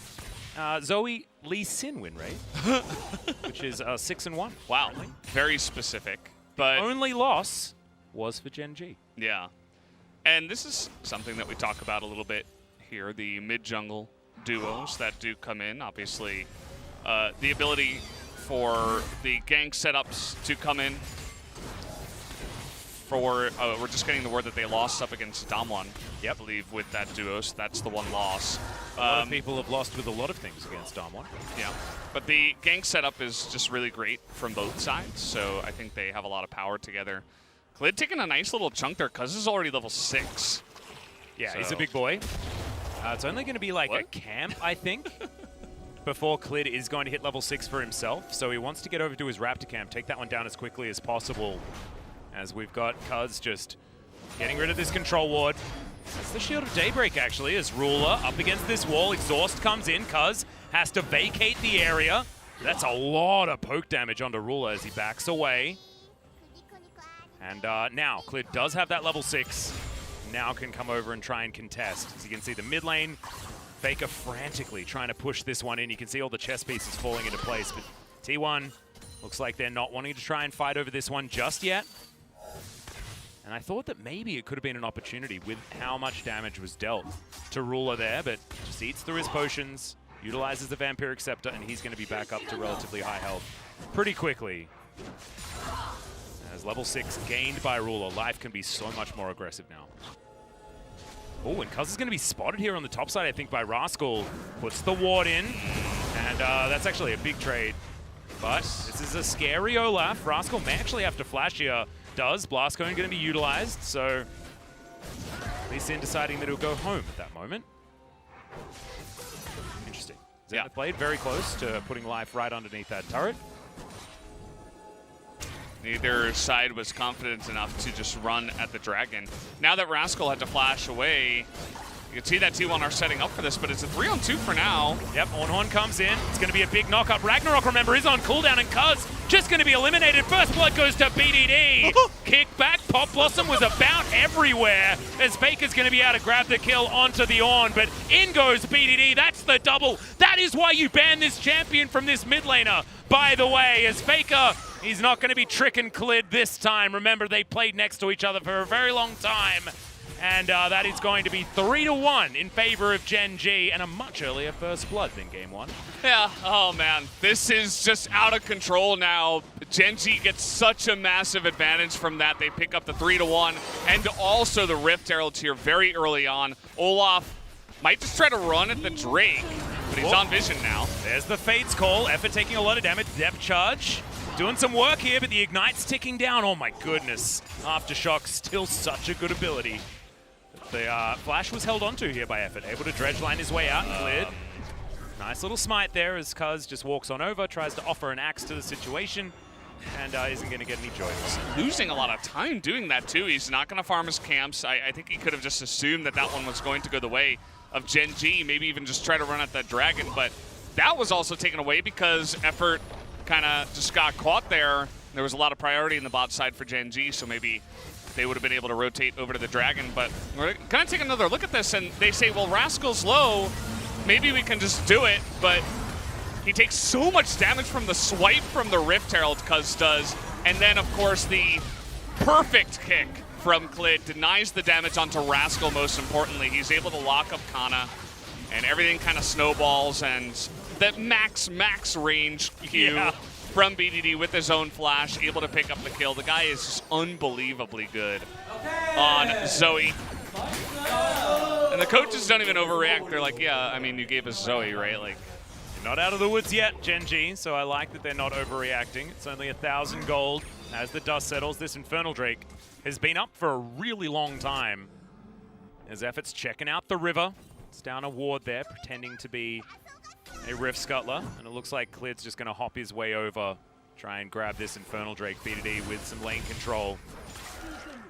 He's going to be able to move on in there as well, as Rascal actually having a good time at this point. Of course, the Ornn does have early advantage, as Cloud Drake once again going to be the second here. As Gen.G do lock down the Infernal. So, able to utilize that early advantage that they picked up, and I'm just interested to see whether Gen.G can continue to find success, or whether T1 will be able to stabilize, because this is do or die against a team that T1 have been able to deal with for 2 years. Yeah.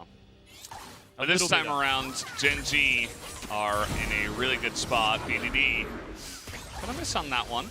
Yep, that bubble going a little bit wide as That's a Ragnarok out from Cuz. He's not going to be able to use that for the next little while as Gen.G find him in his own jungle. Clid finding a Q there under effort also. Yeah, you can see how much pressure they can put on now with the lead that they have. I mean, Zoe's going to have such a fun time in the lane. The jungle is going to be ahead here for Gen.G. So they get the flash out of Cuz, and he's not having a fun time on this Olaf. We all know how Olaf does from behind. Not very well. There's a lot more running away rather than running at the enemy team, which is where he finds his power. Rascal has the best score because he's 100% kill contribution for both teams. Sitting at 0, 1, and 3. Participating even in all of what T1's been doing. Nice. See whether he can keep that up as this game continues. Of course. Oh boy. Oh no. Faker. Close. Off Blossom actually used. You can see just how much respect has to be given over to this 2-0-1 BDD Zoe. Because if that Paddle Star had appeared like he was dead, he needed to utilize the shield. Fway. Scary stuff. If maybe he waited like half a second more to throw out the Paddle Star, he might have been able to perfectly time it. Yeah. But either way, I mean, it's still a great win because they're able to push the Nico out of the lane, get more pressure done there. He gets a good back on him. Unfortunately, he doesn't pick up the Ludens just yet, so he goes back, maybe picks up the Rod, and we'll just go from there. Going to use the good back timing at least. Yep, and Shelly is going to hop up into this mid lane. Should be some plates picked up here for Gen.G. And Clid's just going to vacate. He knows that he's going to be able to get that plate gold for himself and gives the rest of it over to BDD. Was in position at the right time as Faker. Not going to take too much damage there. Portal jump from BDD, not going to be enough. As now, we might be able to get this demolished proc for Rascal, and he does. He's only got another 10 seconds to go, but he's still going to get some plates here. As Rascal picked up the turret aggro, now he's trapped. As there's the Ornhorn, wants to go back as Cuz. Yep, he's got Ragnarok, but ooh, tags him there. Cleared in position. Good sidestep from Rascal. He's a chunky boy, his old Ornn, but still just hiding in that that wall. It's pretty effective. Yeah, and you can see it's pretty rough. Like, the only time that the Camille is able to get damage early on in the game against Ornn is if you ultimatum him under turret. The Camille is going to need probably another item to start doing really effective damage, but the Trinity Force is definitely a good start. Sunfire keeping a lot of health, picked up alongside the Ninja Tabby is going to make him really difficult to punch through, of course, so we won't see much split push domination from the Camille for quite a while here. Yep. The Tiamat not being completed early from Canna as well is a little bit confusing because you do want to be able to wave clear against the Ornn, who just has so much of that wave control. And so Canna just making sure that he gets to as much power as early as possible for potential team fights. I mean, you can understand why he wants to be able to, single out Ruler, but doesn't really help his laning phase. As we do have jungle items coming in for both of our junglers. Clid with his Mercury Treads as well. Ninja Tabi selected here by Cuz. Doesn't quite have his Kindle Gem available just yet that Clid's put together. The Warrior versus Cinderhulk, pretty understandable stuff here in this matchup. And Blade of the Ruin King is done for Ruler. Having a look down the line, Ruler is still quite a few CS ahead. This Canna not going to get knocked up. Gets himself the magic damage shield. Now, Clid's running. Oh, he's booking it. Try and find Canna here as Cuz. He's going to show up as well. Rascal needs to move on down, but BDD's here as well. Paddle Star, a lot of damage onto the Olaf. And man, I mean, this is the fear that we had for the Olaf, right? Like, what is he supposed to do? He just seems to be running in, taking a bunch of damage and running away.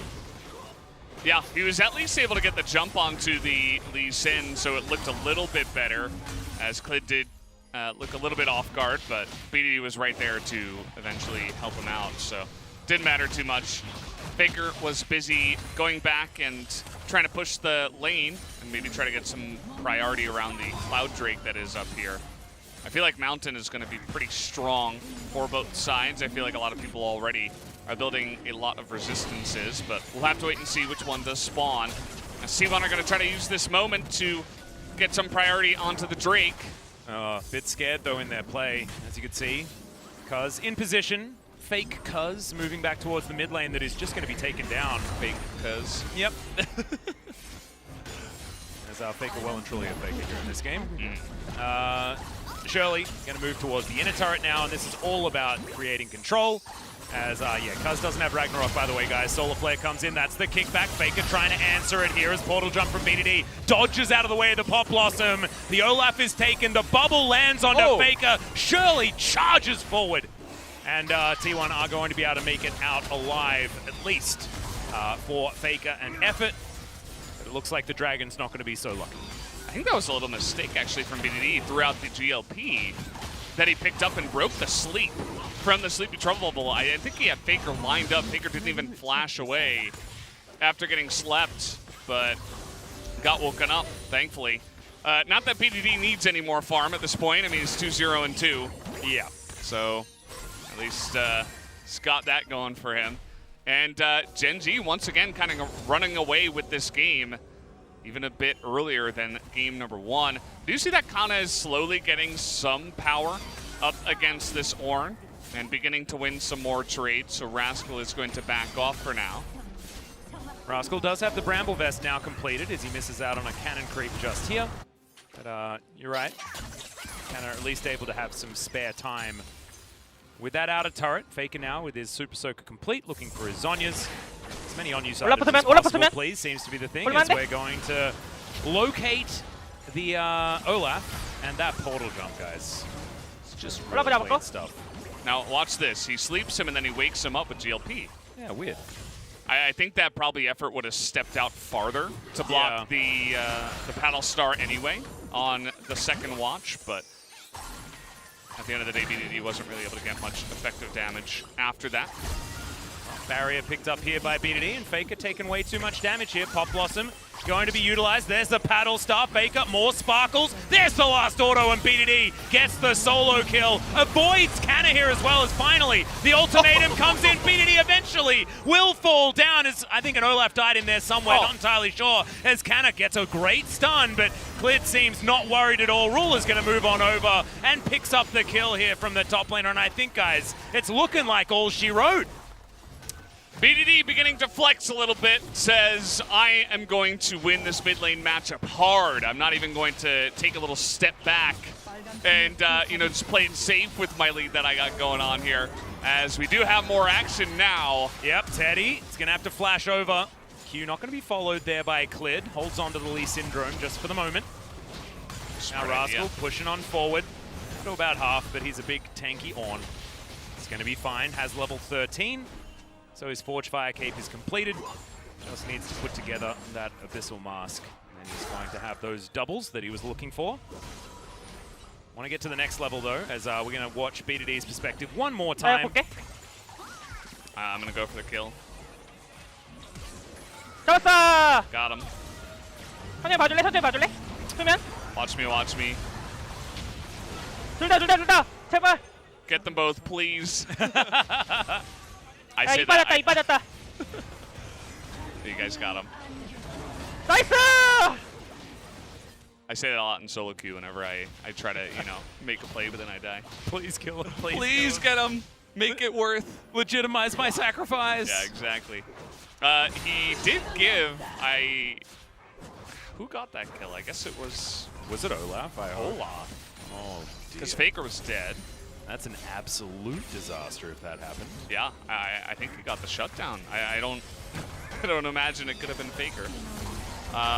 Good bellows breath there from Rascal. Had it been Kana, I mean, that would have been a really nice swing for Kana to get more items to potentially put on pressure in the side lane. That's one of the only places where T1 have some hope right now.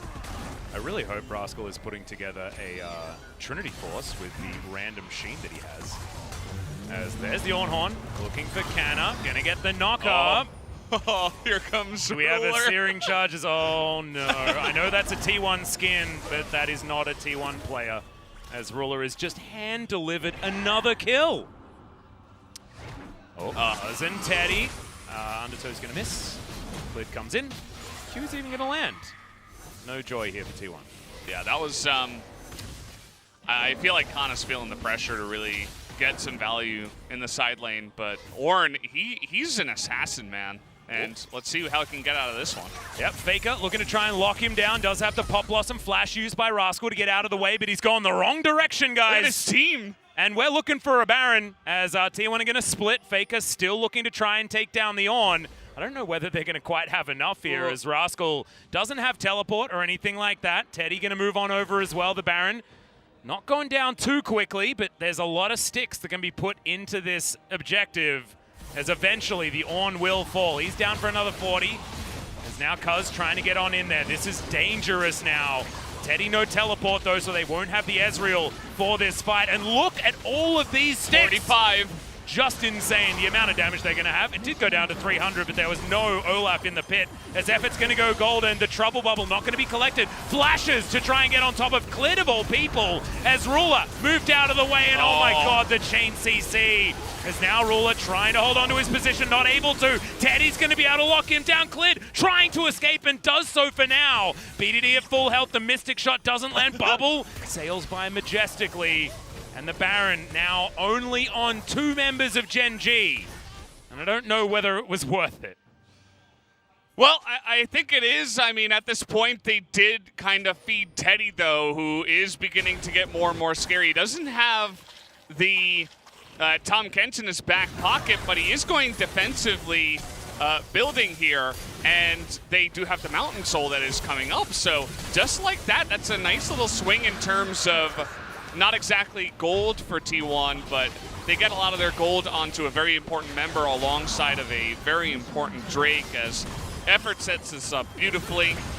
And kind of goes a little bit too far. He goes way into the back and you're thinking, oh, maybe he threw it, right? He goes down immediately, but then just take a look at Teddy. Arcane shifts forward, does insane amounts of damage. He knows that this is going to be his moment. Nobody's looking at him. They're all looking at the front line, the Camille that goes down, the Olaf, the Nautilus that took a ton of damage. And so he identifies that moment, and that's probably one of the reasons why Teddy is such a good AD carry, is that he knows exactly when he needs to do that damage and how to do it. So he gets the value, picks up a bunch of kills. That's a lot of control wards. As Bubble is going to connect onto Faker, Cuz going to have to body block, but no, not over the wall as BDD. Picks up some turret aggro there as Canna's split pushing on the top side. This is definitely what T1 can do. They have split push advantage with the Camille, who will take her first turret. She's a bit behind. Still, as this game goes on, T1 are going to look better and better. Somehow the bubble lands onto Teddy. I have no idea how he even snuck that in. BDD things. Yeah, exactly. I feel like he cheats just a little bit, as we do still have the Barons rotating around Gen.G. It's like crazy. Yeah, I know. The angles that he finds. Is he going to get to 900 points after this game? Yes. I mean, I've already voted for him. Yeah, you voted for him. Yeah. Although I would have done the same. So I knew that the synergy was there. So I've just I've already sent out. You took this moment to take the vote. Still need Gen.G to actually win the game before it's going to be legitimate. As Faker, that's not the real one. It doesn't even matter. Look at how much damage he took from the one auto and the ignite. Oh my god. Well, he's back to base now. Now this inhibitor turret in the mid lane is going to get focused down. Teddy still trying to kite them out here. The Iceborne Gauntlet build is strong, especially against Ruler. And T1, I mean, they're holding it. They're holding it for now. Yeah, the Baron buff is going to expire. We have a big TP coming in. They're trying to get Clid here. Clid is well and truly out of position. The kickback, and Faker gets on through. He was the one that was chasing after Clid. That's a Q that's going to connect. True Shot Barrage not going to as Clid. Okay, yep, this is brother Clid for T1. Yeah. Over that side of the map. He did buy a lot of space for, I guess, reset time. They used 2 TPs as well. Yeah. And Rascal's Build-A-Bear Workshop. What is happening here? He went for the Frozen Fist instead of the Abyssal Mask upgrade, which I find perplexing. Although I guess, you know, mostly physical damage to deal with. I guess with the Camille. Yeah, he wants to handle Camille. But yeah, at the end of the day, yes, I mean, you kill Clid, you get red buff on Teddy. But in the meanwhile, in the next 2 minutes, both teams can kind of just avoid fights. I mean, LCK is great at doing that, right? We all know that. That's what we do. Yeah. And Teleport's cooldown is going to last for a long time through the next Mountain Drake, through the next Baron, and they're just not going to have it. So I think they're going to lose a lot of map control, even though they do get the kill and the red buff for just a little bit. I mean, that's not really... Okay, he gets the blue buff too, right? But it's all just little wins here for Teddy, who, you know, he gets a bit of extra gold too. Can't forget about that. And he really is the one hope right now for his team. So if you're a T1 fan, you better be praying to Teddy that he can carry this one. Yep. Absolutely true. Close to 7,000 gold the lead here for Gen.G. They still need to destroy the Nexus though, and T1, if they've done anything in the past, it's hold on. It's just whether or not that's going to be good enough here this game. Yeah. Gen.G, they do have a far more early game-based composition than they did in Game 1. But this is still, I mean, Zoe just morphs games like this so much.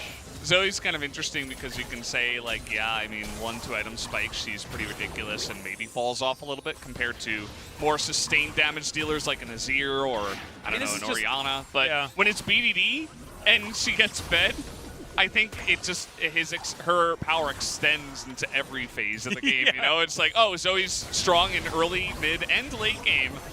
And in many different compositions, that was a flash by Clid, really trying to get that kick down. Looks for it. Canna doesn't have to use his flash, though, so just hookshot to get him away. It's great news. Speed it. Getting chunked. Teddy.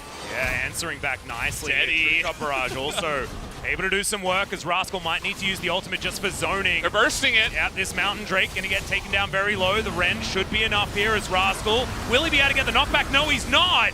As the Ornn is taken down. Yes, they get the Drake, but T1 now looking for the team fight. BDD still bouncing around, finds another bubble. Ruler's hopping back. So many sticks into all the members of T1.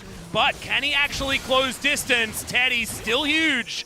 As another bubble connects onto Faker here, and Ruler knows that he needs to take matters into his own hands. BDD's still alive, but Teddy, every time BDD steps forward, Teddy's there with a Mystic Shard. But it looks like Gen.G will be able to get out. It's a one trade here for T1, 1 for 2.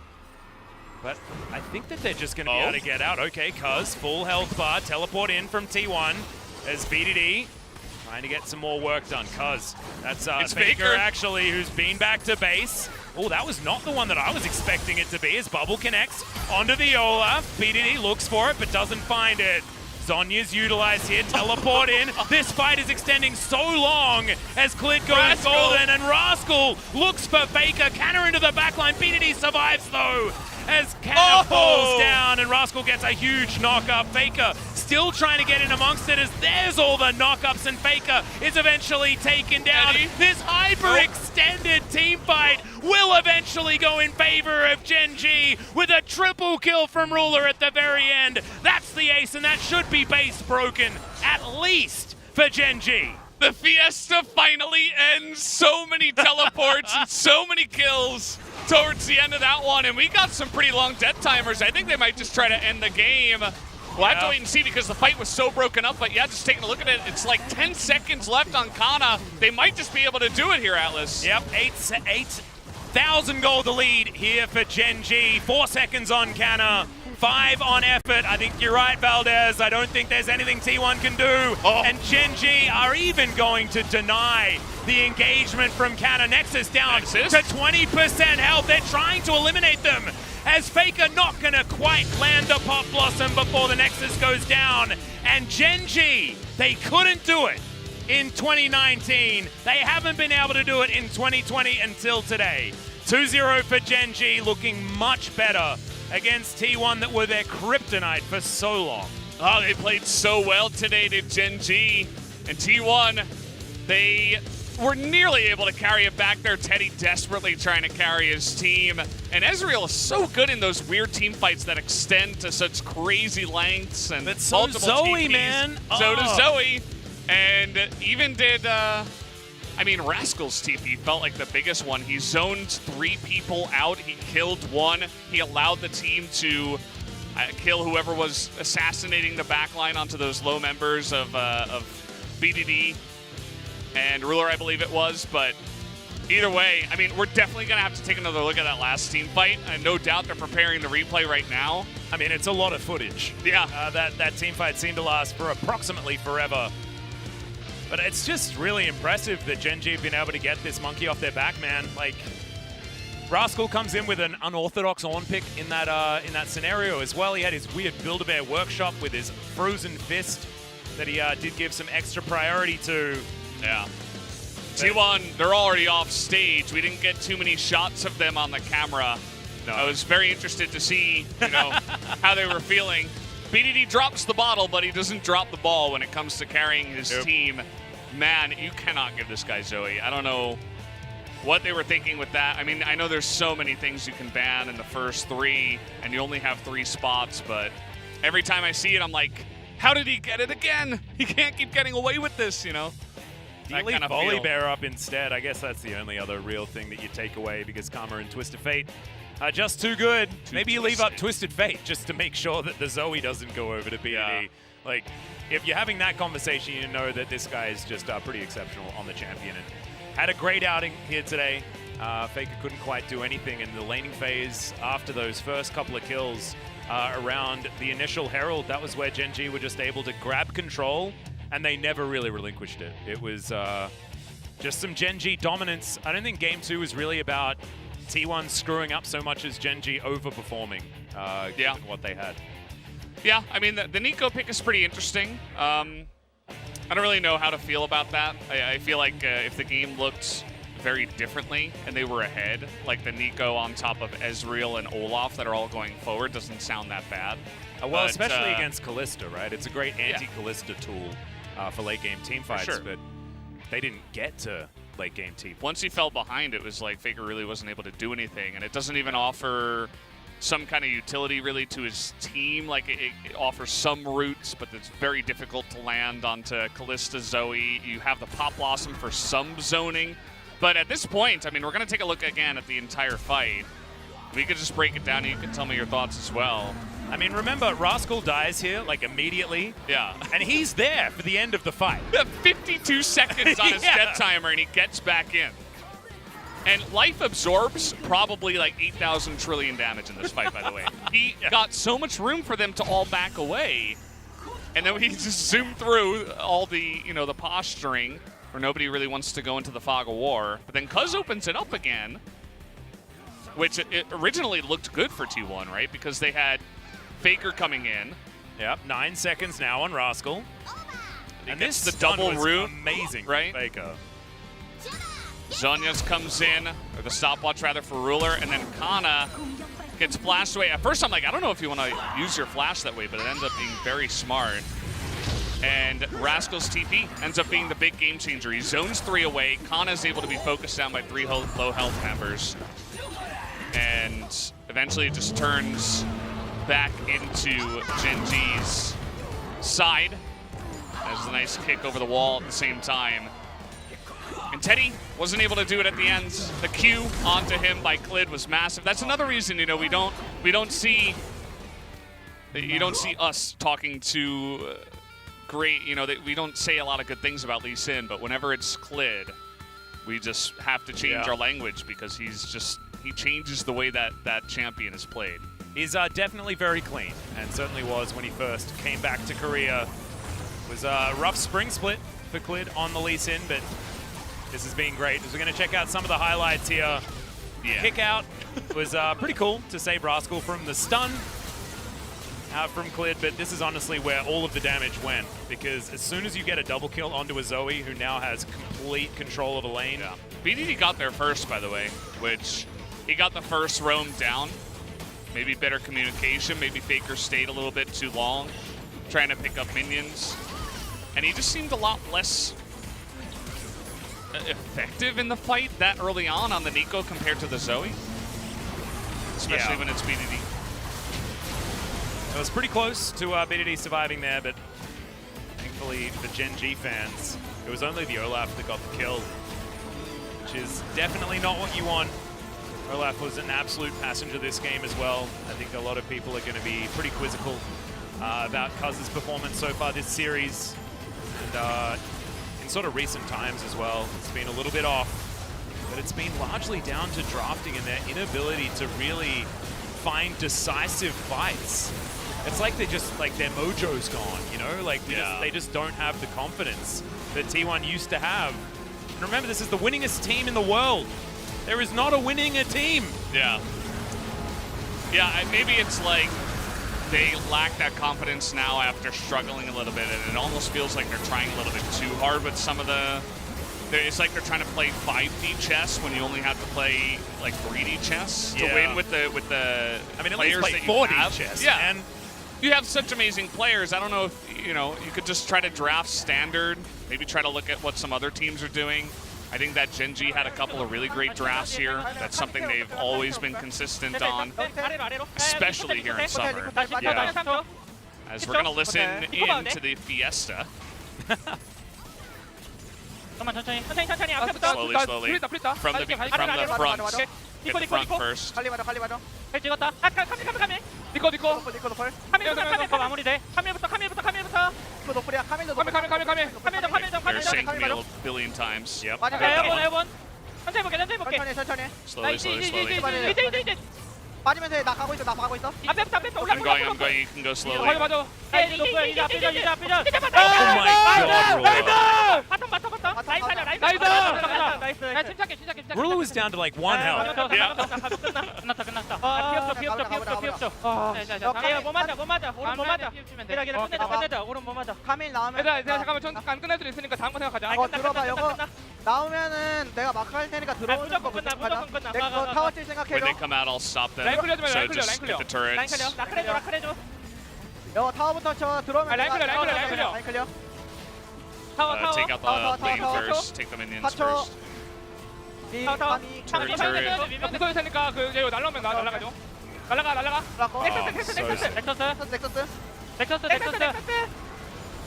넥서스 시작. 제발 넥서스. 다행이다. The most synchronized cheers, as you could see, like all of those players were very concerned about whether or not that Nexus was actually going to go down. See how much respect they were giving over to T1. But right now I'm looking at this damage graph and I'm seeing a BDD that got his Zoe and really did not relinquish control of this game. It was 1 tower and 1 Mountain Drake that T1 were able to pick up this game. And it feels like a real story, especially from this week. Like, well, not necessarily. They were able to take down KT in the telecom war, but in previous weeks, like, it just hasn't been much focus on being able to get these early objectives. And even against KT were allowed to roam around the Rift a lot more than a lot of teams have against play T1. in that series too. Oh yeah. You know, T1 is a much stronger team than KT. 900 points already. Yeah. This is like, we're only up to match 48. We're only halfway through. You know, like, Kuro's won MVP of the split with 900 points before. That happened. Yeah. We've had multiple 1,000-point winners. Yeah, right. You know, 1,100 if it gets a little bit out of crazy. hands. Yeah. Now he's going to end with like 1,600 or something ridiculous. I mean, this was the BDD show. You can't really give it to anyone else. Ruler obviously was doing Ruler things. I feel like the rest of the team had a great game as well. Gen.G really came out to play tonight, and you got to hand it to them as a team. But BDD was the obvious winner of the player of the game. Yeah. It was the amount that he survives here, like every little move that he makes. It was actually so close to him being able to pick that one up as well. The safeguard came in from Glid, and it almost looked like it was going to save him. So yeah. Even Showmaker, who's another guy that we talk incessantly about actually, how dominant he is. He's at 600. And no, it's insane though, because the conversations that we have often are about Chovy and Showmaker being so good this season. And BDD just casually moving on up to 900 points. It's like, I'm going to leave this here. But he always somehow falls through the conversation. And I think that has a lot to do with the fact that Gen.G always lost to T1. And the spring final is a good example of that, right? Like, I think that a lot of Gen.G fans lost a lot of faith after that final was such a blowout. Yeah. So maybe this is going to be able to help them out here as Ruler and BDD is standing by. So here's G-Sun for some translation. Congratulations on the win. It took you guys 2 years to take down T1. The last time you guys defeated T1 was 2018 Worlds Qualifier. How do you feel? Ruler? 진짜 오랜만에 이겨보는 것 같은데. Yeah, I mean, it's been a long while, especially with this dual win. I'm so glad. 룰러는 진짜 2년만 아닙니까? Yeah, for Ruler especially, it has been 2 years. Exactly. 네. Yeah, I mean, I can't even remember winning T1. 어제 900점까지 함께 하셨습니다. BDD with the 900 POG points, how do you feel? Today was a must-win match for us, and I was doing such hard work, and I'm happy that I was able to secure this win. 맞아요. 오늘 경기 상대가 T1이었는데 그렇게 의식하지 않는 듯한 느낌이 And 나왔거든요. this time around, you guys looked so confident facing up against T1. What was the mindset going into the series today? 일단 저희 지영달 감독님이랑 이제 Our head coach Odin and also coaching staff told us, do not care about the opponent, just focus on your own play. 이거에 의식하지 않고 그냥 And we all tried our best to not pay too much attention who our opponent is. 그렇게 계속해서 그 비슷한 말씀이 나왔을 텐데. I think that could be a very standard mindset. And today was the day you guys were able to overcome this kind of mind block. 결국 그게 이제 쌓이다 보니까 오늘 이기게 된 건지 어떻습니까? 오늘 What was different coming in today?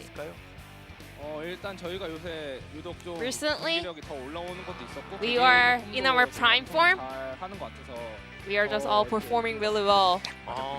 그럼 이어지는 질문이 원래 I guess everything just clicked in today. 예시, 신궁 And 룰러. Ruler, 이게 참 오늘도 뭔가 Ash 나오지 pick 않을까 was the 싶긴 core 했는데 part 약간 of Gen.G's 있었거든요. recent 오늘 뱀픽 success. 준비하는 데 있어서 중점을 뒀던 What was 포인트가 the focal 보였습니다. point of today's pick and ban? 약간 애쉬 같은 경우에는 언제든지 Ash 쓸수 있는 is 픽이고 always 뱀픽 viable. 상황에 따라서 It depends on the 칼리스타든지 situation 애쉬든지 of the pick and ban. 언제든지 Kalista, 그냥 Ash, Ezreal, everything is viable. 그런 게 없었던 것 같아요. 특별하지 않다 애쉬가 그냥. Ash, I guess for Ruler, is one of the just on meta picks here in the LCK. 10.3%. But an Ezreal today, you went 12-03, doing more than half of your team's damage. That was massive. 제가 지표를 잘 못 봐가지고 I didn't really check the stats after that game, so I didn't know. 되게 기분 좋은 것 같아요. Feels nice. 203에 12킬 노데스 12-03. 12 kills, no deaths, 3 assists, and 50.3% of your team's damage. 사실 우리 하나로 옆에 역할을 잘해줬기 때문에 BDD. 호흡을 이룬 건데 진짜 You also did a lot of work on Orianna during teamfights. 어땠습니까? 그세 명이 And there were. 나가는 게요. BDD. How was the teamwork with Gen.G players in game number 1? 그냥 Especially with you and support. We wanted to just go 그냥 계속 끝까지 살아남아가지고 as we planned, and Ruler just managed to survive till the end of the fight. 저는 오리아나에 대해 궁금한 점이 있는데 I have a question about your Orianna. 이미지가 되게 좋은 챔피언은 아니잖아요. Orianna is having a bit of a frame here in the LCK, but still you're going with this pick. So what's your thought on this champion? 거의 모든 팀들이 할 거 없을 때 뽑는 느낌. I mean, I believe Orianna is a pick when this team doesn't really have much champion to pick. LPL에 루키 선수가 있는데. Well, I've watched Rookie playing Orianna in the LPL, and unless you go really hard on this champion, Orianna is not that really meaningful. So I try to copy his playstyle. 그럼 연달아서 또 조이의 권위자 중 한 명이시잖아요. Another mid lane pick I want to ask you about is Zoe. Zoe is a symbol of heavyweights here in the LCK. Do you think that Zoe, the champion itself, is really strong, or it is about the players, how they pilot it?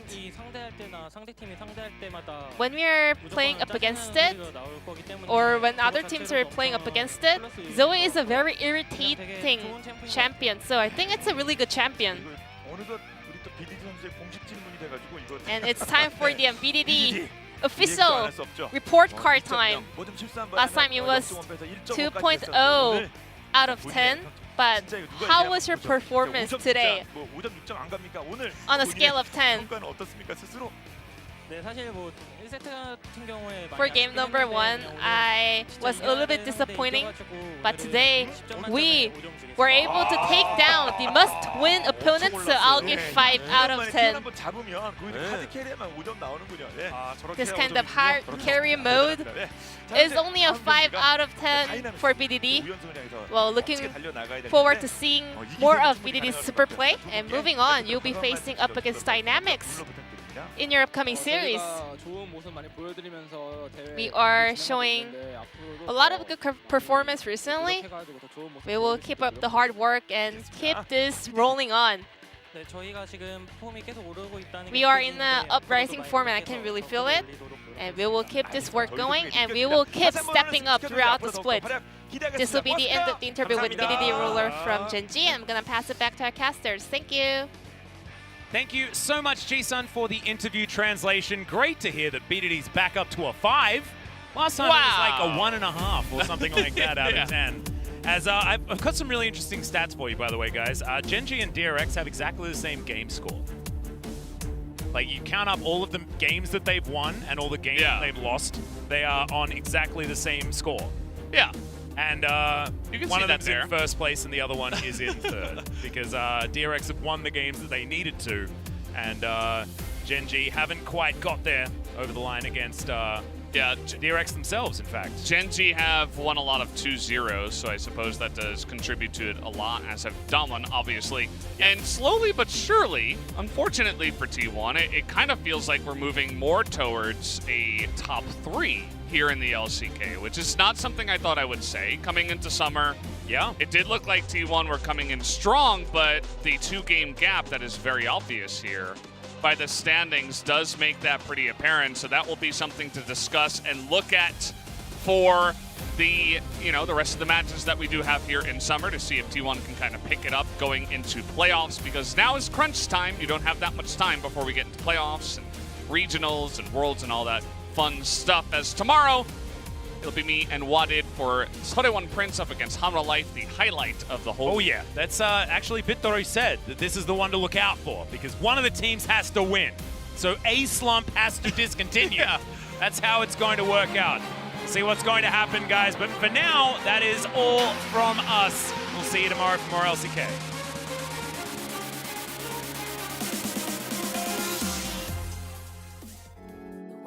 Changed and I am ready to take it on. You told me to be myself and never feel alone. You're all that I want, you're all that I need. If I was ever in the